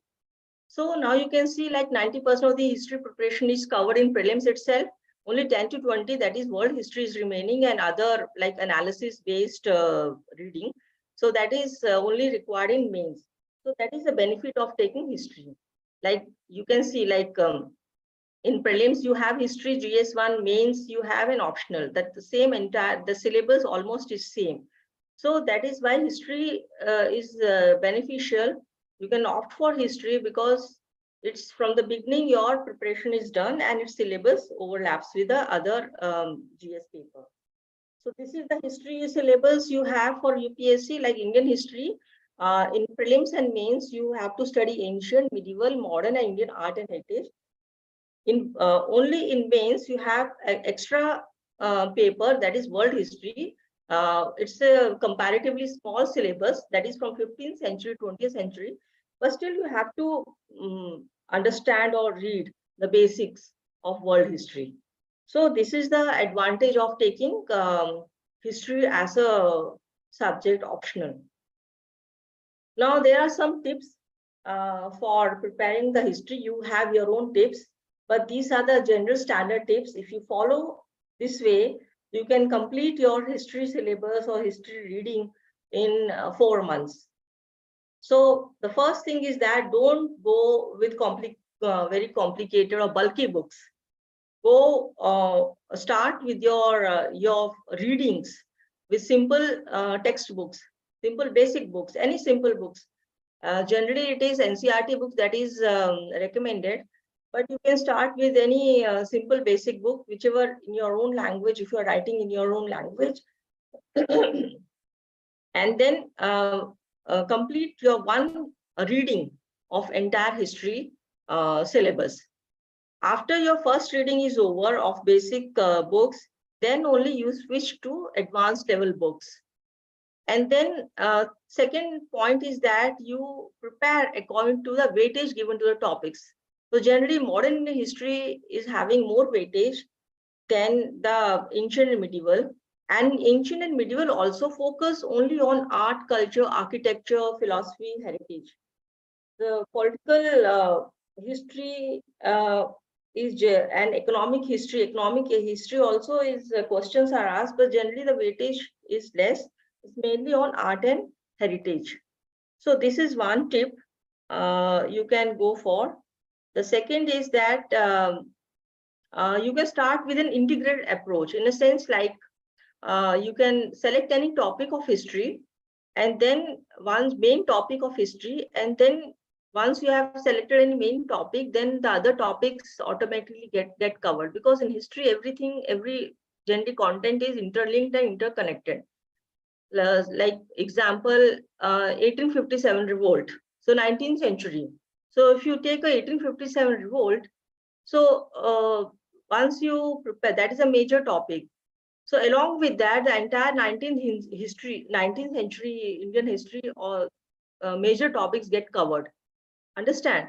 So 1857, you have to study the causes. Within the causes, you have to cover all the political, social, economic, these things. So entire 19th century get covered. So that is also another approach you can start with. Like if you are not going with the from the beginning to the end. So within from the middle also you can start your preparation. Like this is the example. This is the main topic, 1905 Bengal partition. If you have taken this as a main topic, so automatically the other subtopics like Swadeshi and boycott movement, revolutionaries, extremist and modern, Congress Spirit Act of 9. So all the events get covered. So this way, like this is an integrated approach. You can start with this also. Yes, so whenever you are preparing for history, just don't stick to textbooks or any books. You have to separately prepare according to the use charts, maps, timelines to remember dates. You know, history, the exception is that you have to study important dates. You have to remember periods, centuries, sequence of events. So it is always like, if you study your textbook along with the maps and charts or have timelines, so it will be easy for you. And at the same time, your preparation for the historical map also will be done, because the first questions in mains paper, it is always map location. You have to locate things on the map, extent or places, sites, street routes. So that also you have to, that work also you have to do along with your readings. So don't forget these charts and maps and timelines. Most important thing is that whenever you are starting the preparations, every day you have to do the revision and your recap. That's the most important thing. Start your note making day one itself in whatever form you want to write in notebook, and your diagrams and charts, and remain time bound. You have to stick to your time, your deadlines. Then only that entire history syllabus can be covered. You will be through with the preparation of history within 4 months. It's a guarantee. So this is a systematic way you have to study. So this is the revisions, recap, writing notes, all these things should be done day-to-day basis. So this is the systematic, this is the most important thing that you have to remember. Even if you have completed your readings, everything, still this is important. So this is the simultaneously you have to follow this activity. Right, these are some of the tips that I wanted to share you. Now regarding the books, so there are these are the standard books, these are the entry books you can say, or the basic level books that you can start with. So read both NCERT old and new books, right from class 6 to 12. Right, so remember the technique of whenever you are completing a chapter, start your notes from there, start writing your notes, right? So both NCERT old and new. So difference between new and new is that the old NCERT books is full of content. It's a very good content, but less pictures, less like illustrations. And new one NCERTs are theme based. That are also very interesting way of interesting narrative. So you can, whichever way you are convenient, you can start that way. The next is Tamil Nadu history books are also very helpful books, especially for art and culture. It's very, very useful books. So don't you can start either in a NCERT or Tamil Nadu. You can start either of this way. And the third most popular book, students can bypass NCERT, Tamil Nadu, and they can start the brief history of modern India. There is Rajiv Iyer's Spectrum book. It's the most popular, it's still very popular because very simple, straightforward written book. So this book also you can be used as entry-level book and continue for your mains also. And the next is IGNOU material, history material. So this I recommend only for students who have completed their basic reading or who are graduates from history. For them, these IGNOU material, history materials are very helpful, but still appears a bit tough for the beginners. Right, so these are the entry-level books. You start your preparation with these books, any of these books. Now for the recommended books, don't go for bulky books or don't read too much of content or too many books, right? So there are certain recommended books, 5 to 6 books.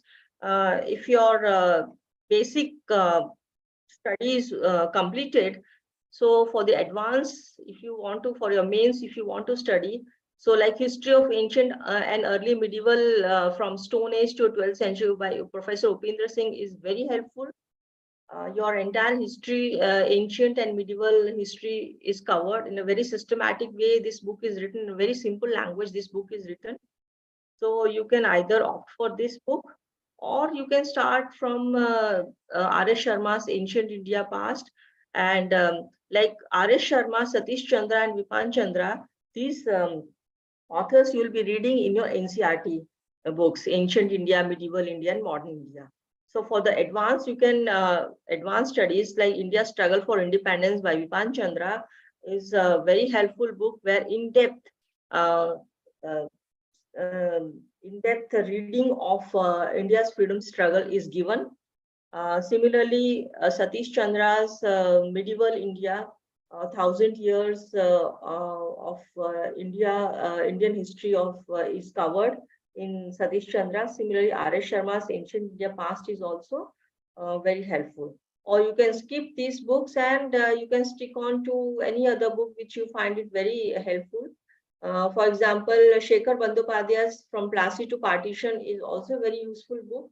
If you can't, if you don't have time for completing Vipan Chandra, you can go for this book. So these two books, like A History of, like Professor Upendra Singh's book for Ancient and Medieval, and Shekhar Bandyopadhyay's book for modern, these two books also you can keep for your mains preparation.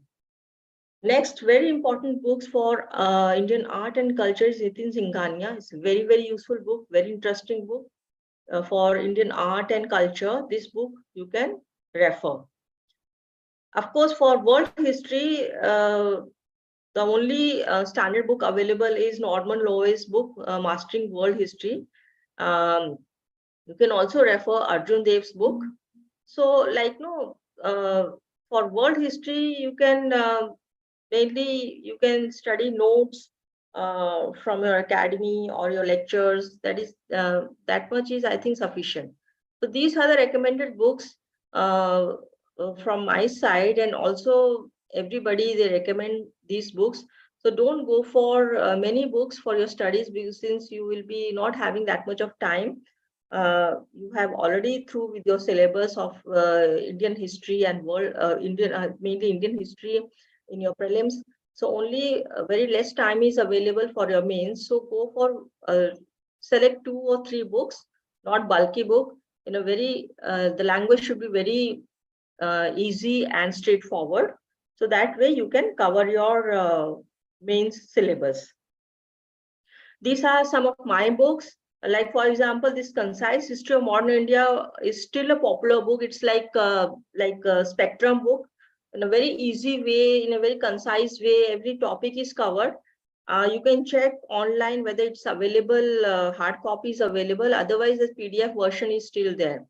So this is my latest book of history of modern India, in which I have tried to explain every event in a graphical manner through charts and maps and through diagrams. So that it becomes easy for the aspirant to understand the things in a quick way.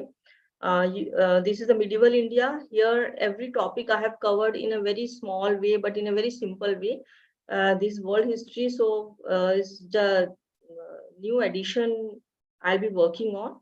So these are some of my books, like you can go through.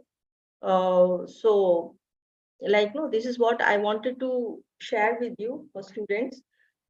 Whenever I'll be taking my sessions, so for every session, I'll be, after completing the session, I'll be discussing past 10 years questions on the topic. For example, if I'm taking the topic of conquest of Bengal, so the past 10 years, whatever questions related to conquest of Bengal is available. So we'll be discussing on that, so that too much of after the session or after your completing your studies, you don't have to too much look for answers here and there.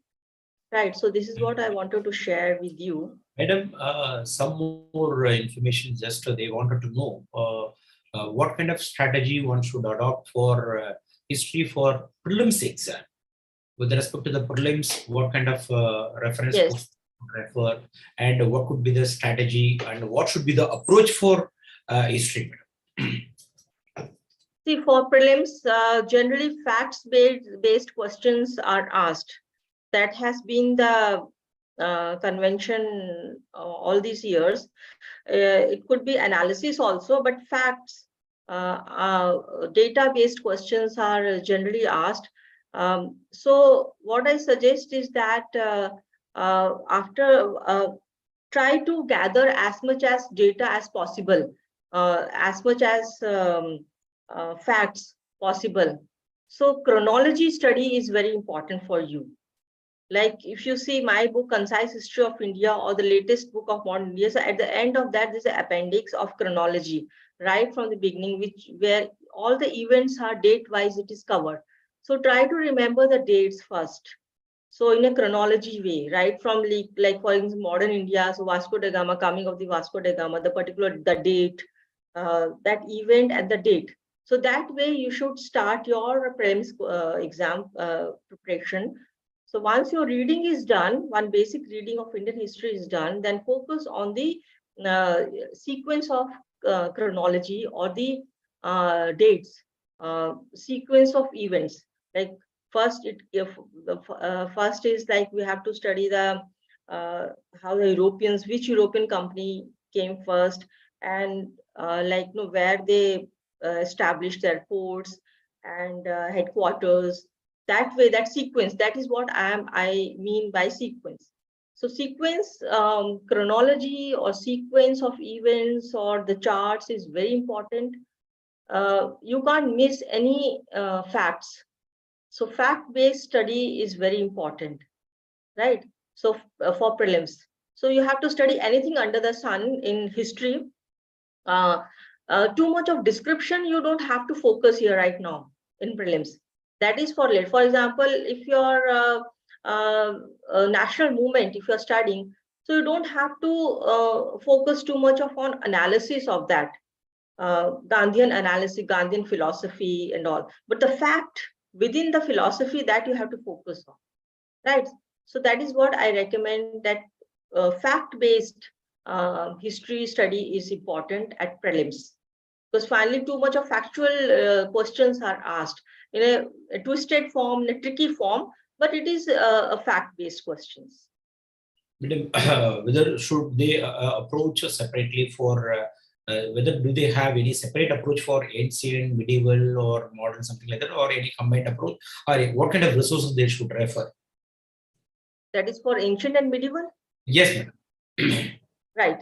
So for ancient, after your prelims is, if you are through with your prelims, which is fact-based preparation, then for ancient and medieval, generally the questions are focused on art, culture, philosophy, heritage, right? So not too much on political events, not too much on on the systems. So you have to focus on that. For example, Indus Valley culture. So cultural part is more focused there. The archaeological part is more focused than Vedic culture. So that focus is in medieval Bhakti movement, for example, Sufi movement. So that philosophical part of that movement. So not too much on facts here. So this is how, like, mainly it is a art, culture, and heritage which is more focused. So Nitin Singhania book is very helpful for you when you are preparing for ancient and medieval. Fine, madam. Can you please suggest that what are the areas that they should focus with respect to the prelims, particularly because there are so much to read in history, but repeatedly they are asking the questions in one particular area. For example, Mauryan architecture, Guptas, and even in the medieval India like Mughals or something like that. Can you please give some ideas about it?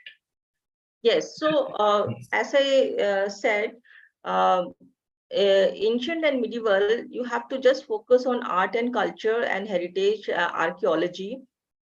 So don't read too much of detailed textbooks on ancient medieval. I think the lectures on ancient medieval will be sufficient, where everything is taught in all the syllabus wise and everything political, economic part of that. But then focus on architecture, art. For example, in ancient, the archaeology part of Indus Valley civilization, the art part of Indus Valley civilization.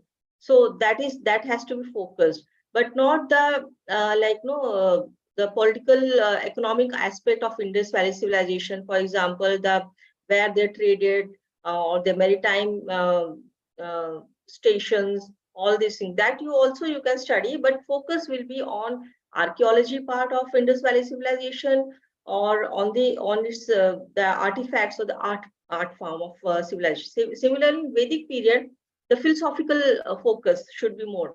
Rig Veda, the philosophy part, or you should know the text of Vedic text, scriptures. In medieval, like Cholas is very important topic. Every time some questions on Chola art and architecture appears, so that you can't miss. So Chola architecture or Hoysala architecture, all the North India architecture style, South Indian architecture style, that is one part of that.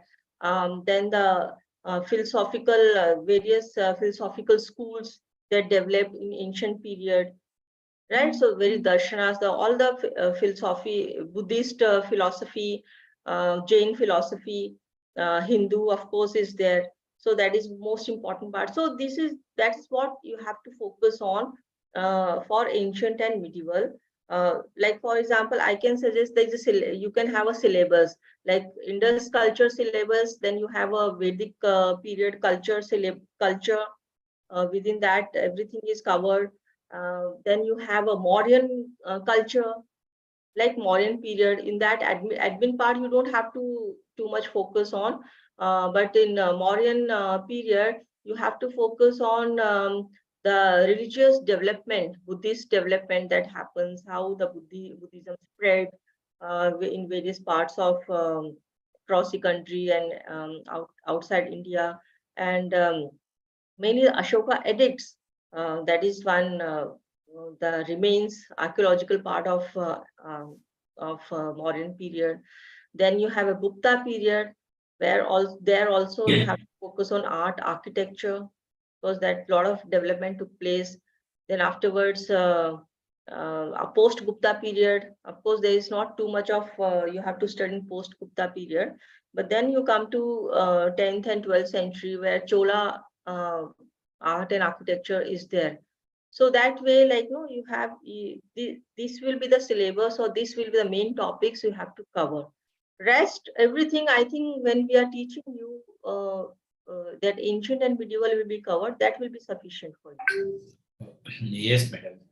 Madam, this question is with respect to the optional subject. Actually, there is a common opinion that it is very difficult to score 300 plus marks in the history optional.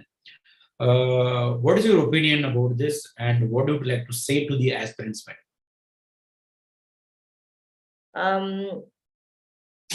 See, I don't know, like, what highest score. I think it is 55 only. That is the, see, UPSC examination scrutiny is very tough. That is, it's just not in history, but in other subjects also. So only thing that I can say is that you should be in the prelims, for example, sorry, in mains, you should be capable enough to write in an analysis way. Your description should be more of analysis based. It should not be like factual based. For example, national movement, if it is asked, question on national movement, for example, on civil disobedience movement. So there you just can't write the points of civil disobedience movement, or you have to put your own opinions supported with facts. Yes. So in mains, you should be in that stage where you can analyze any event in your own way, or you should be you should have read books of where you can make analysis in a proper way. If not your own analysis, but you should be well read by this time, so that you know, like, for example, if a question is asked on Chori Chora Act, like just now we had a centenary. So it should Yes, not be. sure, I have one question. Yeah, Chori Chora Act question. Madam, sometimes there are some questions in the history which are related with the current affairs, because the students, they give importance to other subjects for the current affairs, but they are not giving importance to the history related current affairs. So to what kind of information that they should look forward for the history related current affairs? Yes, that's very important. As I said, history is, though it is generally considered as a fixed subject or it's a static subject, but it is, don't be like, no, don't misunderstand that. Of course, the major chronology is same, but then the subjects always get updated.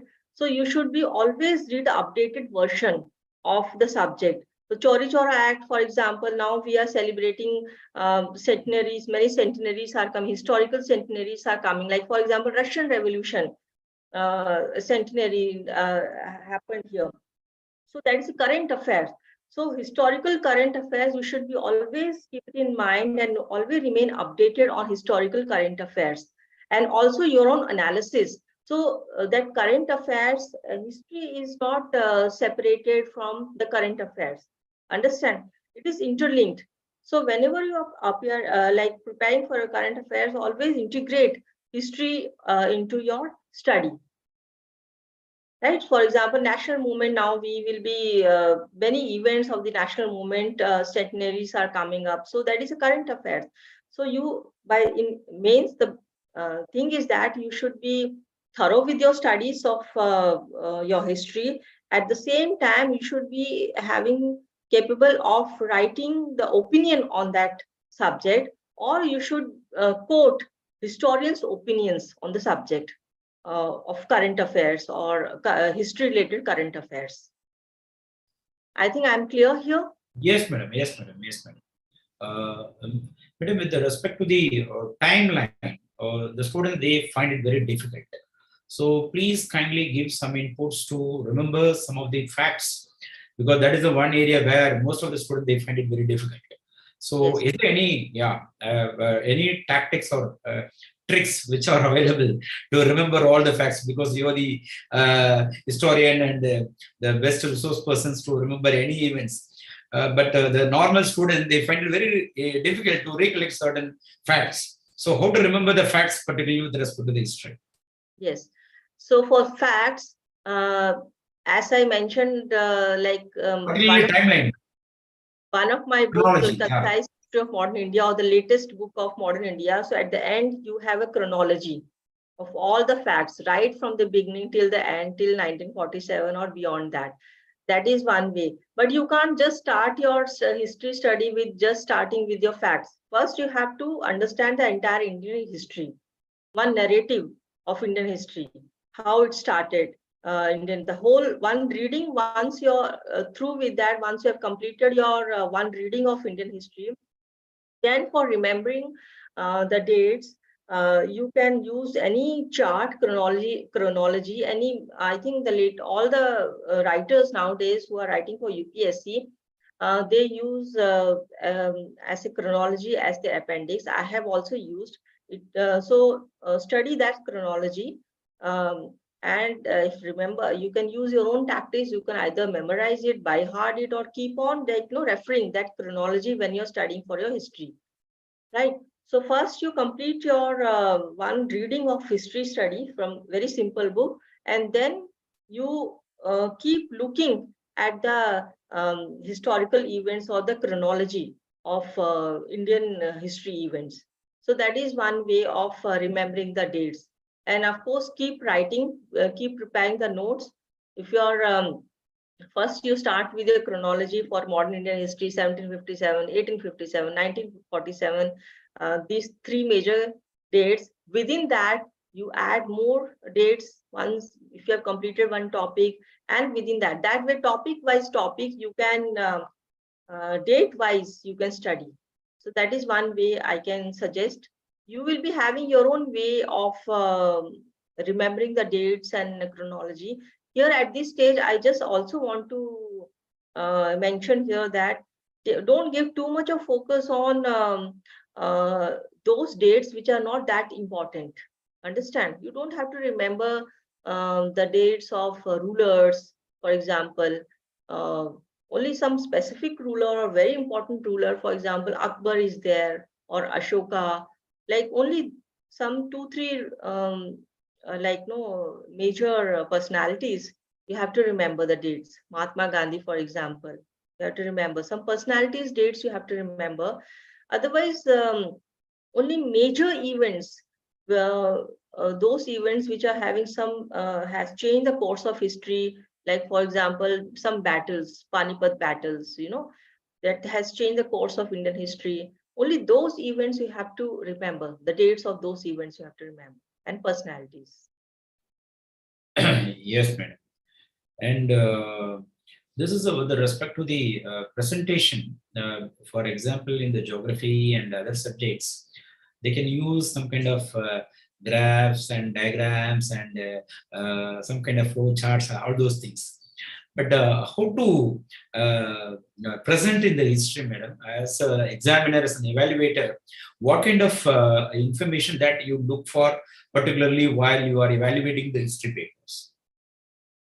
That is for the maths, in the maths? Mains. What kind of things you are looking for in the presentation? The presentation format, what kind of presentation you are looking for? That is when you are writing the answer. Yes, madam. Like a paragraph wise, or it should be like a point wise, particularly for history. Yeah.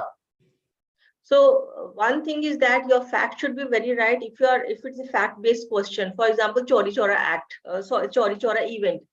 So your event, if you are mentioning a date, your date should be, it should not be like some other date you should write. Your date should be very right. Your facts, one thing is very important. The description of that event should be is right.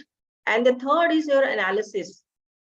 In that analysis, you should not be biased. Your analysis should be right. Right? For example, Chauri Chaura, if I mentioned, or for example, Khilafat movement, where Khilafat movement, or Mahatma Gandhi, you just can't, you have a critical appreciation, but you just can't abuse a personality or your own unbiased opinion. You should not bring here. When you're writing. There are different opinions even among the historians on various events. So Yes. how an aspirant that they should perceive it Yes. and how they should respond.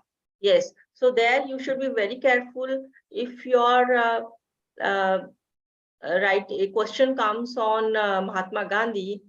Remember, you are writing a UPSC exam. That is a totally a government, central government positions you are writing. Even for example, for 1857, there are different opinions. Yes. So for example, 1857, you have a different opinions. So you have an opinion of Marxist approach also is there, nationalist also there. You can mention everybody's along with the authors, that is the historians, Marxist approach, who brought in and all, you can write it down. Nationalist approach, who brought it, like for example, Majumdar, historian, is there. So he's a nationalist historian. You can bring his own or his opinion. You can mention.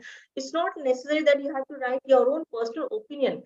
You can mention the opinions of various authors, historians, scholars.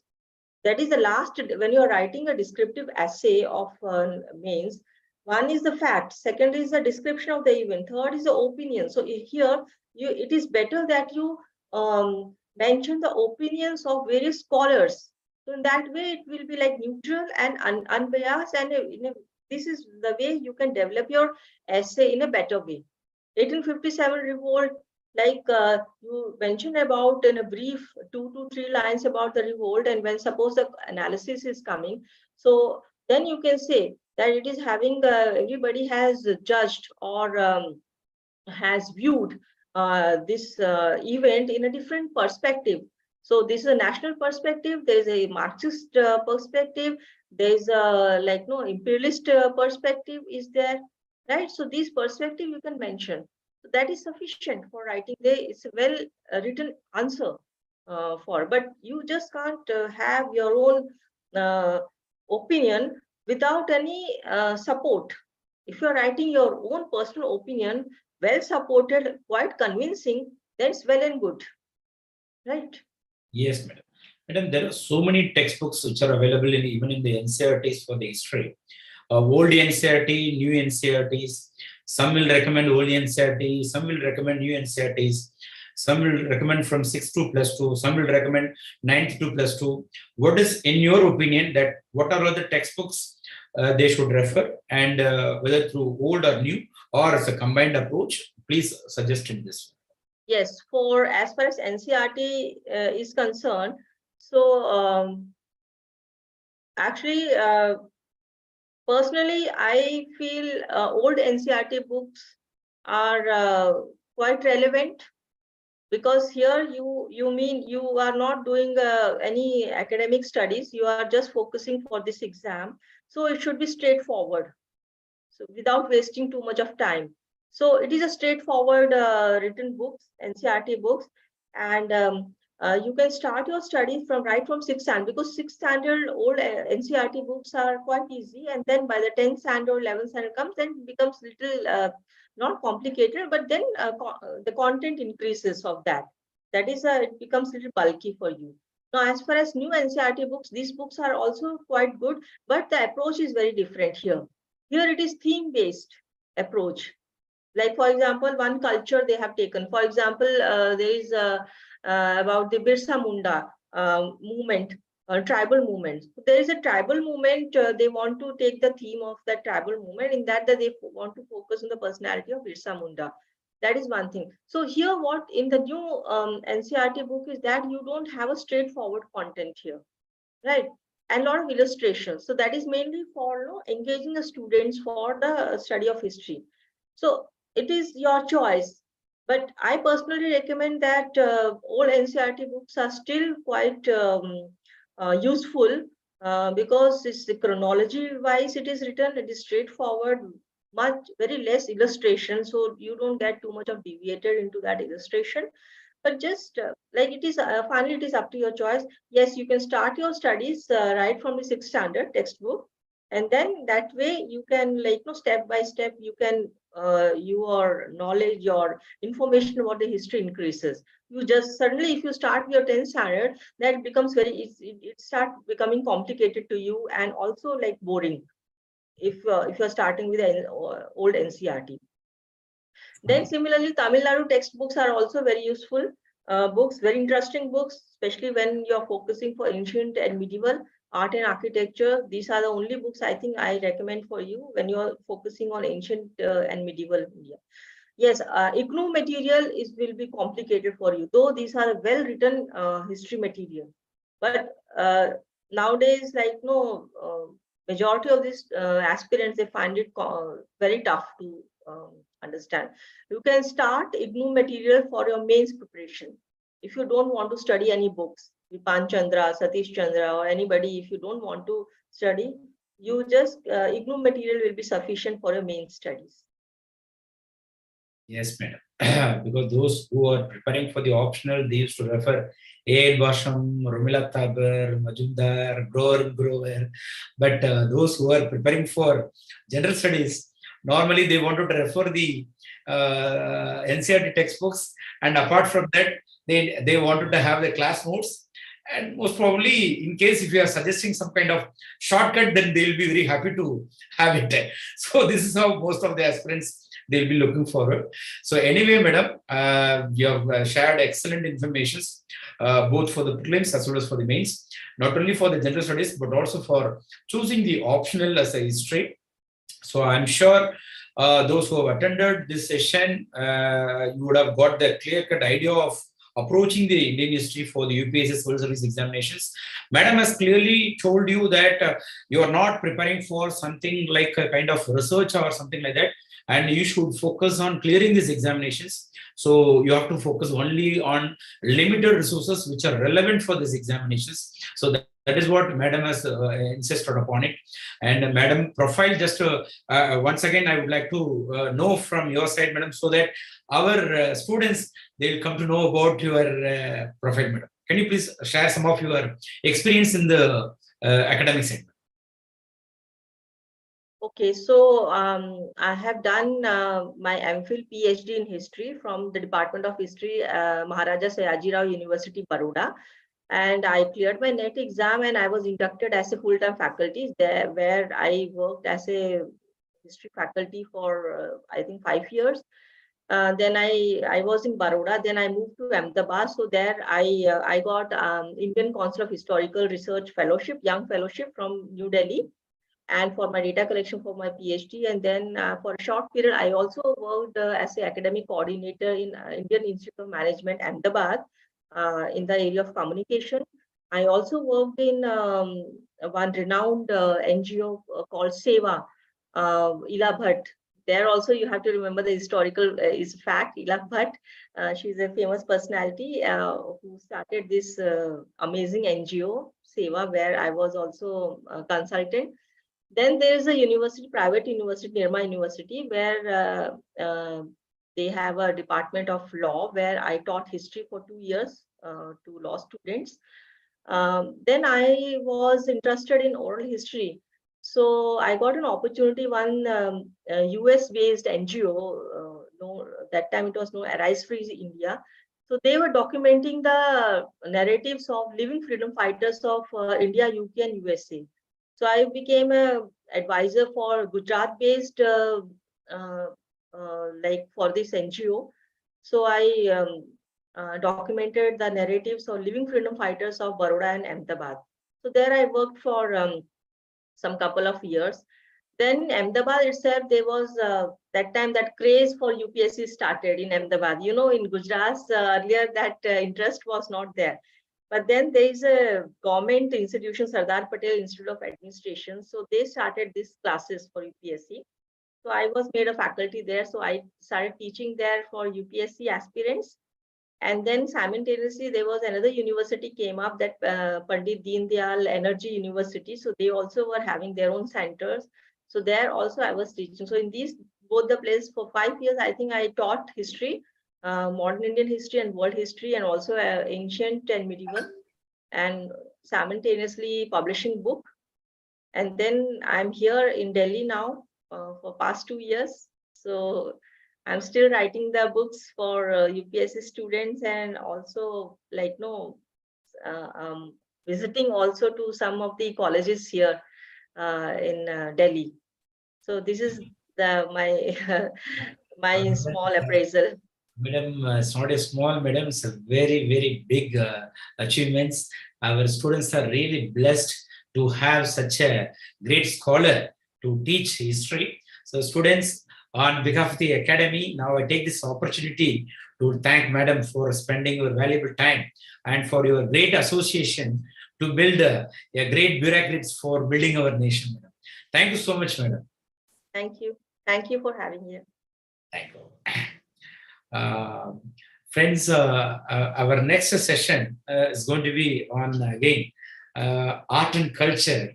Now already we had an approach for the Indian history. Now the specific to one particular area, the approach for art and culture, that alone is going to be handled by Mr. Kondala sir. And Kondala sir again is in the field for so many years, and he is handling classes in so many civil service coaching institutes across India. So this particular area has earned a very good name and fame for Mr. Ranganathan Kondala sir. So on behalf of the KingMakers IAS Academy, I take this opportunity to welcome Kondala sir, and I'm sure those who are interested to learn particularly with respect to the art and culture, is the best resource persons. So on behalf of the academy, once again, I welcome you, sir. Welcome, Kondala sir. Now the stage is yours.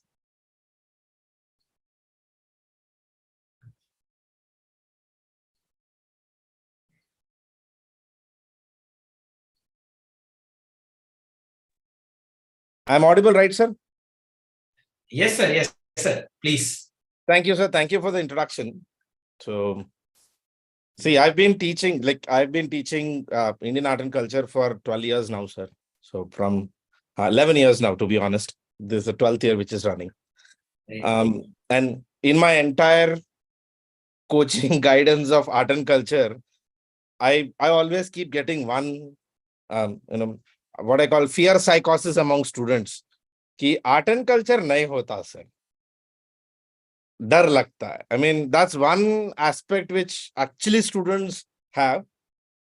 And I mean, what I think with art and culture is it's actually a very easy syllabus. Most people tend to spoil it by over preparation. This is actually not an independent subject in itself.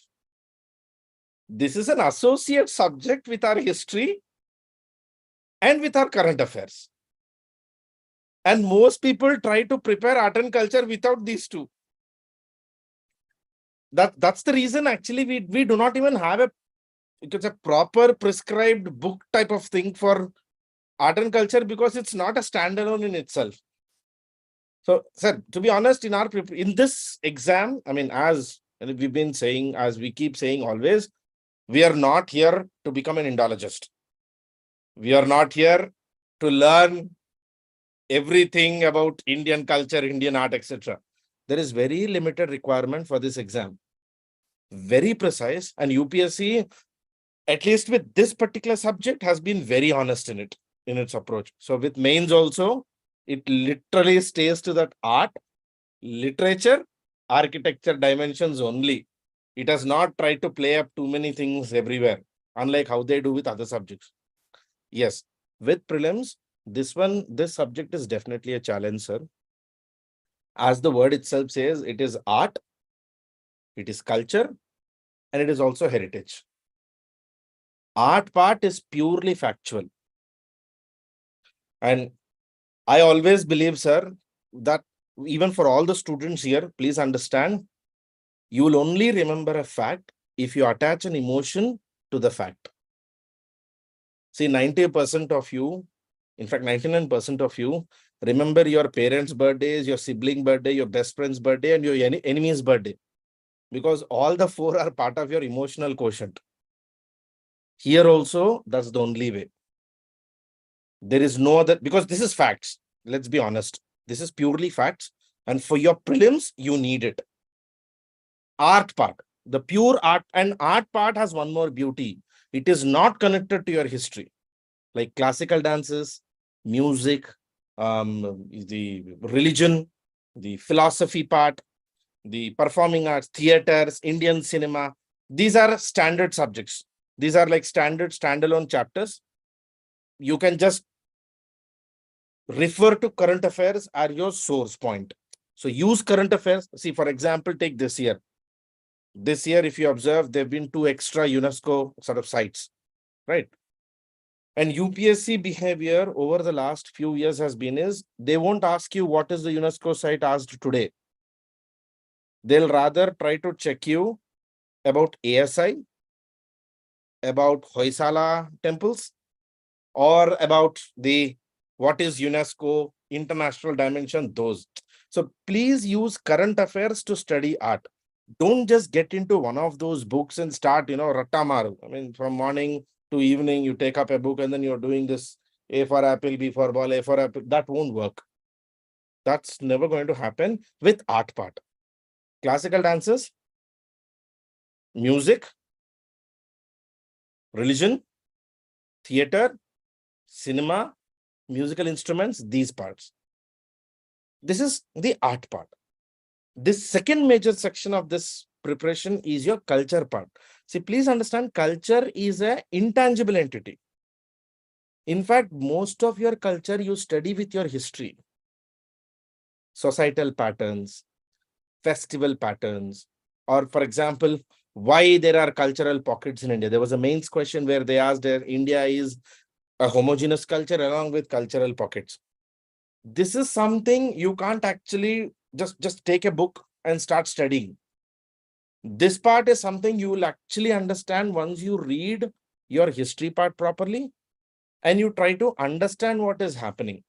That analytical understanding is very important in art and culture, particularly when it comes to mains. All mains questions have been like this. Or there is other part which is architecture. Like for example, why a particular stone is used in Saurashtra, or why Indus Valley people used only stone in Saurashtra but not stone in Indus Valley. These type of questions where you're supposed to think. UPSC is actually expecting you to do that behavior with art part, with culture part. Coming to the third section, which is the heritage part. Now, this is purely again based on current affairs. 1 to 1.5 years, what is happening, or what has happened, or what has been happening. Keep a note of it, cover it, continue it, and make your own notes. See, my suggestion for all students with Indian art and culture is there are 2 major sources. One is Google, the other is newspaper. If something is coming in newspaper, use the newspaper and Google that information, make a mind map for yourself. I've always insisted, particularly with art and culture, given that it's a factual type of syllabus where 70% is facts, 30% is the information or strategy or information or content. This 70% facts, please make your own mind maps. And with art and culture, only your personal notes will help you. There is no one-stop shop standalone book. See, there is one which is well popular. Okay, students do study, but that won't help you in the long term, particularly in the mains answers. Particularly in the mains answers. Repeat, make your notes, revise, and continue this cycle. Repeat, make your notes, revise, and keep doing this.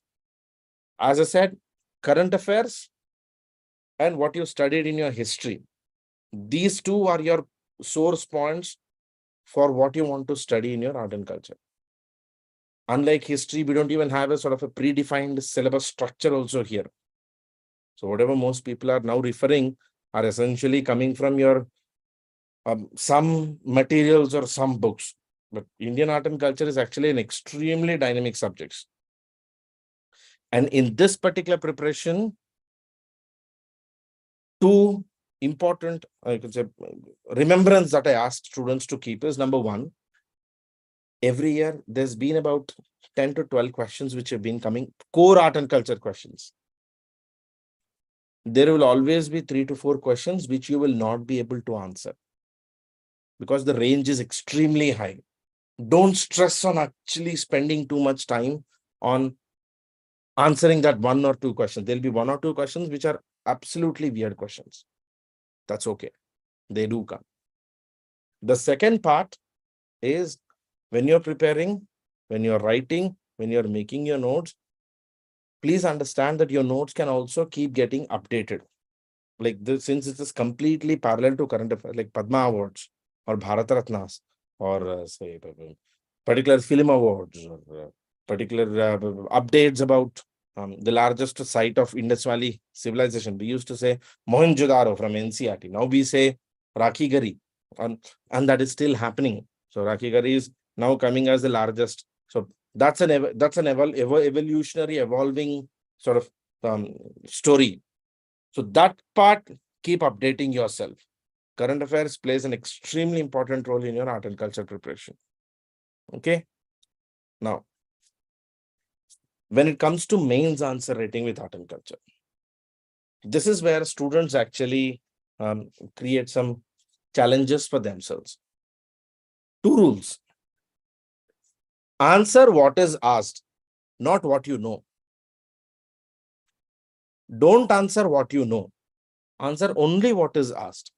Number one. Number two, unlike other subjects, when it comes to art and culture, there is no golden rule of bullet points or paragraphs or diagrams or flowcharts or tables. There is no rule. As comfortable as it is for you to answer the question. In this particular answer writing sessions or in this particular subjects of art and culture, don't try to overdo it. Don't just try to answer in paragraphs or answer in this or answer in that you might want to avoid that part. Questions do come.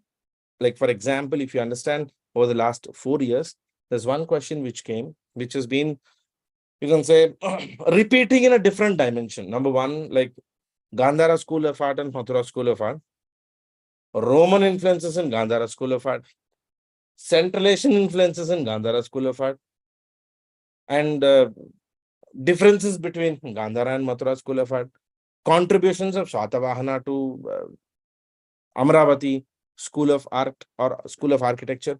So these type of questions, you may feel that, you know, if it's a 150 word answer, chances are you may end up answering less than 150 words. If you answer exactly what is asked, don't worry about the word limit when it comes to art and culture questions. With art and culture, you are strictly only supposed to answer what is asked, what is checked out of you, and what is asked from you. Coming to your prelims parts, when it comes to your prelims questions. In prelims, the syllabus is straightforward, guys. The art part, in art part, there are two types: performing arts, visual arts. In the performing arts, you basically see content like classical dances, Indian music, Indian theater, Indian cinema. These are performing, Indian puppetry. When it comes to the visual arts are those which you see, you observe, and you analyze, understand, or entertain. Painting, sculptures, architectures. These. Now, when it comes to the culture part, language, literature, religion, festivals, fairs, those. There is, however, a caution of warning which I give to students. Particularly, certain parts of art and culture can be a little controversial. Like, for example, secularism is a challenge to the unity of India, or India is a land of cultural pockets. These type of questions have come in mains. Please understand you're writing UPSC CSE exam. So at any level, your personal opinion or your mindset is completely irrelevant, completely unwelcome if you can't substantiate with absolute support or substantiate with examples. As long as you can't substantiate with examples, don't try to give any kind of opinions in these. Like, for example, religion.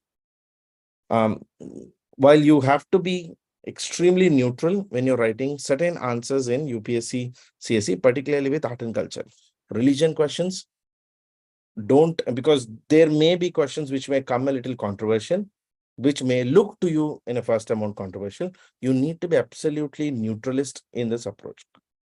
No opinions in art and culture, particularly culture part, no opinions, absolutely no opinions. Your personal opinions, even if it is substantiated by an example, are unwelcome here. That is a pattern which we have observed. Even if you have a substantial historian or a substantial bigger historian who's supporting your particular, like for example, U&A or J.N. Mehta have been quite controversial in some of their approaches to, say, Hinduism, or D.D. Kosambi. Don't. Even if you have, don't. Even if you have, don't try to give any particular type of opinions. And एक mindset हमेशा, keep yourself ready. With art and culture, these answers are not two sides of a coin. So the answers here don't have a yes and a no. Answers here can be a little vague, little slightly yes to a slightly no, or slightly no to a slightly yes. That kind of answers have to be the middle approach of the answers.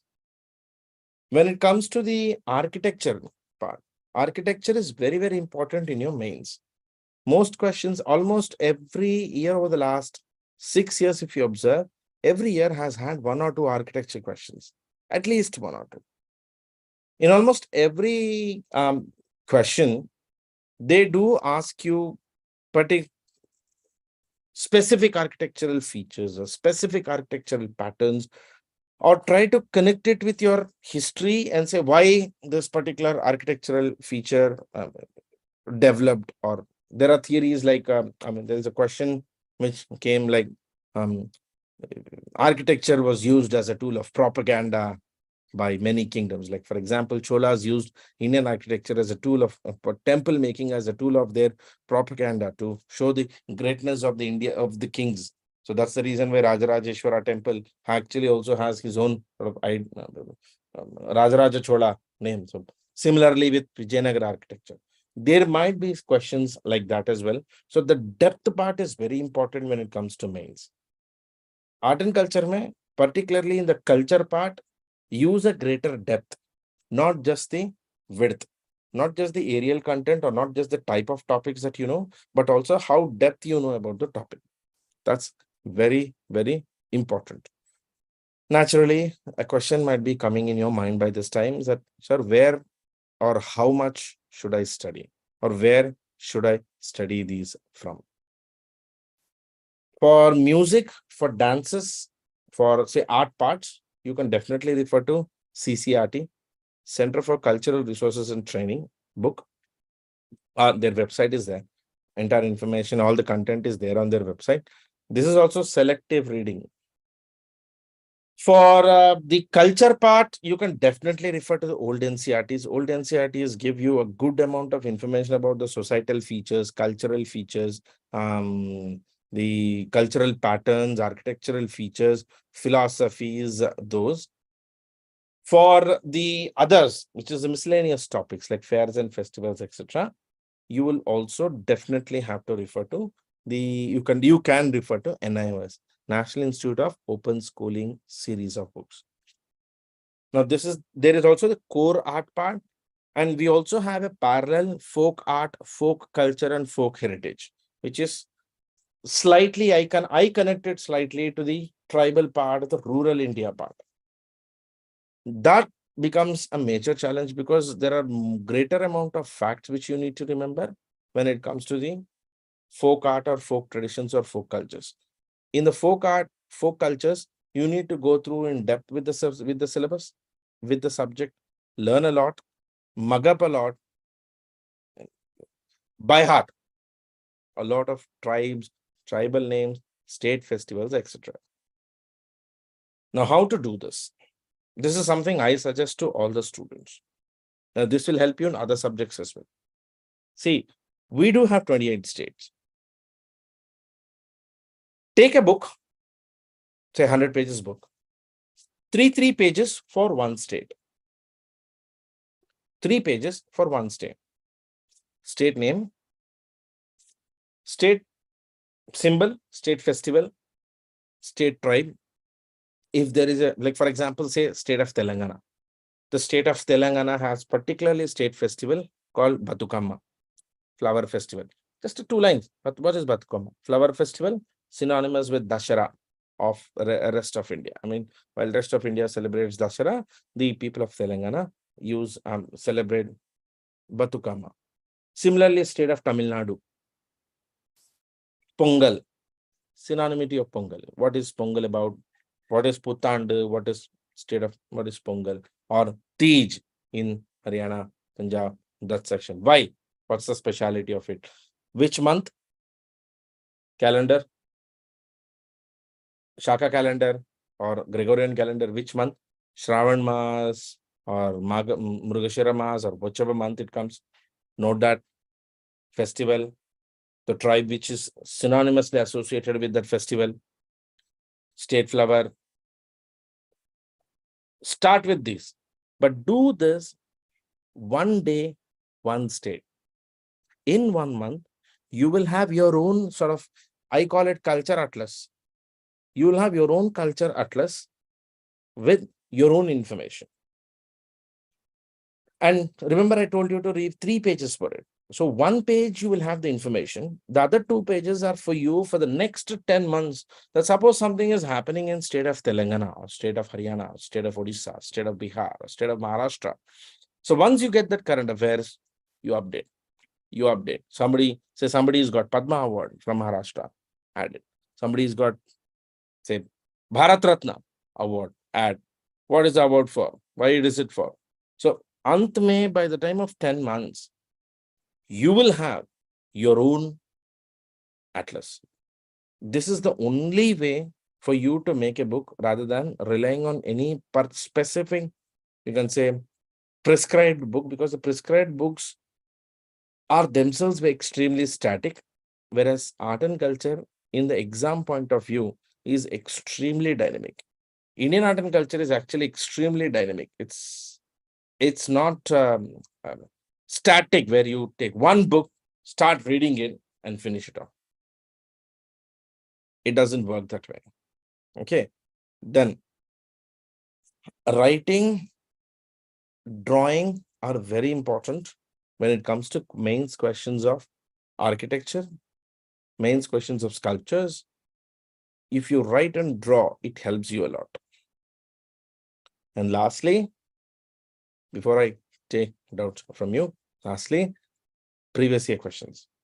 At any cost, please do not ignore the previous year questions of UPSC CSE for art and culture. Indian art and culture does have a lot of repetition, just like Indian history. You got a lot of questions which are repeated, which keep coming again and again and again and again. So, don't avoid. It's extremely important for you to keep that in mind. Previous year questions, you need to finish off. Now, how I suggest students to prepare for, say, next 10 months. Take art part, study art. Art is not connected to your history. Finish off. Then prepare your history. So in your history, you get the chronology, you get the kings, kingdoms, dynasties, Raja, Maharaja, contribution, society, polity, economic history, all that you come. Once that part is done, do the culture part. So once you're reading culture, you can keep on connecting to why, say, specific behavioral pattern happens. Or say, for example, why there is a growth of suppose there is this main question says, why there was a revival of Brahmanism during the Gupta period, but not during the post-Maurya period. So to understand this, you first need to know what was the society in post-Maurya, what was the society in Gupta, what was the society in Maurya. And only then you will be able to understand what is Brahmanism, why there was a revival of Brahmanism, and that too why Hinduism, as in the religion part, why Hinduism actually took the Puranic path, not the Vedic path. You will only understand that part once you know entire base of history.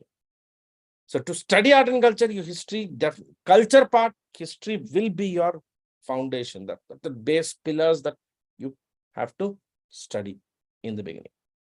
So first, finish off art. Then we do history.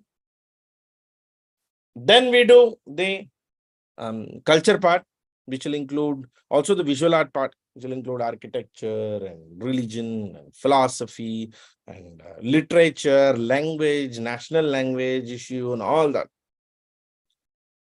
Then in the final, we do the heritage part. Heritage is also exactly purely like factual stuff. Heritage is more like, those match the following type of questions do come from heritage section of the syllabus, which is say Firozabad glass bangles or Bidri craft or GI tags, connecting GI tags of the connecting locations. All that information comes from this particular part of the syllabus, this section.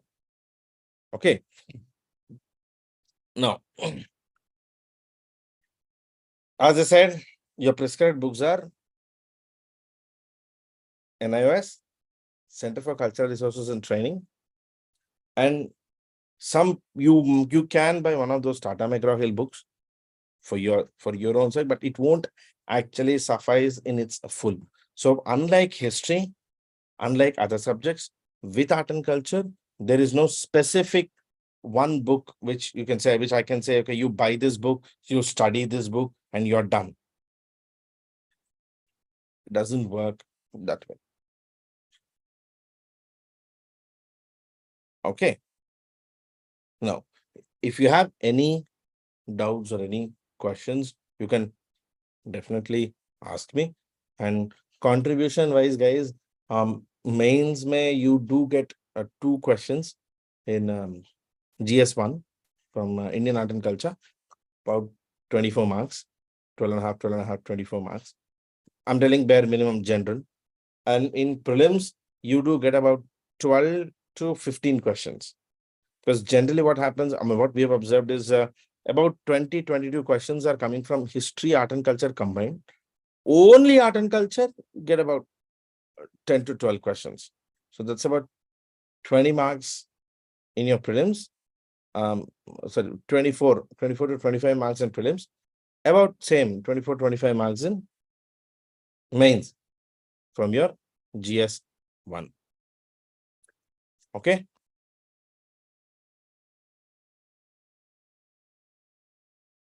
So if you have any questions, you can definitely pull me across.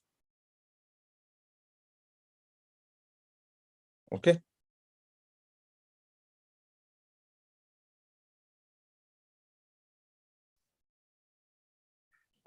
Sir.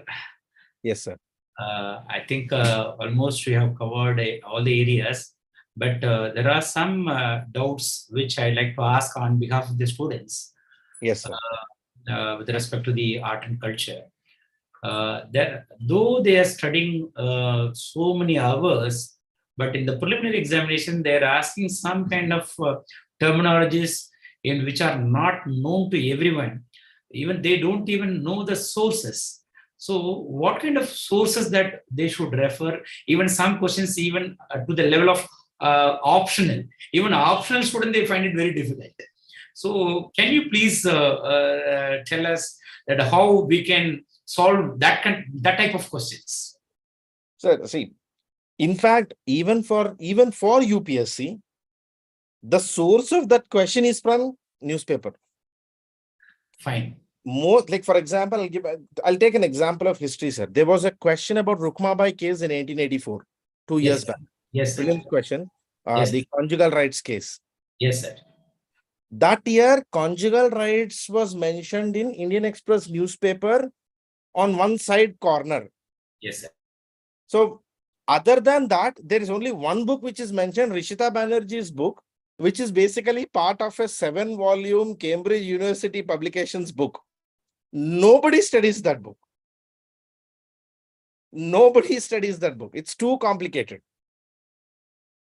So, with this part, with every year, 1 or 2 terminology questions will come, which are extremely strange, extremely rare. There is only 2 ways to answer this, sir. Number 1, current affairs and newspaper, because even UPSC has sourced it from newspaper. And if they don't know the question at all, the best thing is to just leave it like that. The problem students are doing is they're trying to guess something which is not even guessable, because with art and culture, most questions in art and culture, either you know or you don't know. There is no midway. There is no guesswork. There is no plan work. There is no smart guessing. Nothing works here. Either we've done that, or you've studied that in your current affairs part, or you're in your syllabus, or you don't know. When it comes to those rare terminologies, either we know or we don't know. If you know, that's only because you've done your proper current affairs newspaper. And newspaper wise helps a lot in UPSC, particularly for art and culture. So students feel this strange because they are reading art and culture from a book, not from a newspaper. Uh, actually, as it was told by Sujata Menon, you are also just acknowledging the same thing. History is not the history, it is a current affairs related things which one should remember. Then only they can solve most of the questions. That's only way, sir. Yes, yes. So, but students, they used to give importance for the economic current affairs and environment current affairs, but they used to forget to read the current affairs related with the art and culture and history. But that is where the most of the questions that is reflecting. So, rightly you have pointed out. Sir, with respect to the answer writing in the mains examinations, there are some questions which reflects almost on the same area. But sometimes even with respect to the world history, they are not at all asking any questions. So what is your opinion, sir, actually, whether they should focus only on the previous year questions or the topics which are asked repeatedly in the previous years, or they should also focus on the other areas in the art and culture, sir? Sir, see, with architecture, like for example, take architecture part, continuously 5 years onwards, there's always been a question, architecture, and that too specifically architecture of the post-Maurya period. Yes, sir. Now, see, the way I see it is UPSC is trying to create a pattern for 5 years. Yes, sir. We all fall into the pattern of the trap. Yes. And the 6th year, there is a complete overturn. So this is basically a tug of war going on between UPSC and the aspirant. Yes. So there is actually no pattern. Yes, yes. Just because it has been asked 5 times, it doesn't mean it will be asked the 6th time, or it doesn't mean it will not be asked the 6th time. Yes, yes, yes. Like in the last 6 years, sir, as you said about world history, in the last 6 years, there's been only one question about World War II last year. Last year, I mean, not the one, before one. Yes. Now, what students have done now is their interest or their focus on world history has come down. Either they've sort of given it up, or they do just light preparation. It's like a ticking time bomb.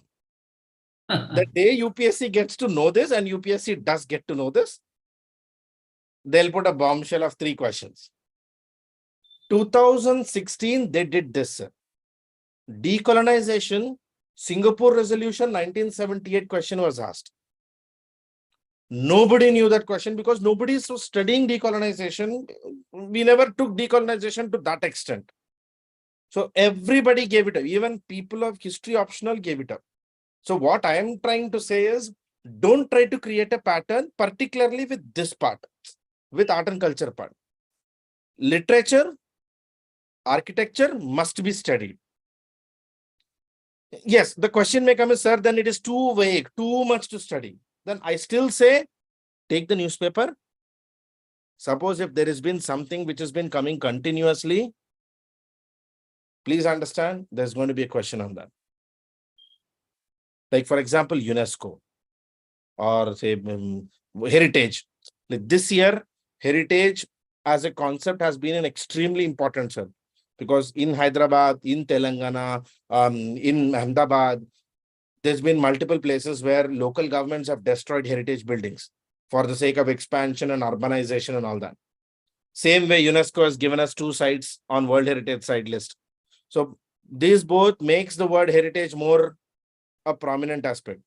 So the question may never come as elaborate heritage or what is heritage.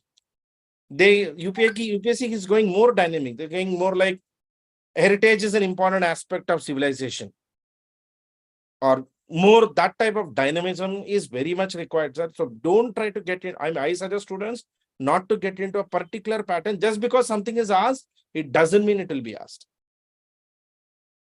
Yes, sir. Sir, any other inputs you would like to give it to the aspirants, those who are not at all preparing the history part and they'll be giving importance to the other areas. And there are some aspirants I know very well, they'll play the game, but finally they will end up in multiple failures. So I need some inputs because they have not developed the interest in the subject. So they will omit certain areas, but these are all areas where they can easily score. Any way to develop some kind of interest in these kind of things? Sir, see, for this, I tell all students, I tell only one thing. So every year I keep getting students who come and say, sir, I don't like ancient India. I don't like art and culture. I always say, shadi nahi karna. Padna. It's a syllabus. UPSC itself has not given us an option saying either read art and culture or read ancient India. UPSC says read. Done. Number one. Number two, this is out of my experience with different people I've spoken, I get, sir. UPSC knows exactly what subjects students are not studying. Correct. UPSC knows this. It's very simple, sir. They go to 4 bookshops in Delhi, 4 bookshops in Hyderabad and find out which books students are buying. You'll get to know what books students are studying. So UPSC knows what content to avoid in the prelims and mains. Yes. It's a very simple aspect, sir. So students, there is only one advice. You don't have a choice. If you're not studying, the other 3 lakh people are studying. You're the one who's losing it. There is nothing to like or dislike. There is a syllabus. There is a question. You need to read the syllabus. You need to answer the question. Done. आप नहीं कर रहे हैं, तो बाकी 2 लाख तो पढ़ रहे हैं. I mean, it's a very simple logic, sir. Here, we are at war. So there is no choice of selection because we in colleges, we are trained in that way, sir. You don't like it, you leave it. You cover it in other subjects, etc. But here, UPSC is planned the paper in such a beautiful way that everything matters, every part matters. You're right. You're right. Yes, sir. Any other inputs you would like to share to our students, sir? Sir, I always suggest students, make your own notes. Students have to make their own notes. I mean, I am somebody who's been consistent, particularly with art and culture. I've been against using a ready-made material because art and culture is an extremely dynamic content. So what is fact today may not, it's like IR. Just like IR, sir. IR, you can't actually read IR from a single book. It will be criminal to actually read IR from a single book and say, I'll pass. Because every day things change. Same with art and culture, sir. I suggest students to use that register model where they take one book, 28 states, 3 pages per state, start writing, start everything noting, state tribe, state festival, state events, or any religion particular aspect about that state. Similarly for religions, one book, one small book for religion, one small book for cinema. Like for example, best cinema, first talkie, first mookie. This is something, and every time they're writing, sir, every writing is equivalent to reading 10 times. Correct. Writing once is equivalent to reading 10 times. It will remember, they'll remember that in their subconscious mind. Right. And here, sir, lastly, with art and culture, we are only required to recollect what we know, not remember, because we are not a hard disk. We are not a computer. We can't remember everything. Sir, recollection is important. Sir, there is no one particular resource to refer for art and culture, as you said. But there must be some resources for each and every area of art and culture. Can you please suggest as a resource person as a best and one of the best resource persons who is available in India? You would have referred so many textbooks for art and culture. Can you please say some of the resources which are available for art separate, architecture separate, and heritage separate? Please, can you please give some ideas? Yes, sir. Sir, with art part, which is performing arts, visual arts, CCRT, Center for Cultural Resources and Training. Okay. Yes. For the culture part, wonder that was India. Bhashan sirs, AL Bhashans. That is culture part good. For heritage, NCRT year 11. Oh, good. NCRT year 11 and all of these, sir, the entire book must not be studied. It's very selective. The syllabus paper has to be there parallel whenever you're studying. So if the syllabus is asking classical dances, how many of them, who gives it, what is the status, what are the dances, what are the features of each dances? That's it.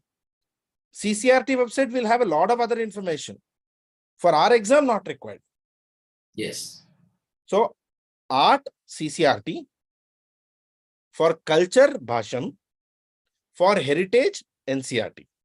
Very good. Very good. For current affairs, sir, annual Ministry of Art and Culture annual report. Very good. Very good. Annual Ministry of Art and Culture releases an annual report. The PDF will be available in their website every year. That's more that comes somewhere about January, February, sir. Perfect book. So everything we studied will get added with that. Sir, I am seeing most of the students, they used to refer only one book, that is class 11th book alone, they'll refer for art and culture. Yes. And very rarely I am seeing a student who will refer all these things. Everyone is behind one particular material which will be available in the market. Just like that, they will go. But today, you have given excellent idea to score very good marks both in the prelims as well as in the mains. I'm sure this session would have benefited our students like anything, and we are hoping for the best session in the upcoming weeks, because that's going to be a kind of module where you are going to handle the particular area. And I'm sure definitely, because you are such a wonderful teacher, I have heard about a lot about you. And now I'm very happy that we have got such a wonderful resource person with the KingMakers IAS Academy to teach, to inspire, and to educate, particularly with respect to art and culture. Thank you so much, sir, for your association. Thank you so much, sir. Thank you, sir. Yes, sir. Thank you so much. Thank you. Friends, now almost we have covered so many areas today, and every day we will be interacting with the great resource persons of our nation, those who are handling classes for so many years for the civil services preparation. And today, another resource person is going to join with us, and his name is Vivek. And Vivek is the one who is good at essay writing as well as for the reading comprehension. He has written a book for reading comprehension, as well as he is handling classes for various state government. The students, those who were part of his essay writing program, they have scored more than 159, 160 also, 165 also. So anyone who knows about this field, they will understand how difficult it is to score 150 plus in the essay. So this is one such a session which will give you a clear-cut idea about how to prepare for essay writing, and second thing is how to focus on comprehension, and what are all the resources that one should refer to score very good marks in the essay as well as in the reading comprehension as far as the CSAT paper is concerned. I've seen some students, they used to focus only on the comprehension. They may just skip certain questions with respect to the aptitude. So anyone who is good at English, anyone who is having the habit of reading the newspaper every day, I'm sure they may find it very easy to solve certain questions with respect to the comprehension. But the students from rural background, they think that this particular area is very difficult for them. But there are some tricks and some tips which will help you to score very good marks in the comprehension. For each and every subject, there is a approach, and there is a method, and there is a strategy, and there is a resource person, and there is a materials which one should never avoid, so that you people can easily score very decent marks in the reading comprehension. So Mr. Vivek is the faculty of KingMakers IAS Academy since 2013. And he is a great trainer and mentor for all the UPSC aspirants. and he has got more than 10 plus years of experience in teaching and guiding the aspirants to achieve their life goal. And almost more than 50,000 plus aspirants got benefited by the support of Mr. Vivek sir. So today he is going to be with us, and he is the one who is going to handle the session. So till the time, let us see our one of our greatest program of this year, that is felicitating the achievers of KingMakers IAS Academy. And very recently we conducted one great function in the Hotel Hyatt in Chennai, where we invited all the achievers, including the All India topper who joined through online, and all other students, they joined in the offline. And we had a very big felicitation session where we invited our former Reserve Bank of India Governor, Rangarajan sir. He was there with us, and he came as a chief guest. Another chief guest was Chief Election Commissioner, former Chief Election Commissioner, Mr. Lakshminarayanan.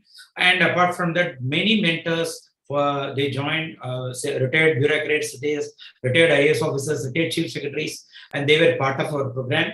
So now let us see that program. So 2 minutes, excellent video edited by KingMakers IAS Academy team, which will really inspire you to become your All India topper in the upcoming year.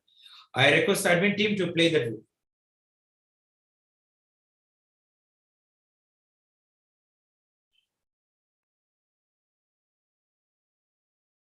Sir, audio is missing.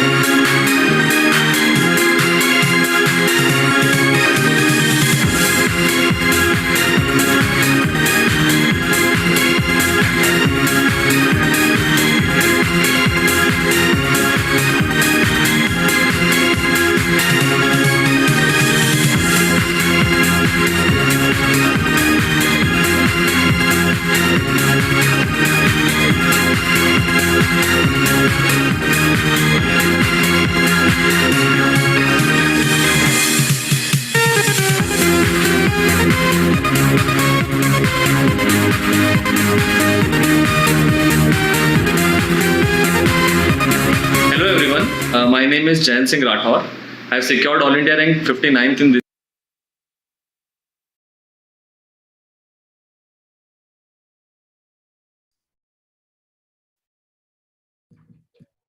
This year I am going to attend UPS interview on September 20th. Through my friends, I came to know about KingMakers IAS Academy interview guidance program in April. So I attended one-to-one session, and I also attended special session conducted during the lockdown. So there has been a lot of change in my personality and the way I approach the questions and some of the questions, and especially the guidance provided by the Harnarayan sir was very, very useful. I think I'll get good score this year in interview program.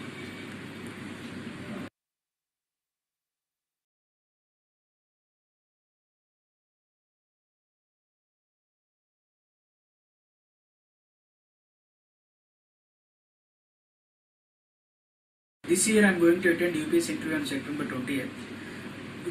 Hello, I am Vasu Jain. I have secured All India rank 67 in the UPSC Civil Service Examination 2020. I want to thank KingMakers Academy for the support and guidance. They have ensured that my interviews go well, and they have conducted classes for the same. They have also taken my mock interview and have helped me in that process. I want to extend my greatest gratitude towards them. Thank you.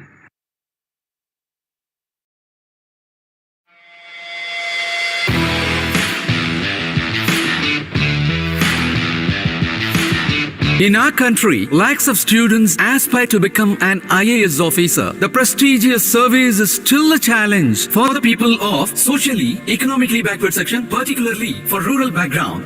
In order to fulfill such aspirations, KingMakers IAS Academy was started in 2013 with the motto of We Teach, You Reach by Srimati Satyashri Bhuminathan. We give special attention to spread awareness about the examinations conducted by UPSC and TNPSC in both rural as well as urban regions. KingMakers IAS Academy is continuously climbing the ladder of success year by year. KingMakers IAS Academy has aided more than thousands of aspirants to get through various government examinations.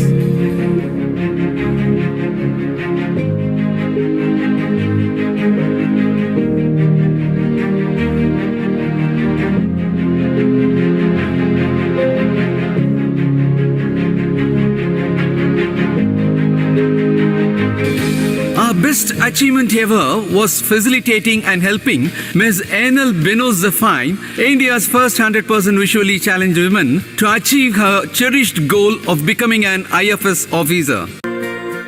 Many IAS, IPS, IRS, IFS officers are visiting as guest lecturers for mentorship and personality development, enriching the aspirants' preparations. So plan just a qualifying exam. So the faculties are very, very important. அந்த மாதிரி faculties கிடைக்கிறது அப்படிங்கிறது of being of help to others, come in. Otherwise, don't come in. Aspirants to tell the students. IAS தேர்வு, IPS தேர்வு வெற்றி பெற்று மிகச் சிறந்த ஒரு பணியாளராக வர முடியும். Preparation is unique. I should become an IPS officer. The new premises inaugurated by His Excellency, former President of India, Shri Pranab Mukherjee. That this academy is going to train up, prepare the students coming from rural background. I wish the academy to be all successful.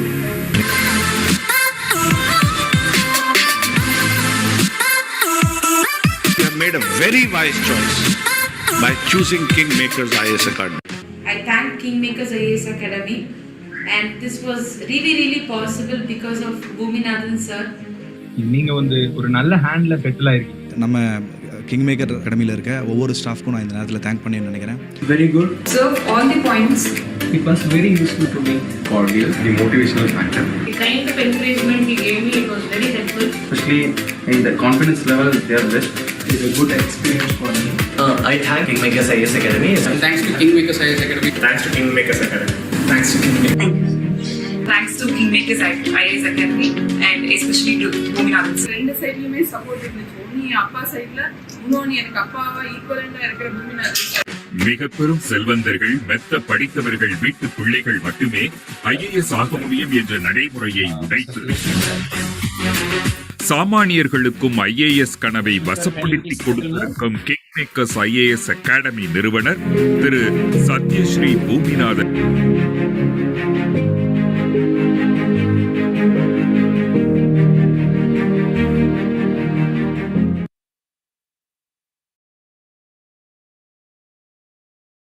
friends. Now the next session is ready, and we are going to start the wonderful session.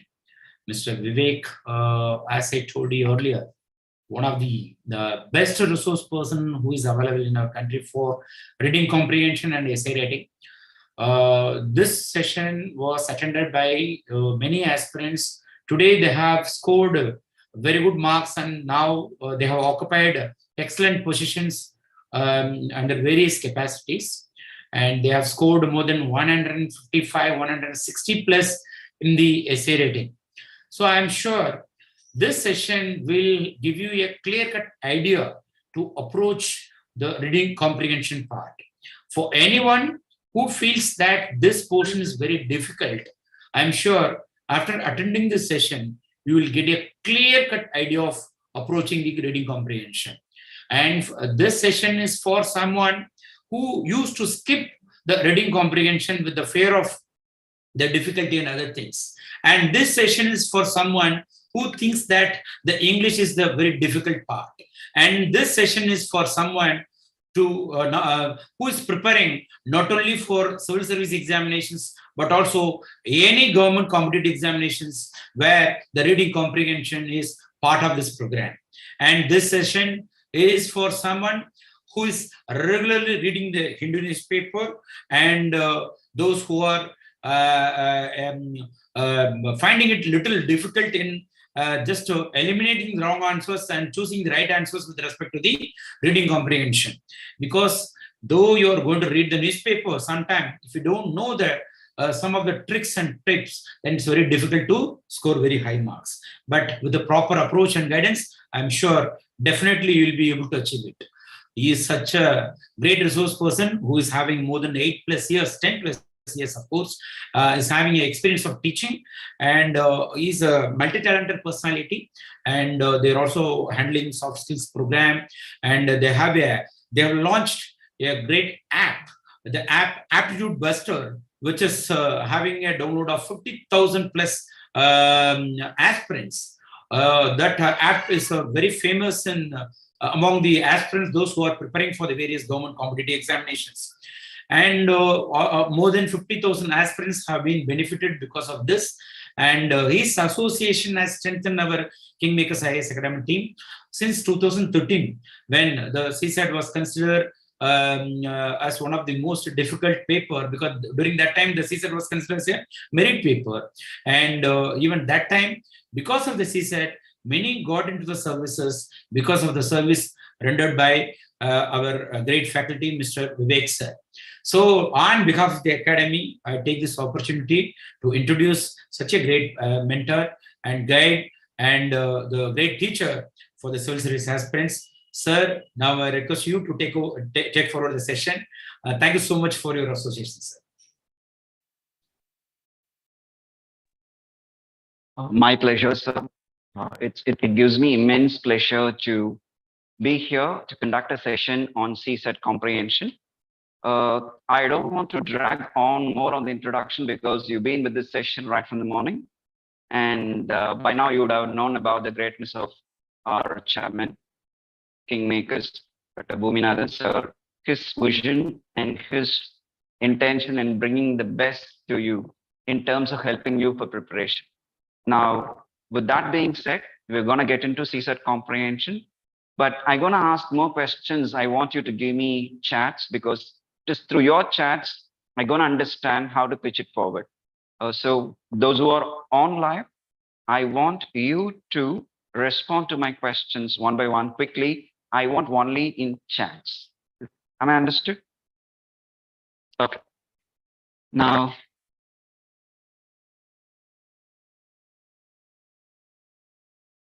I want to share you a few questions.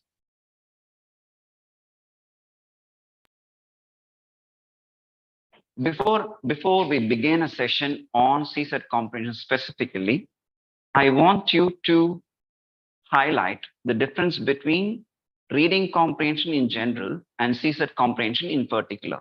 What is that one difference? What's that one difference that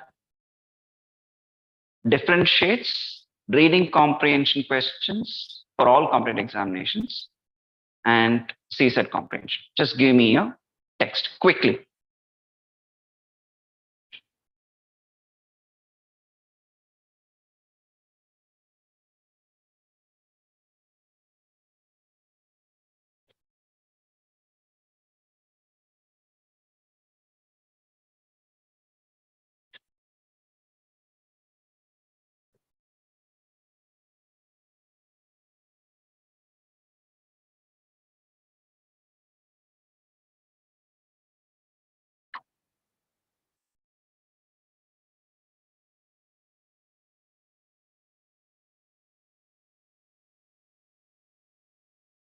Differentiate CSAT RC. I want you to answer. I want responses. Only then I can proceed. Quickly.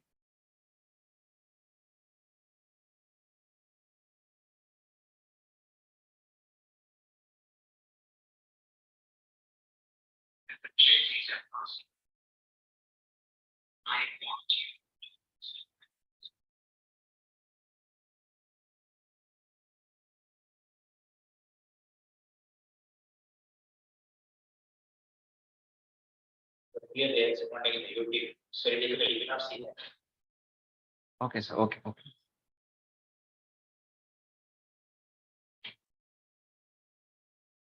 Okay. I'm gonna suppose that you wanna answer or you want to know answer to these questions before we begin. Reading comprehension is the most familiar question type, which everyone would agree with, right? The most familiar question type is reading comprehension. Everyone is introduced to this question type right from your school days, right? So when this is so common, when we say reading comprehension is so common, so very frequent, you name an exam, you download any previous year paper, not only for CSAT, any complete examination paper for that matter, you will find at least 2 questions from a passage. Okay, so to that extent, this is common and frequent. But the sad thing is, in CSAT comprehension, it's not yielding result. Why? What could be the reasons? This is what everyone is passing in your head, right? So I know comprehension. I'm not new to comprehension, and comprehension is something I can take it always for granted. This is what everyone says. Sounds really cool. Okay, and there's nothing new. But if you look closer, even the last year's plea, right? The majority of the aspirants, when they're being asked, why do they find it difficult to score in CSAT? The first answer they give us, sir, comprehension was very difficult. So how are we going to break this question? How will you move forward?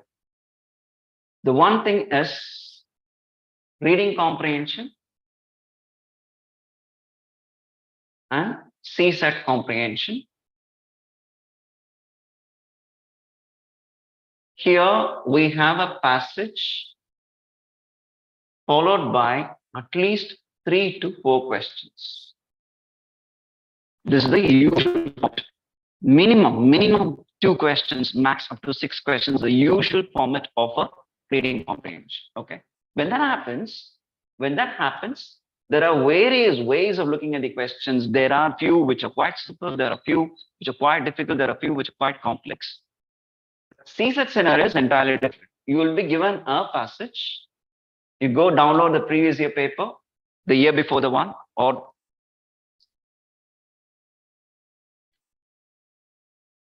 okay. All right.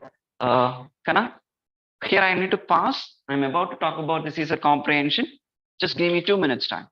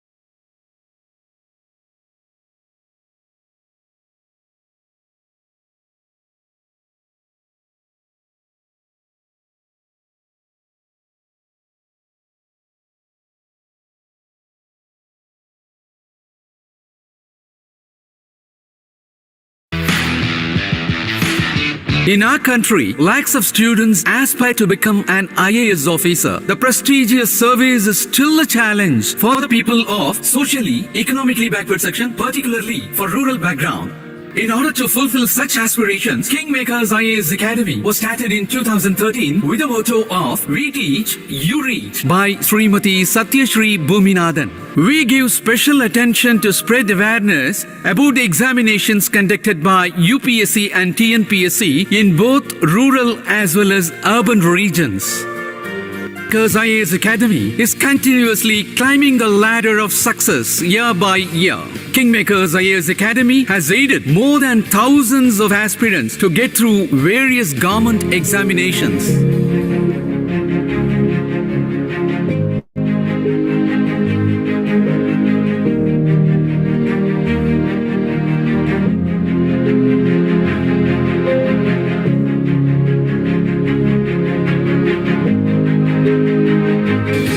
Our best achievement ever was facilitating and helping Ms. Enel Benozafine, India's first 100% visually challenged woman, to achieve her cherished goal of becoming an IFS officer. Many IAS, IPS, IRS, IFS officers are visiting as guest lecturers for mentorship and personality development, enriching the aspirants' preparations. So plan just a qualifying exam. So the faculties are very, very important. அந்த மாதிரி faculties கிடைக்கிறது அப்படிங்கிறது of being of help to others, come in. Otherwise, don't come in. Aspirants to KingMakers IAS தேர்வு, IPS தேர்வு வெற்றி பெற்று மிகச்சிறந்த ஒரு பணியாளராக வர முடியும். Preparation is unique. I should become an IPS officer. The new premises inaugurated by His Excellency, former President of India, Shri Pranab Mukherjee. That this academy is going to train up, prepare the students coming from rural background. I wish the academy to be all successful.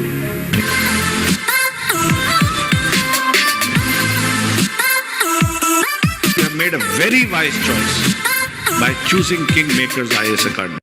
I thank KingMakers IAS Academy, and this was really possible because of Bhuminathan sir. நீங்க வந்து ஒரு நல்ல ஹேண்ட்ல settle ஆயிருக்கீங்க. நம்ம kingmaker அகாடமியில் இருக்க ஒவ்வொரு ஸ்டாஃப்க்கும் நான் இந்த நேரத்தில் தேங்க் பண்ணி நினைக்கிறேன். Very good. Observe all the points. It was very useful to me. Cordial, the motivational factor. The kind of encouragement he gave me, it was very helpful. Especially in the confidence level, they are best. It's a good experience for me.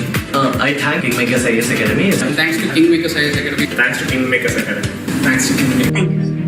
Thanks to KingMakers IAS Academy, and especially to Bhuminathan sir. ரெண்டு சைடுலயுமே support இருந்துச்சு. ஒன்னு அப்பா சைடுல, இன்னொன்னு எனக்கு அப்பாவா ஈக்குவலண்டா இருக்கிற Bhuminathan sir.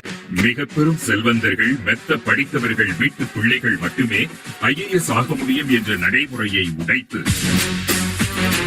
சாமானியர்களுக்கும் IAS கனவை வசப்படுத்திக் கொடுத்திருக்கும் KingMakers IAS அகாடமி நிறுவனர் திரு Sathyasri Boominathan.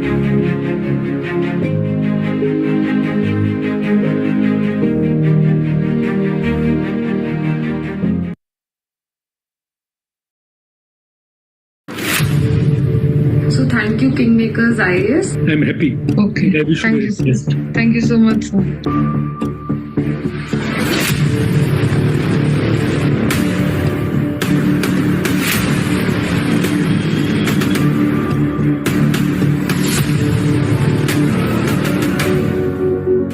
Hi, I would really like to thank Mr. D.P. Agarwal sir for helping me and guiding me in the interview stage.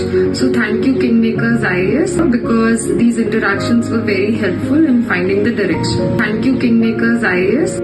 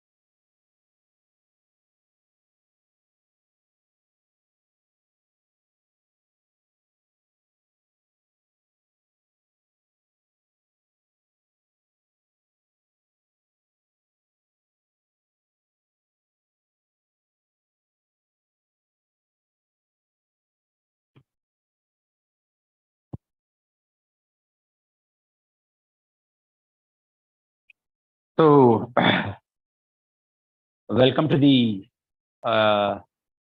important session, the session which will help you to get through an important stage in the civil service journey.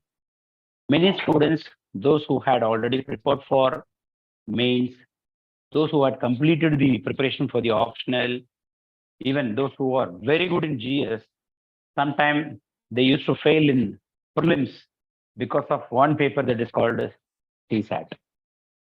There are some students, they're very smart enough. They omit certain questions in the aptitude, but they will focus more on the comprehension. Only with the help of comprehension, I know many students, they got qualified in the CSAT and they cleared the prelims exam. Today, successfully, they have cleared the mains as well as the personality test.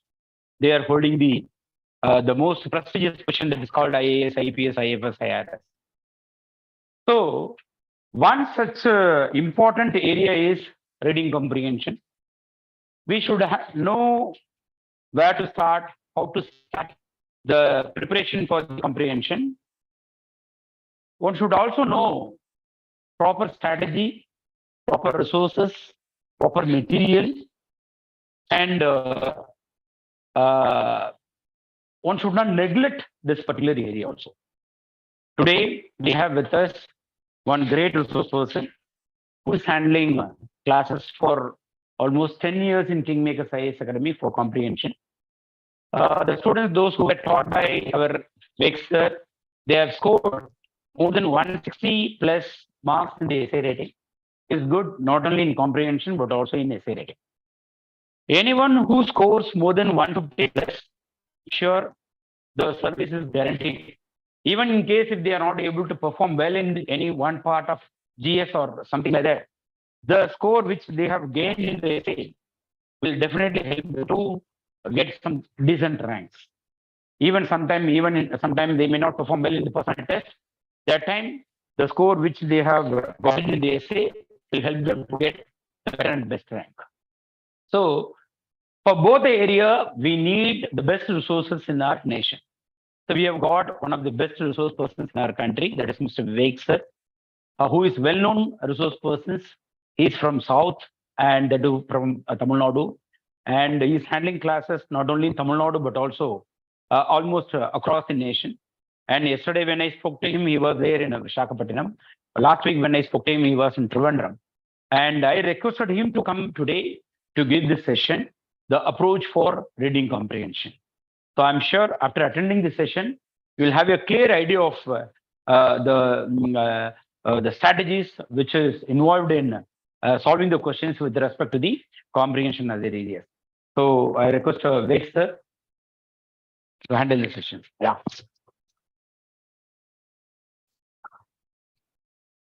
And one more information I'd like to tell you.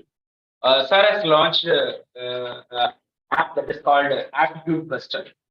So for around 50,000 candidates, they have downloaded the app. I think that is a one-point solution for CSAT preparation, both aptitude as well as comprehension. Almost all the previous year question papers, all the practice question papers, chapter-wise, topic-wise, they have given. They have uploaded so many videos, and one of the best resources which is available for the CSAT. So I request all the students to download that app as well as to join the particular course, which will be really useful for your journey in the UPSC. Thank you, students. Thank you, sir. Thank you, sir. Thanks a lot, sir. Thanks for your introduction. Shall we begin? I was told that you have been given the worksheet. It's been shared. You can open the worksheet, please.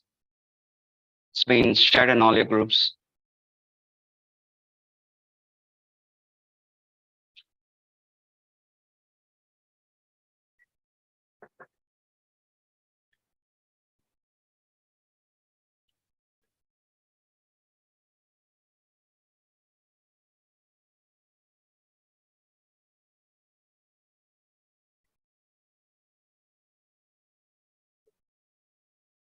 Okay, let it take time. But when we say the moment, the comprehension, first of all, I want to ask you a few questions.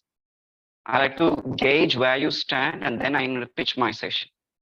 So will you answer a few questions? Ready? Am I audible to the back? You can answer my questions, right? Yes? How many of you have downloaded the CSAT question paper? How many have seen the previous question paper? Please raise your hands.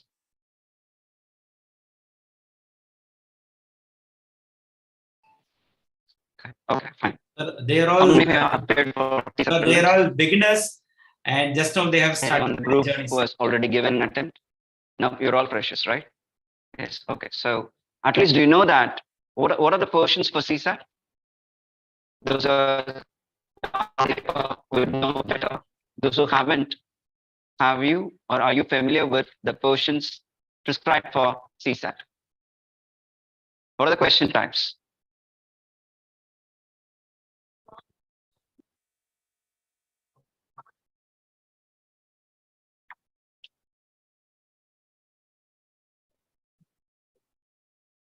Total number of questions? Duration? 80 questions? What's the duration?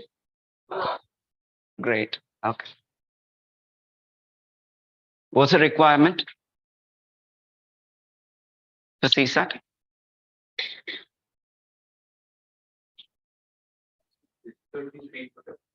33%, right? Okay. From your standpoint, going by your awareness, going by what you understand aptitude, I believe, how many of you from engineering streams? Okay. Are there any postgraduates? Whichever way, in common. Okay, fine, fine, fine. Now, the presumption behind my question is there's a huge story from what I do about it. So based on your understanding, based on your exposure, when you say that 80 questions, 120 minutes, when you have given enough time to ask these questions, what if people feel that scoring 33% in CSAT is quite difficult? Why this is such a huge inquiry when it comes to CSAT? I hope you have been exposed to this scenario, right? Because of CSAT, there are thousands who have lost their attempt. They scored well in paper 1, but couldn't in paper 2. What could be the reasons?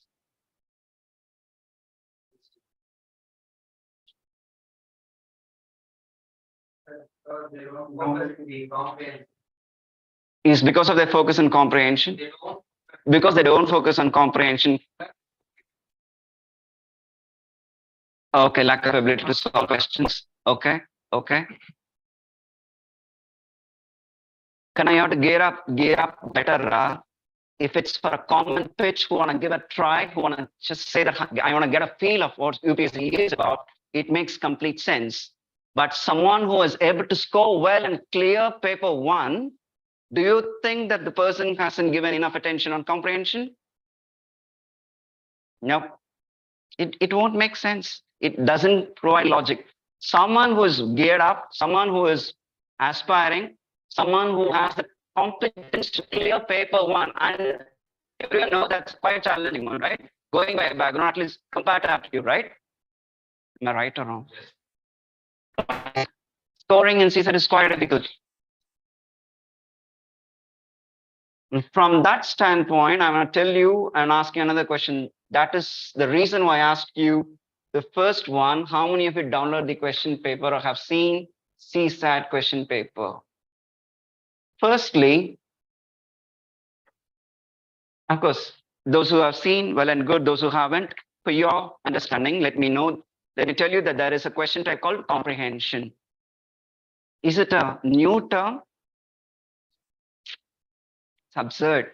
Reading comprehension is the most frequent and the most familiar question type. Am I right? Yes or no? Yes.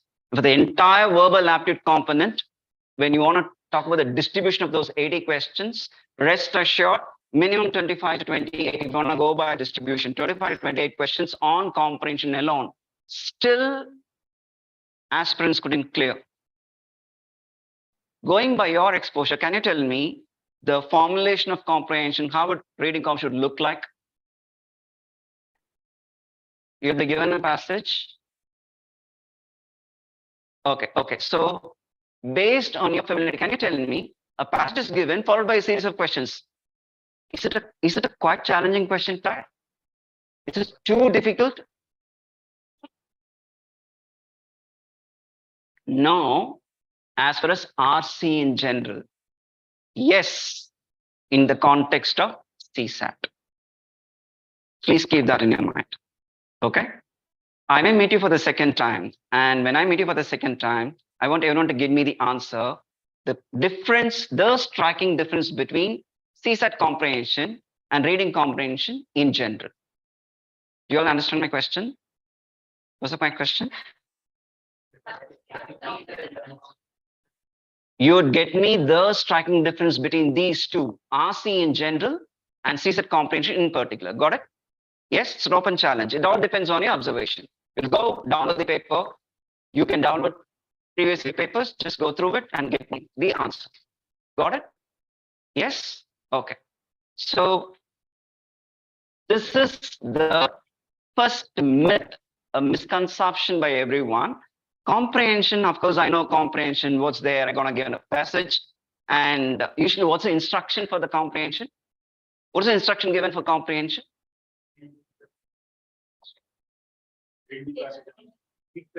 Read the following passage. அதுக்கப்புறம் instruction நம்ம படிக்க மாட்டோம். What's the instruction given?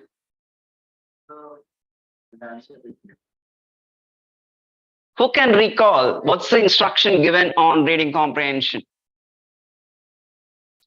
The first part is well known. Read the passage, of course, that's what we are not going to do. Okay, what's the next part?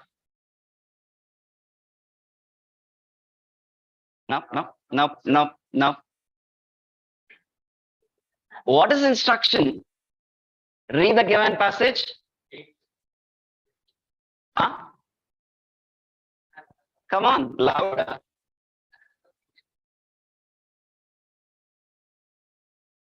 One important phrase is missing. Read the passage and answer the questions.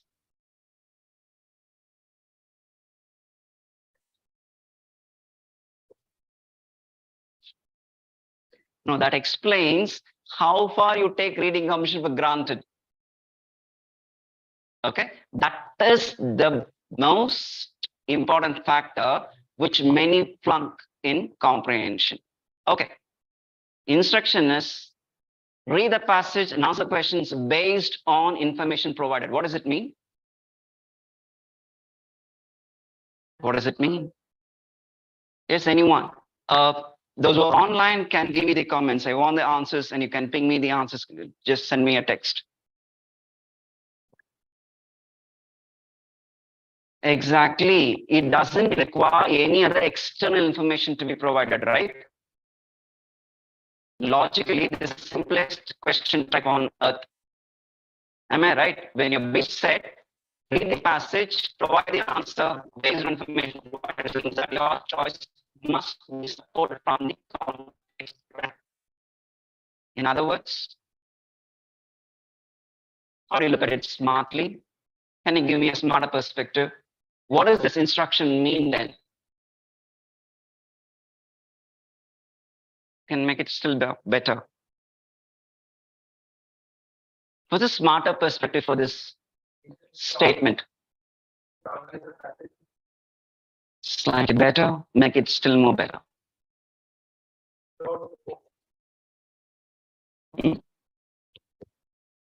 Don't overthink. No, man, it says that your answers are in front of your eyes. Am I right? Am I right? Answers are in front of your eyes. You should know how to get it. So simply keep this idiom in your mind. This is what the entire CSAT course and comprehension is all about. Have you ever heard of this looking for a needle in a haystack? Have you heard of this idiom? Looking for a needle in a haystack? What do you mean by a haystack? What do you mean by a haystack? Hay means what? Dry grass. Haystack, a pile of dry grass. We asked to look for a needle in a haystack. What will you do? Mobile If you ask to look for a needle in a haystack, what will you do? You'll do a better job, right? Yes. You'll do some other better job. Why do waste time? Tell me, if you're asked to look for a needle in a haystack, what will you do? Cool. Who's that? Clap for him. That's a smarter way, right? Use a magnet. You're sure that you'll get a needle, right? So is the case. You know that answers are there in the passage. That's what the instruction says. You should know the tips. You should know the techniques to fish out the information required for the question. Sometimes open, sometimes direct, sometimes indirect. But all said and done, it has to be within the context of the given passage.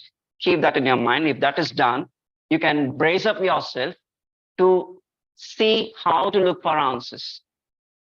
Only when you are asked to provide answers, it should be difficult, correct?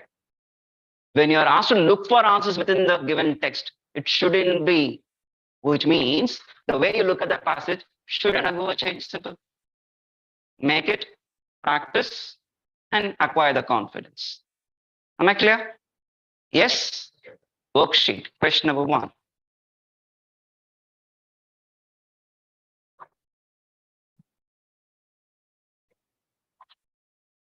Those who are online, I believe this is visible.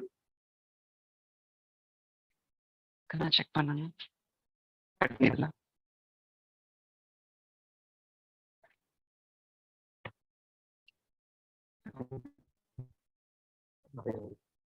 இருபத்தஞ்சு பேர் இருக்காங்க. இதெல்லாம் answer பண்றாங்க.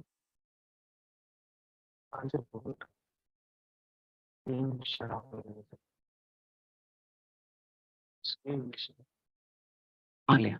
Just 1 minute. Check பண்ணுங்க. So you all have the access, right?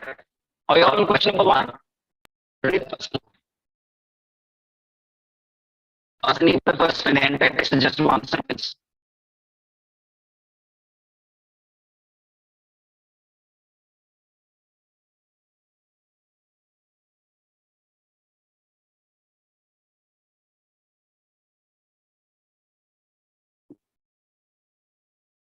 I'll come back to it a little later.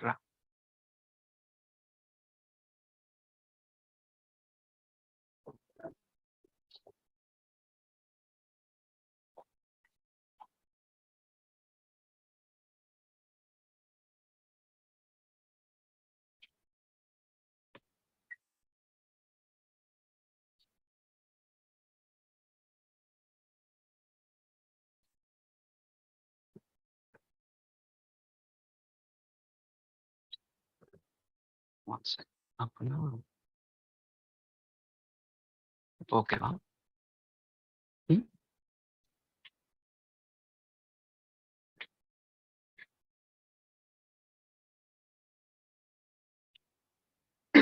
Question number 1, passage 1. Have you read it?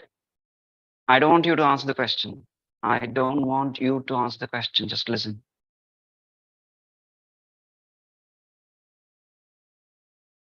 When I introduce you to few steps, and this is what I'm going to reiterate again and again.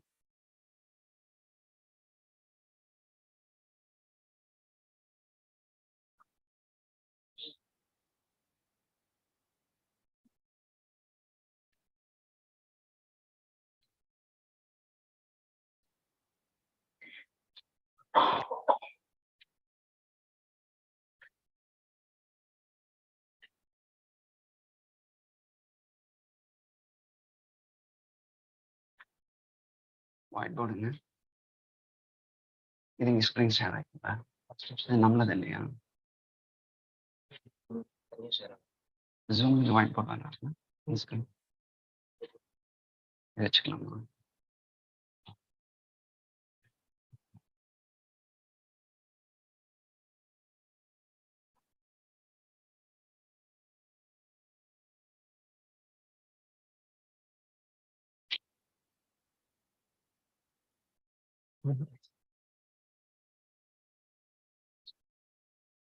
வேற pen இருக்கா?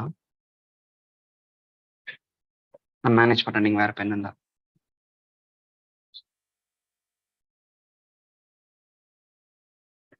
In the meanwhile, I want you to get me what this context talk about. What does this passage talk about?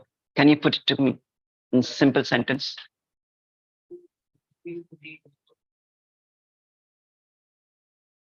Louder, please.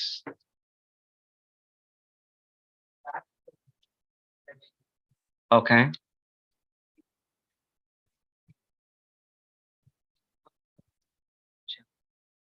Mm-hmm. Yeah, please be louder. I want you to read the text and tell me sum up the main idea of the text given. We'll go to the questions later. This is step 1. You got a tax cut?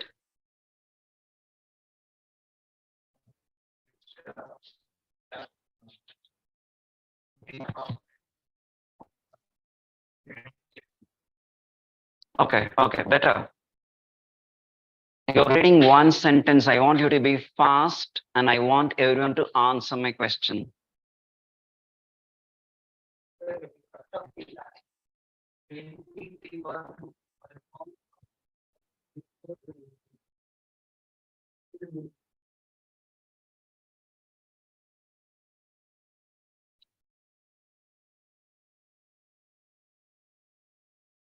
Why does it take this much time? I want you to answer my question. First thing, how many of you are unable to understand the text? Those who say that, sir, I couldn't understand the text, please raise your hands. 1, 2, 3. You're unable to understand the text? Hey, no, don't fret. English na idadana nenachikada. Just I given you one sentence and asked you to read and get me the summary. Right? One sentence to read and get me the summary. Why does it take this much time? And why do you struggle? Why?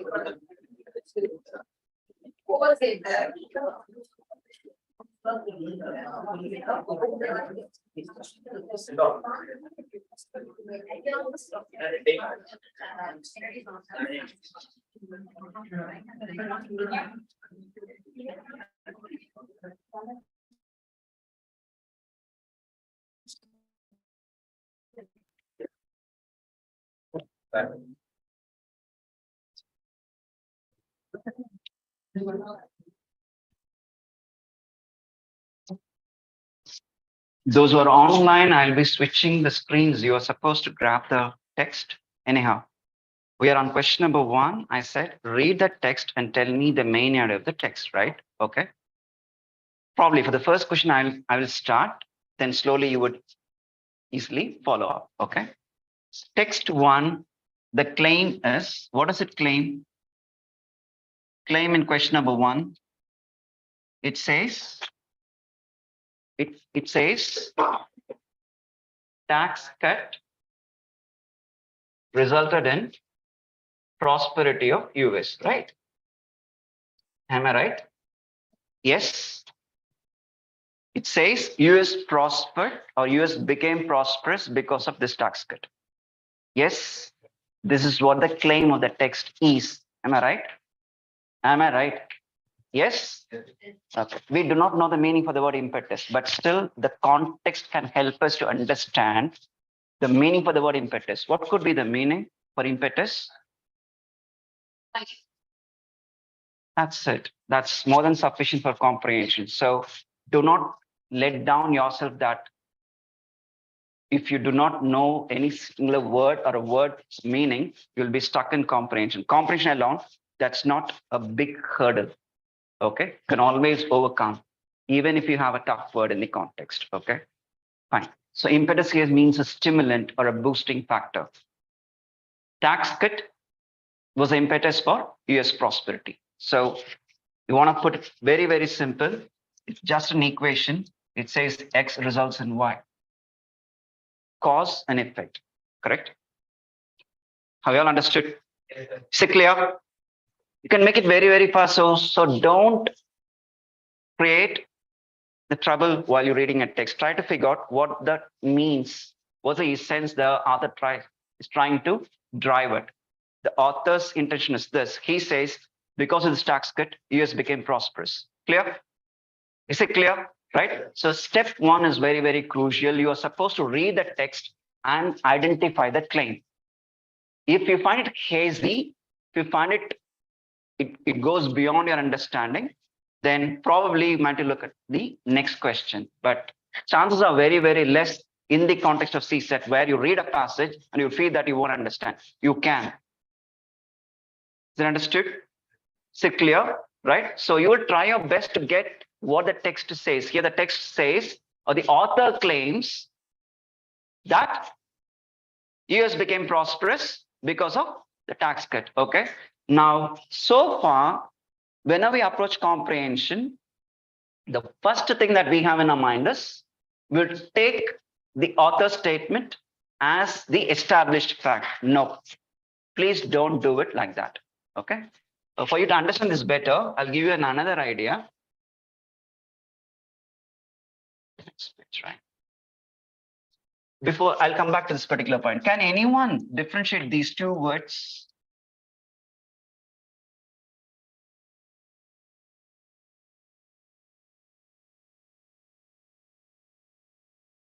This is the first foundation to approach comprehension questions. Can anyone differentiate these two words? These two are most common vocab, right? Which we do in day-to-day communication. Tell me what differentiates a statement from an argument or an assumption. And more precisely, I'll come to assumption a little later. Let me start with argument. Then I will take you on to assumption. That's the next level. If time permits, I'll do it. Statements of facts. Arguments are? Arguments are things.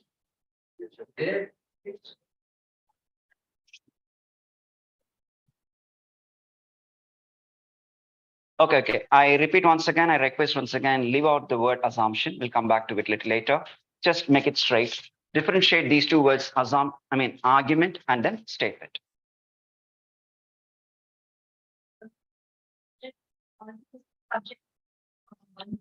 Okay. Is it understood? Statement is subjective, argument is subjective. What does it mean? I got it. You're right. I want everyone to understand. What's the difference between a statement and an argument? Others could try. It doesn't mean only the same student has to answer. Everyone is here to improve your comprehension skills. Am I right? Am I right? Are you so serious? Then answer my questions. Well said. Argument may be false. Statements are facts. Okay, so we'll make it that way. Statements are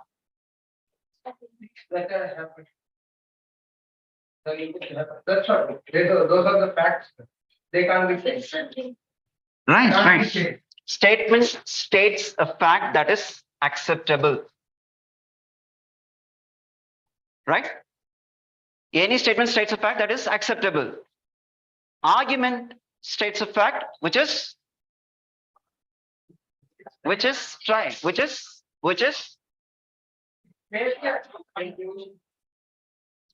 cool. That's it. Which is questionable. Okay. Step one for all comprehension, more precisely for CSAT comprehension, approach the context as author's argument.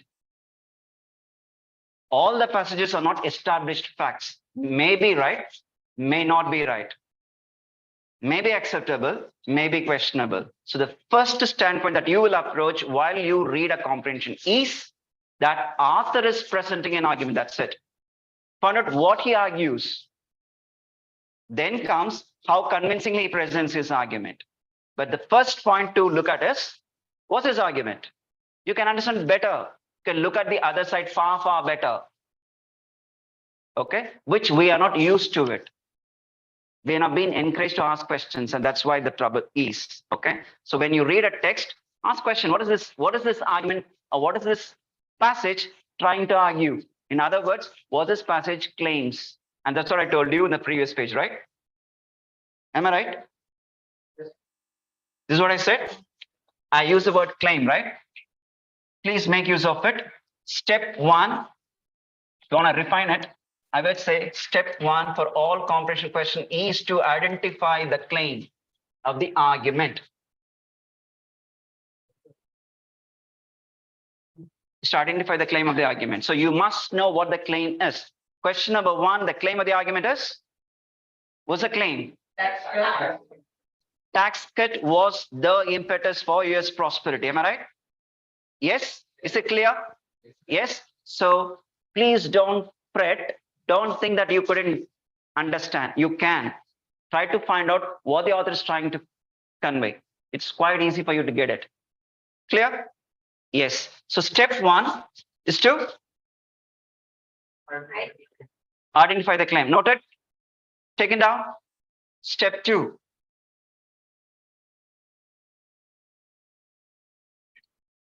Is to understand the question.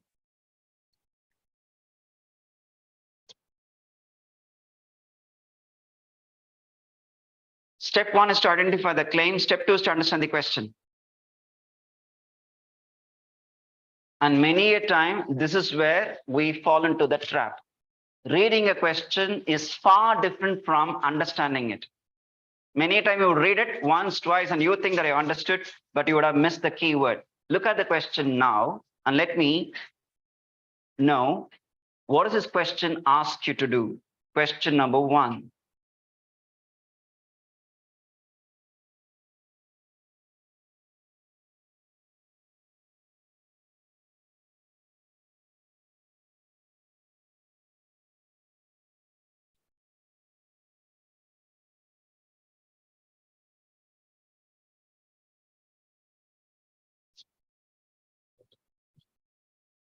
What's this question ask you to do?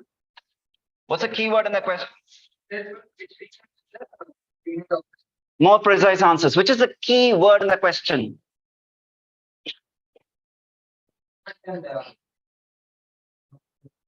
Which is the key word in the question? Read closely and prove that you understood it. I didn't ask you to read the question. I asked you to understand the question. If you understood, then you tell me the key word of the question.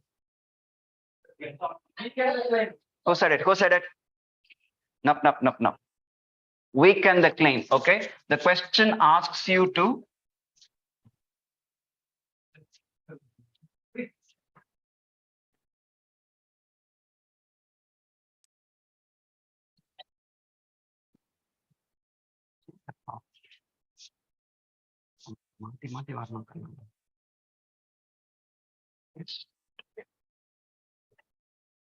the question asks you to weaken the claim.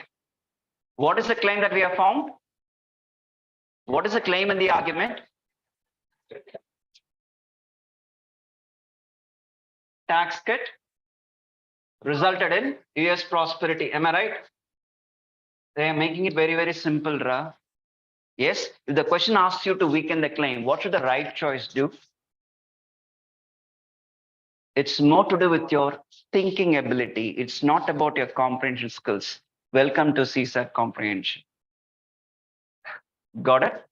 If you're staying with a language proficiency level, no, you're just at a beginner stage. It demands much more understanding and acumen to approach CSAT comprehension questions. So clear? Coming back, I've been talking about the second step. The step 2 is to get the keyword of the question, or to mean to say, understand the question. Understanding means you must be able to pick the keyword of the question. Here the keyword is,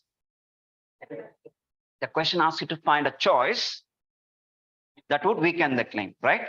Okay, this is step 2. Step 3 is the most crucial part, and that's where the training on CSAT comprehension is essential.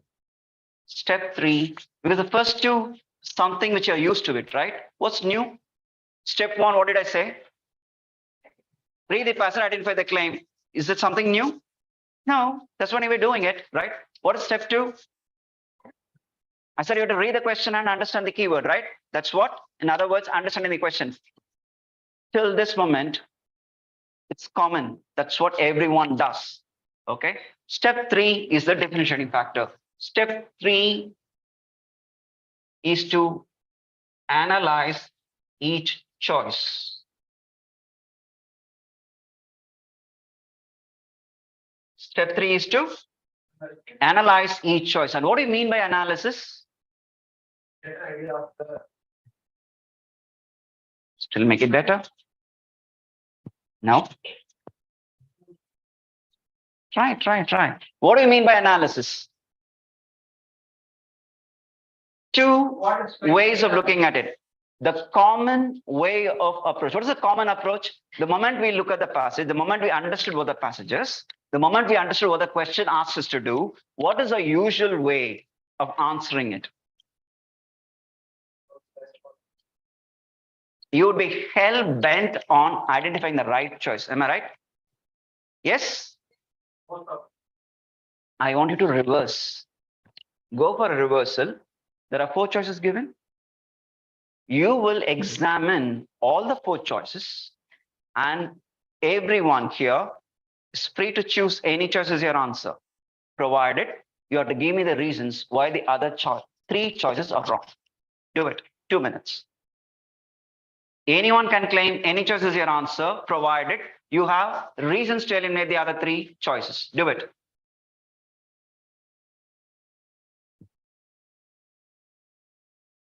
Okay. But either clear or okay.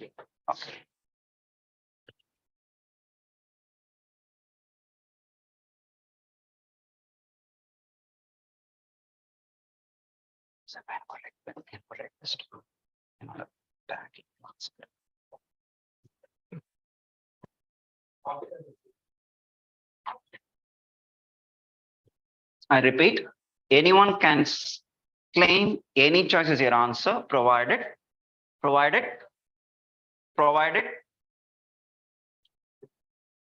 you should give me the reasons for eliminating 3 options. Every time I would insist on you getting me the explanation for eliminating a choice. I don't want you to find or to justify why you think a choice is right. Keep it with you. You will always try your best to tell me why a choice is eliminated. That's it.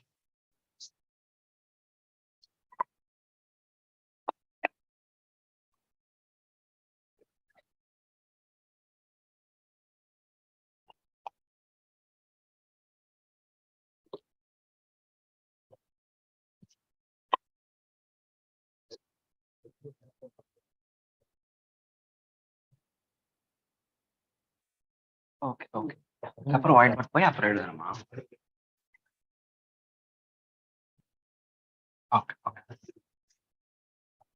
It's done.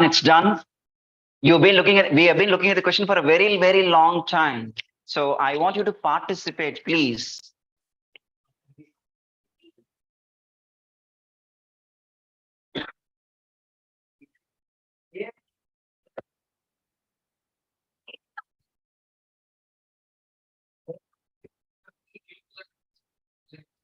Okay, fine.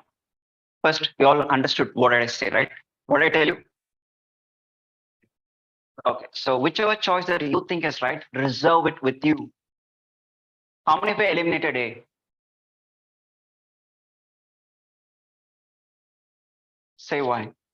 Why do you think A is wrong?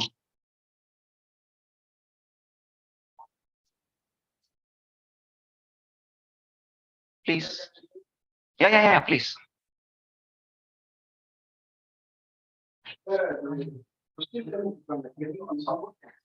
Exactly. Super. Good. That's it. Enough. A is a wrong choice because it supports. Because it supports, right? Or we can say it strengthens. Question asks us to weaken the claim. Hence, A is wrong. Have you got a reason to eliminate A? A is definitely wrong choice. How many of you eliminated B? None. How many of you eliminated C? Say why. How many of you eliminated C? No. How many of you eliminated C is my question. 1, 2, 3. Why do you think C is wrong? Yeah. It's allowing the investors to transfer the saved money into something productive, which in turn will keep the economy profit. Simple. Once again, it starts in favor of tax cut. It says tax cut resulted in more productive investments. Is in favor of tax cut. Therefore, C strengthens. We have a reason to eliminate C. Am I clear? Am I going fast? You are able to follow me, right? Yeah. So far, of the 4 options, 2 options have been eliminated. Reasons are both the 2 options are strengthening the claim, whereas the question asks us to weaken it, right? Got it? Yes, cool. How many of you eliminated D? Okay, try. Yeah. What do you think D is wrong?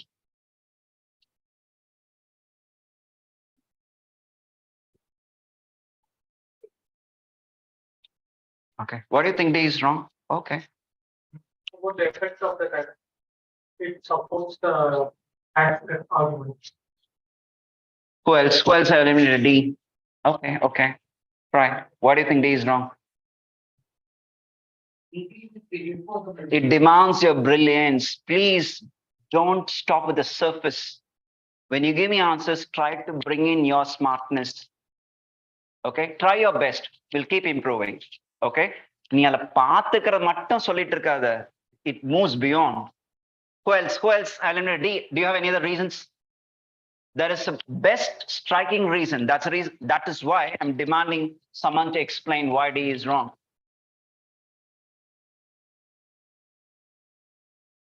And that's a typical CSAT trap.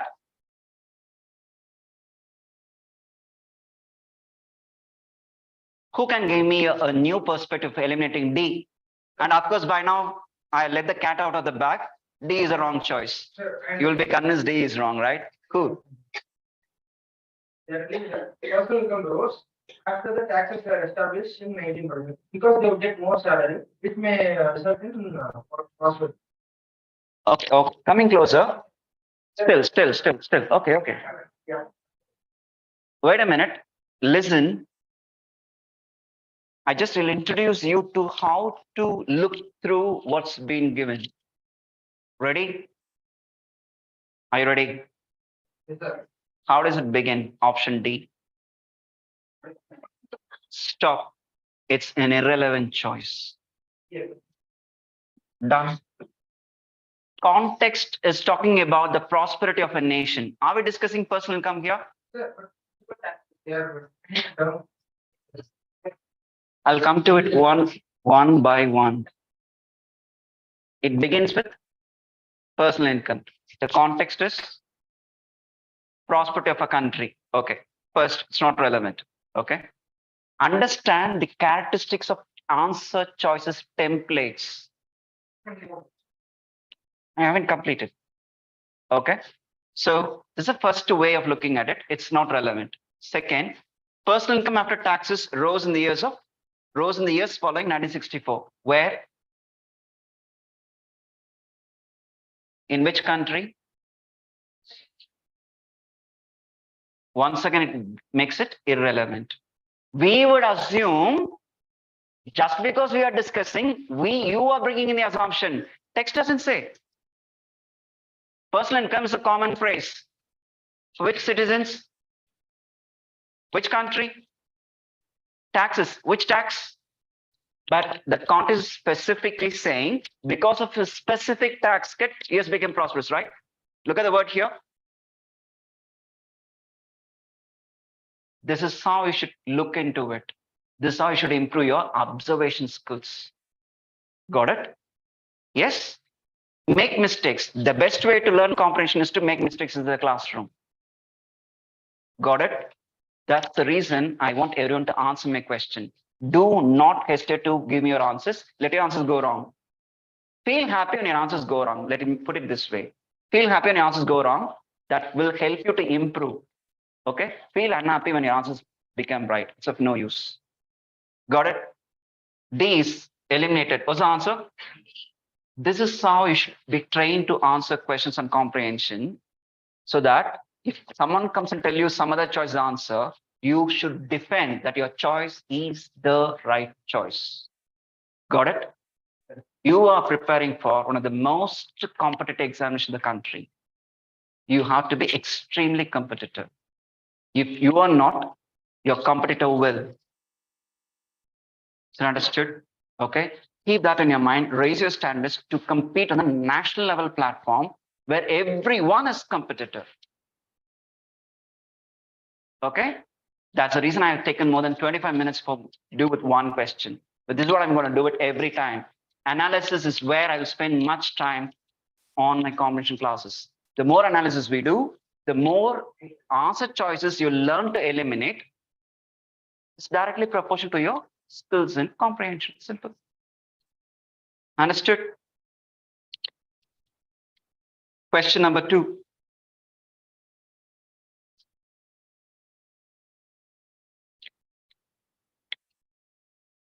Repeat the steps. What's step 1? Louder. Identify the claim. Come on.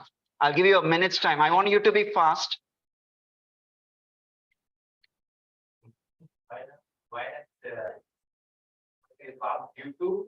I'll give you 1 minute time.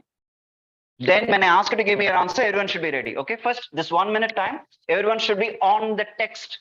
100% attention on the given text.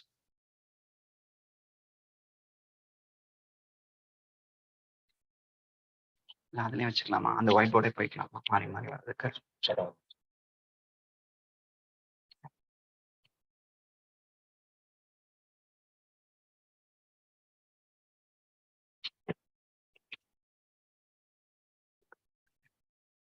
screenshots.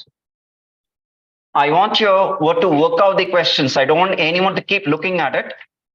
I want you to write what the claim, the keyword of the question, the reasons for eliminating choices. I want everyone to work out each question. Don't keep looking at the screen.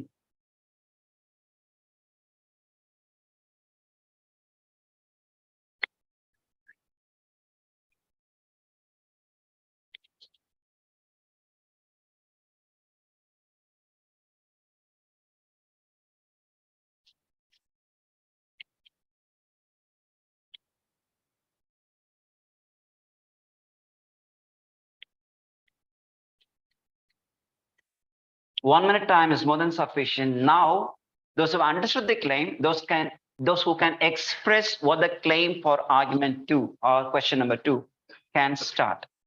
First, raise your hands. I'll choose.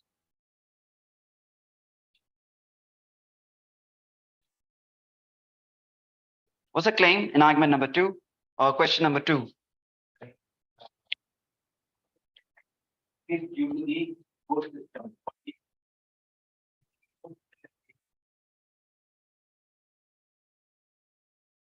Okay.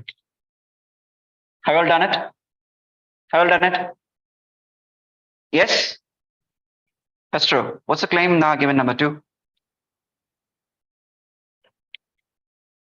If you can express it in English, well and good. If you want to say it in Tamil, quite fine. Violent crime increased by 30% from last year. So our judgment given by both crimes are increased without any fear. Okay, okay, okay. You are right. To this mode, you are right. Complete. What's the claim? Second. What's the claim in the argument?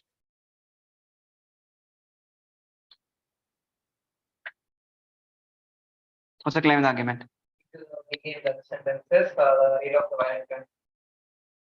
Okay. So, have you understood? Sure. Yes? Okay. Now you try. What is the claim? What is the claim in the sentence? Sum it in your own words. Comprehension can be improved faster and effectively when you express the context in your own words. Got it? Back up the punishments like what? Better. Who else want to give a try? Yes. What's the claim? Yep. Okay. Okay. Good. Good. Better. Okay. Okay. Fine. The argument number 2 says increase in crime rate is due to weak judiciary. Am I right? And deliberately use a different set of words. I want you to try this way. Have the context, understand it, and express it in your own words. Okay. Second question claims crime rate has gone up or increase in crime rate is because of judiciary is weak. Am I right? Got it? Yes. So claim 1 has our claim of the argument is understood. Is that the case with everyone? You all understood? Please ensure that you understood the claim. Am I right? Yes. Have you? What does the question ask you to do? Once again, the question asks you to weaken the claim. Are you ready? Yes. So we have understood the claim. We understood the question as well. You need to find a choice that weakens the claim. Am I right? 2 minutes. You're supposed to analyze each choice. Do it.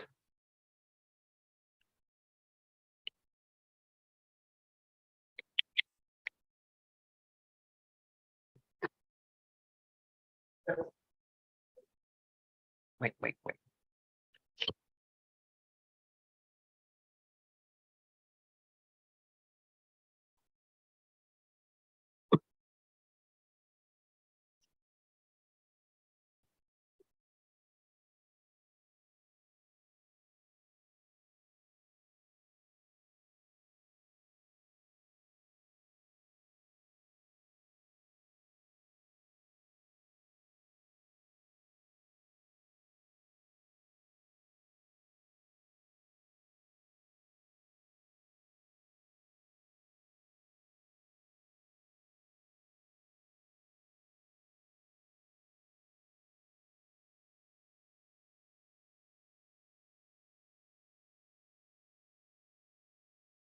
So now I'm going to 5 to 10 minutes to close my session.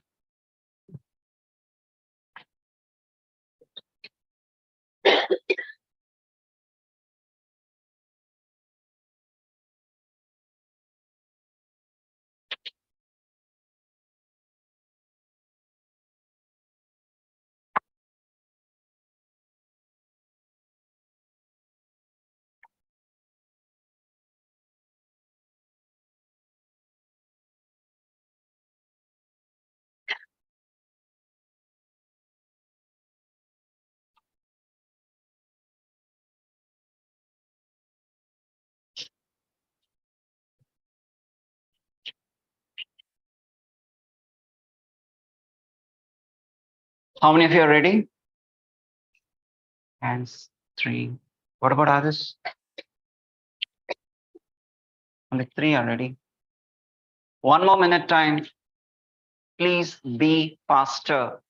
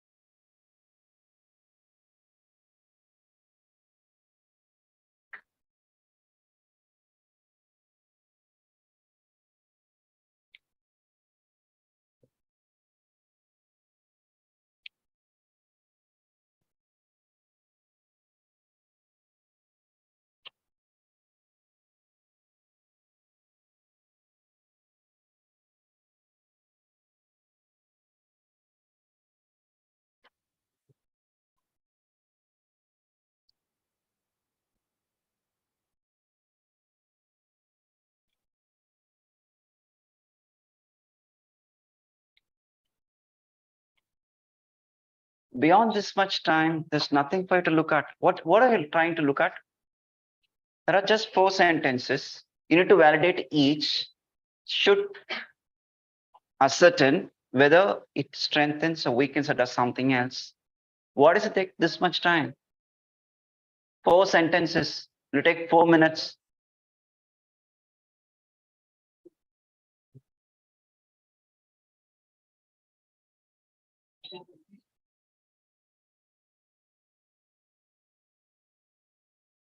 Ready? Listen. How many of you have eliminated option A? 2. Why? Why do you think option A is wrong?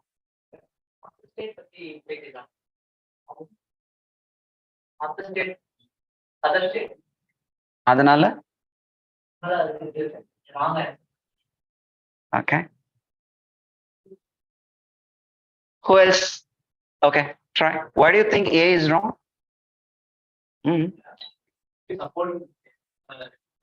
Same state what they have given. The crime rate is being increased. So in this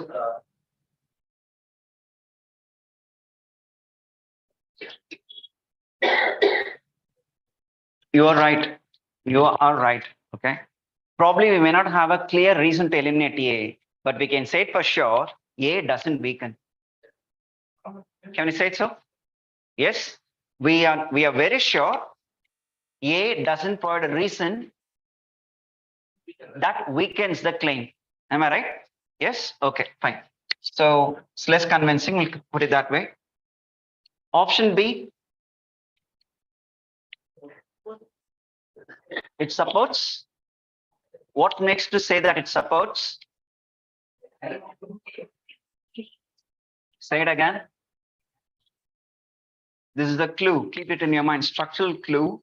When you have the word also in an answer choice, it moves in the same direction. Also means the same direction.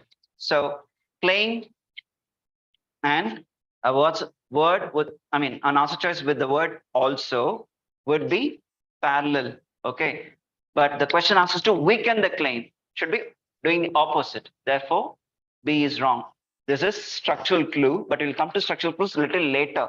Contextually, what does it say? Well, let's go by the context. What does it say? Not only the crime rate is increasing, it says other kind of crime rate is also increasing. What does it mean then? It means it strengthens us, supports, whereas the question asks us to weaken. So at this stage, you can approach it contextually. B supports is a wrong choice, gets eliminated. Okay, how many of you think C is a wrong choice?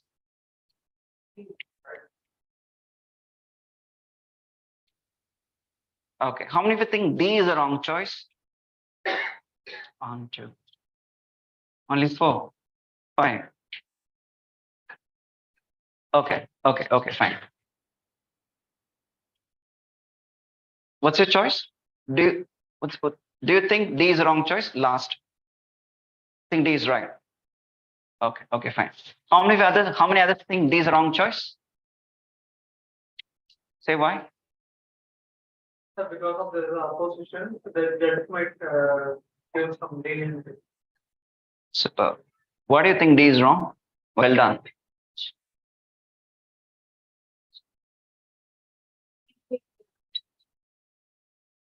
Wait.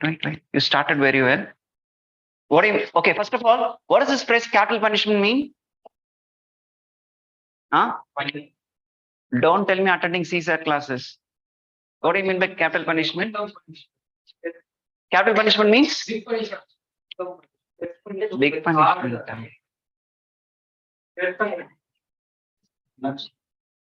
Capital punishment means? Sentencing one to death. That's what capital punishment means. Okay. Capital punishment means death penalty. Sentencing one to death.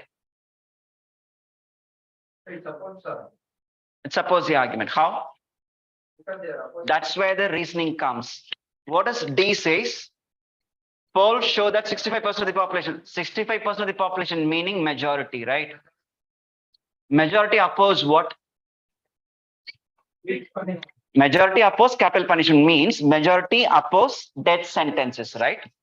If majority oppose death sentence, there is a reason to say why judges prefer to be lenient. Am I right? Okay, so it connects the context. Option D supports. D can be eliminated. Now, is it A or C? Answer is option C.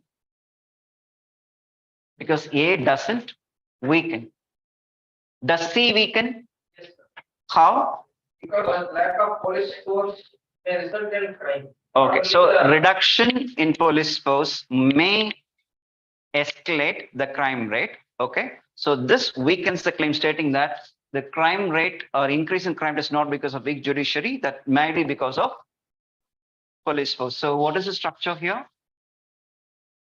We say X results in Y. Okay, your question asks to break the link, right?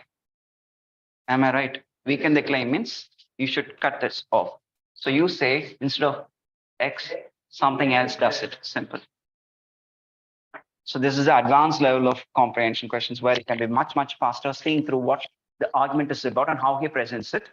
The moment you get the keyword, going to the answer choices, you can figure out the answer choice confidently. Is it understood? Is it understood? Yes? There I stop the introduction.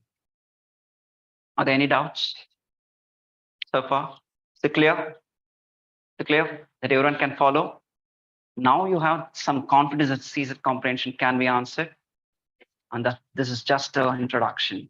Probably by the end of the course, I'll make you ready to beat comprehension. Space straight. Yes? Thank you so much. And leave. Third question, Sir. We're not discussing the third question. Sir. Next class.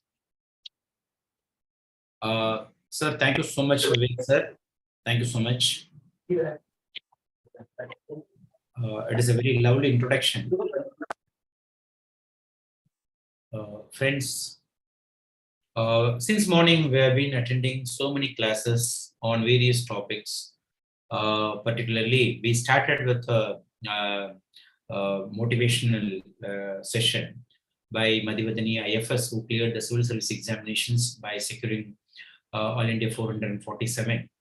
And followed by that, we had an excellent session where Nishan Najumuddin, she came and elaborated the approach for the economy.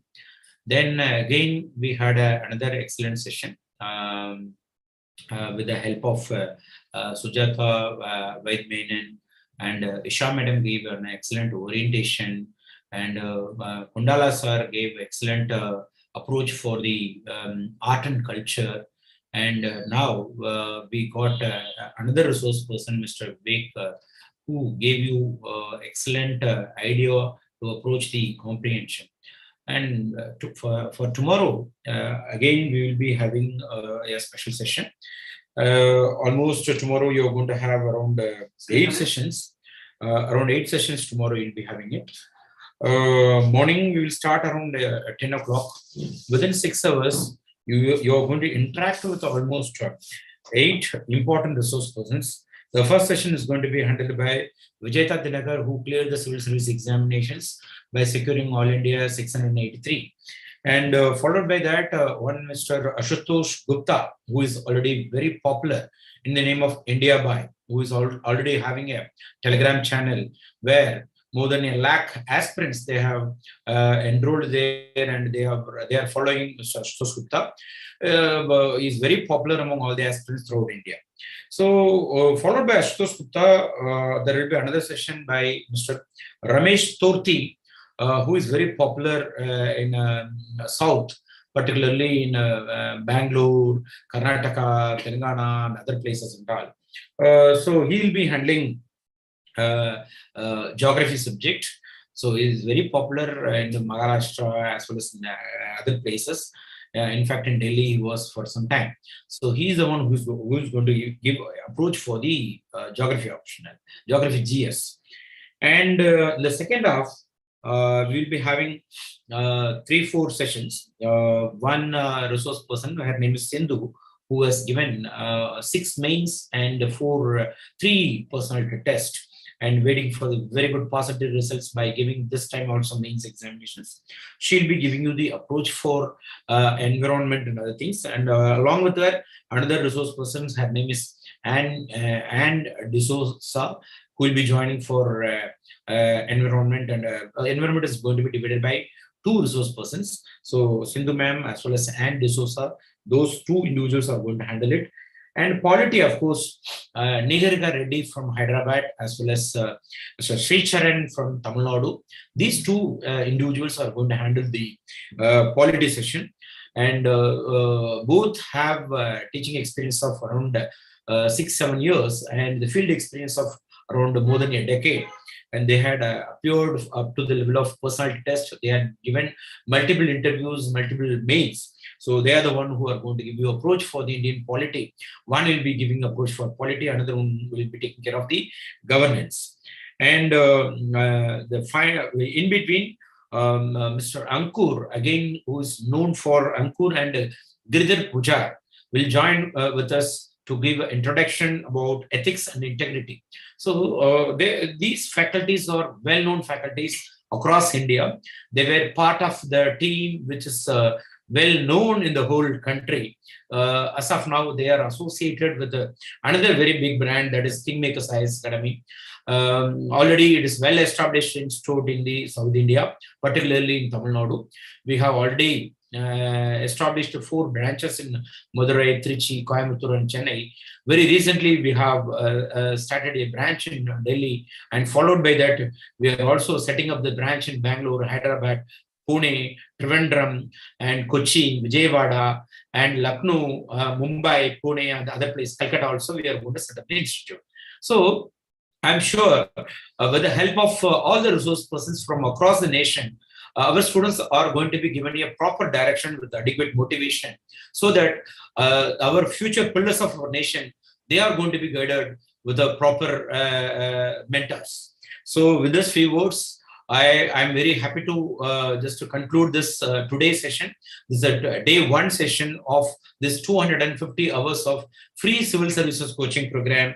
I think no other academy in India have started this kind of initiatives. Today is a day through which you have come to know about all our resource persons, and the coaching program is going to be available in the module wise. So each and every module is going to be handled by the experts, and those who have registered for this program alone will be having the link. Though this session is available in the YouTube, the rest of the sessions, it will be available in the only for the registered candidates. So I request all the students and all the interested aspirants to register in the below link, whichever it is available in the YouTube. So please kindly follow our website as well as our Telegram group as well as our Facebook. Then only you will come to know about the various activities which are available for the aspirants.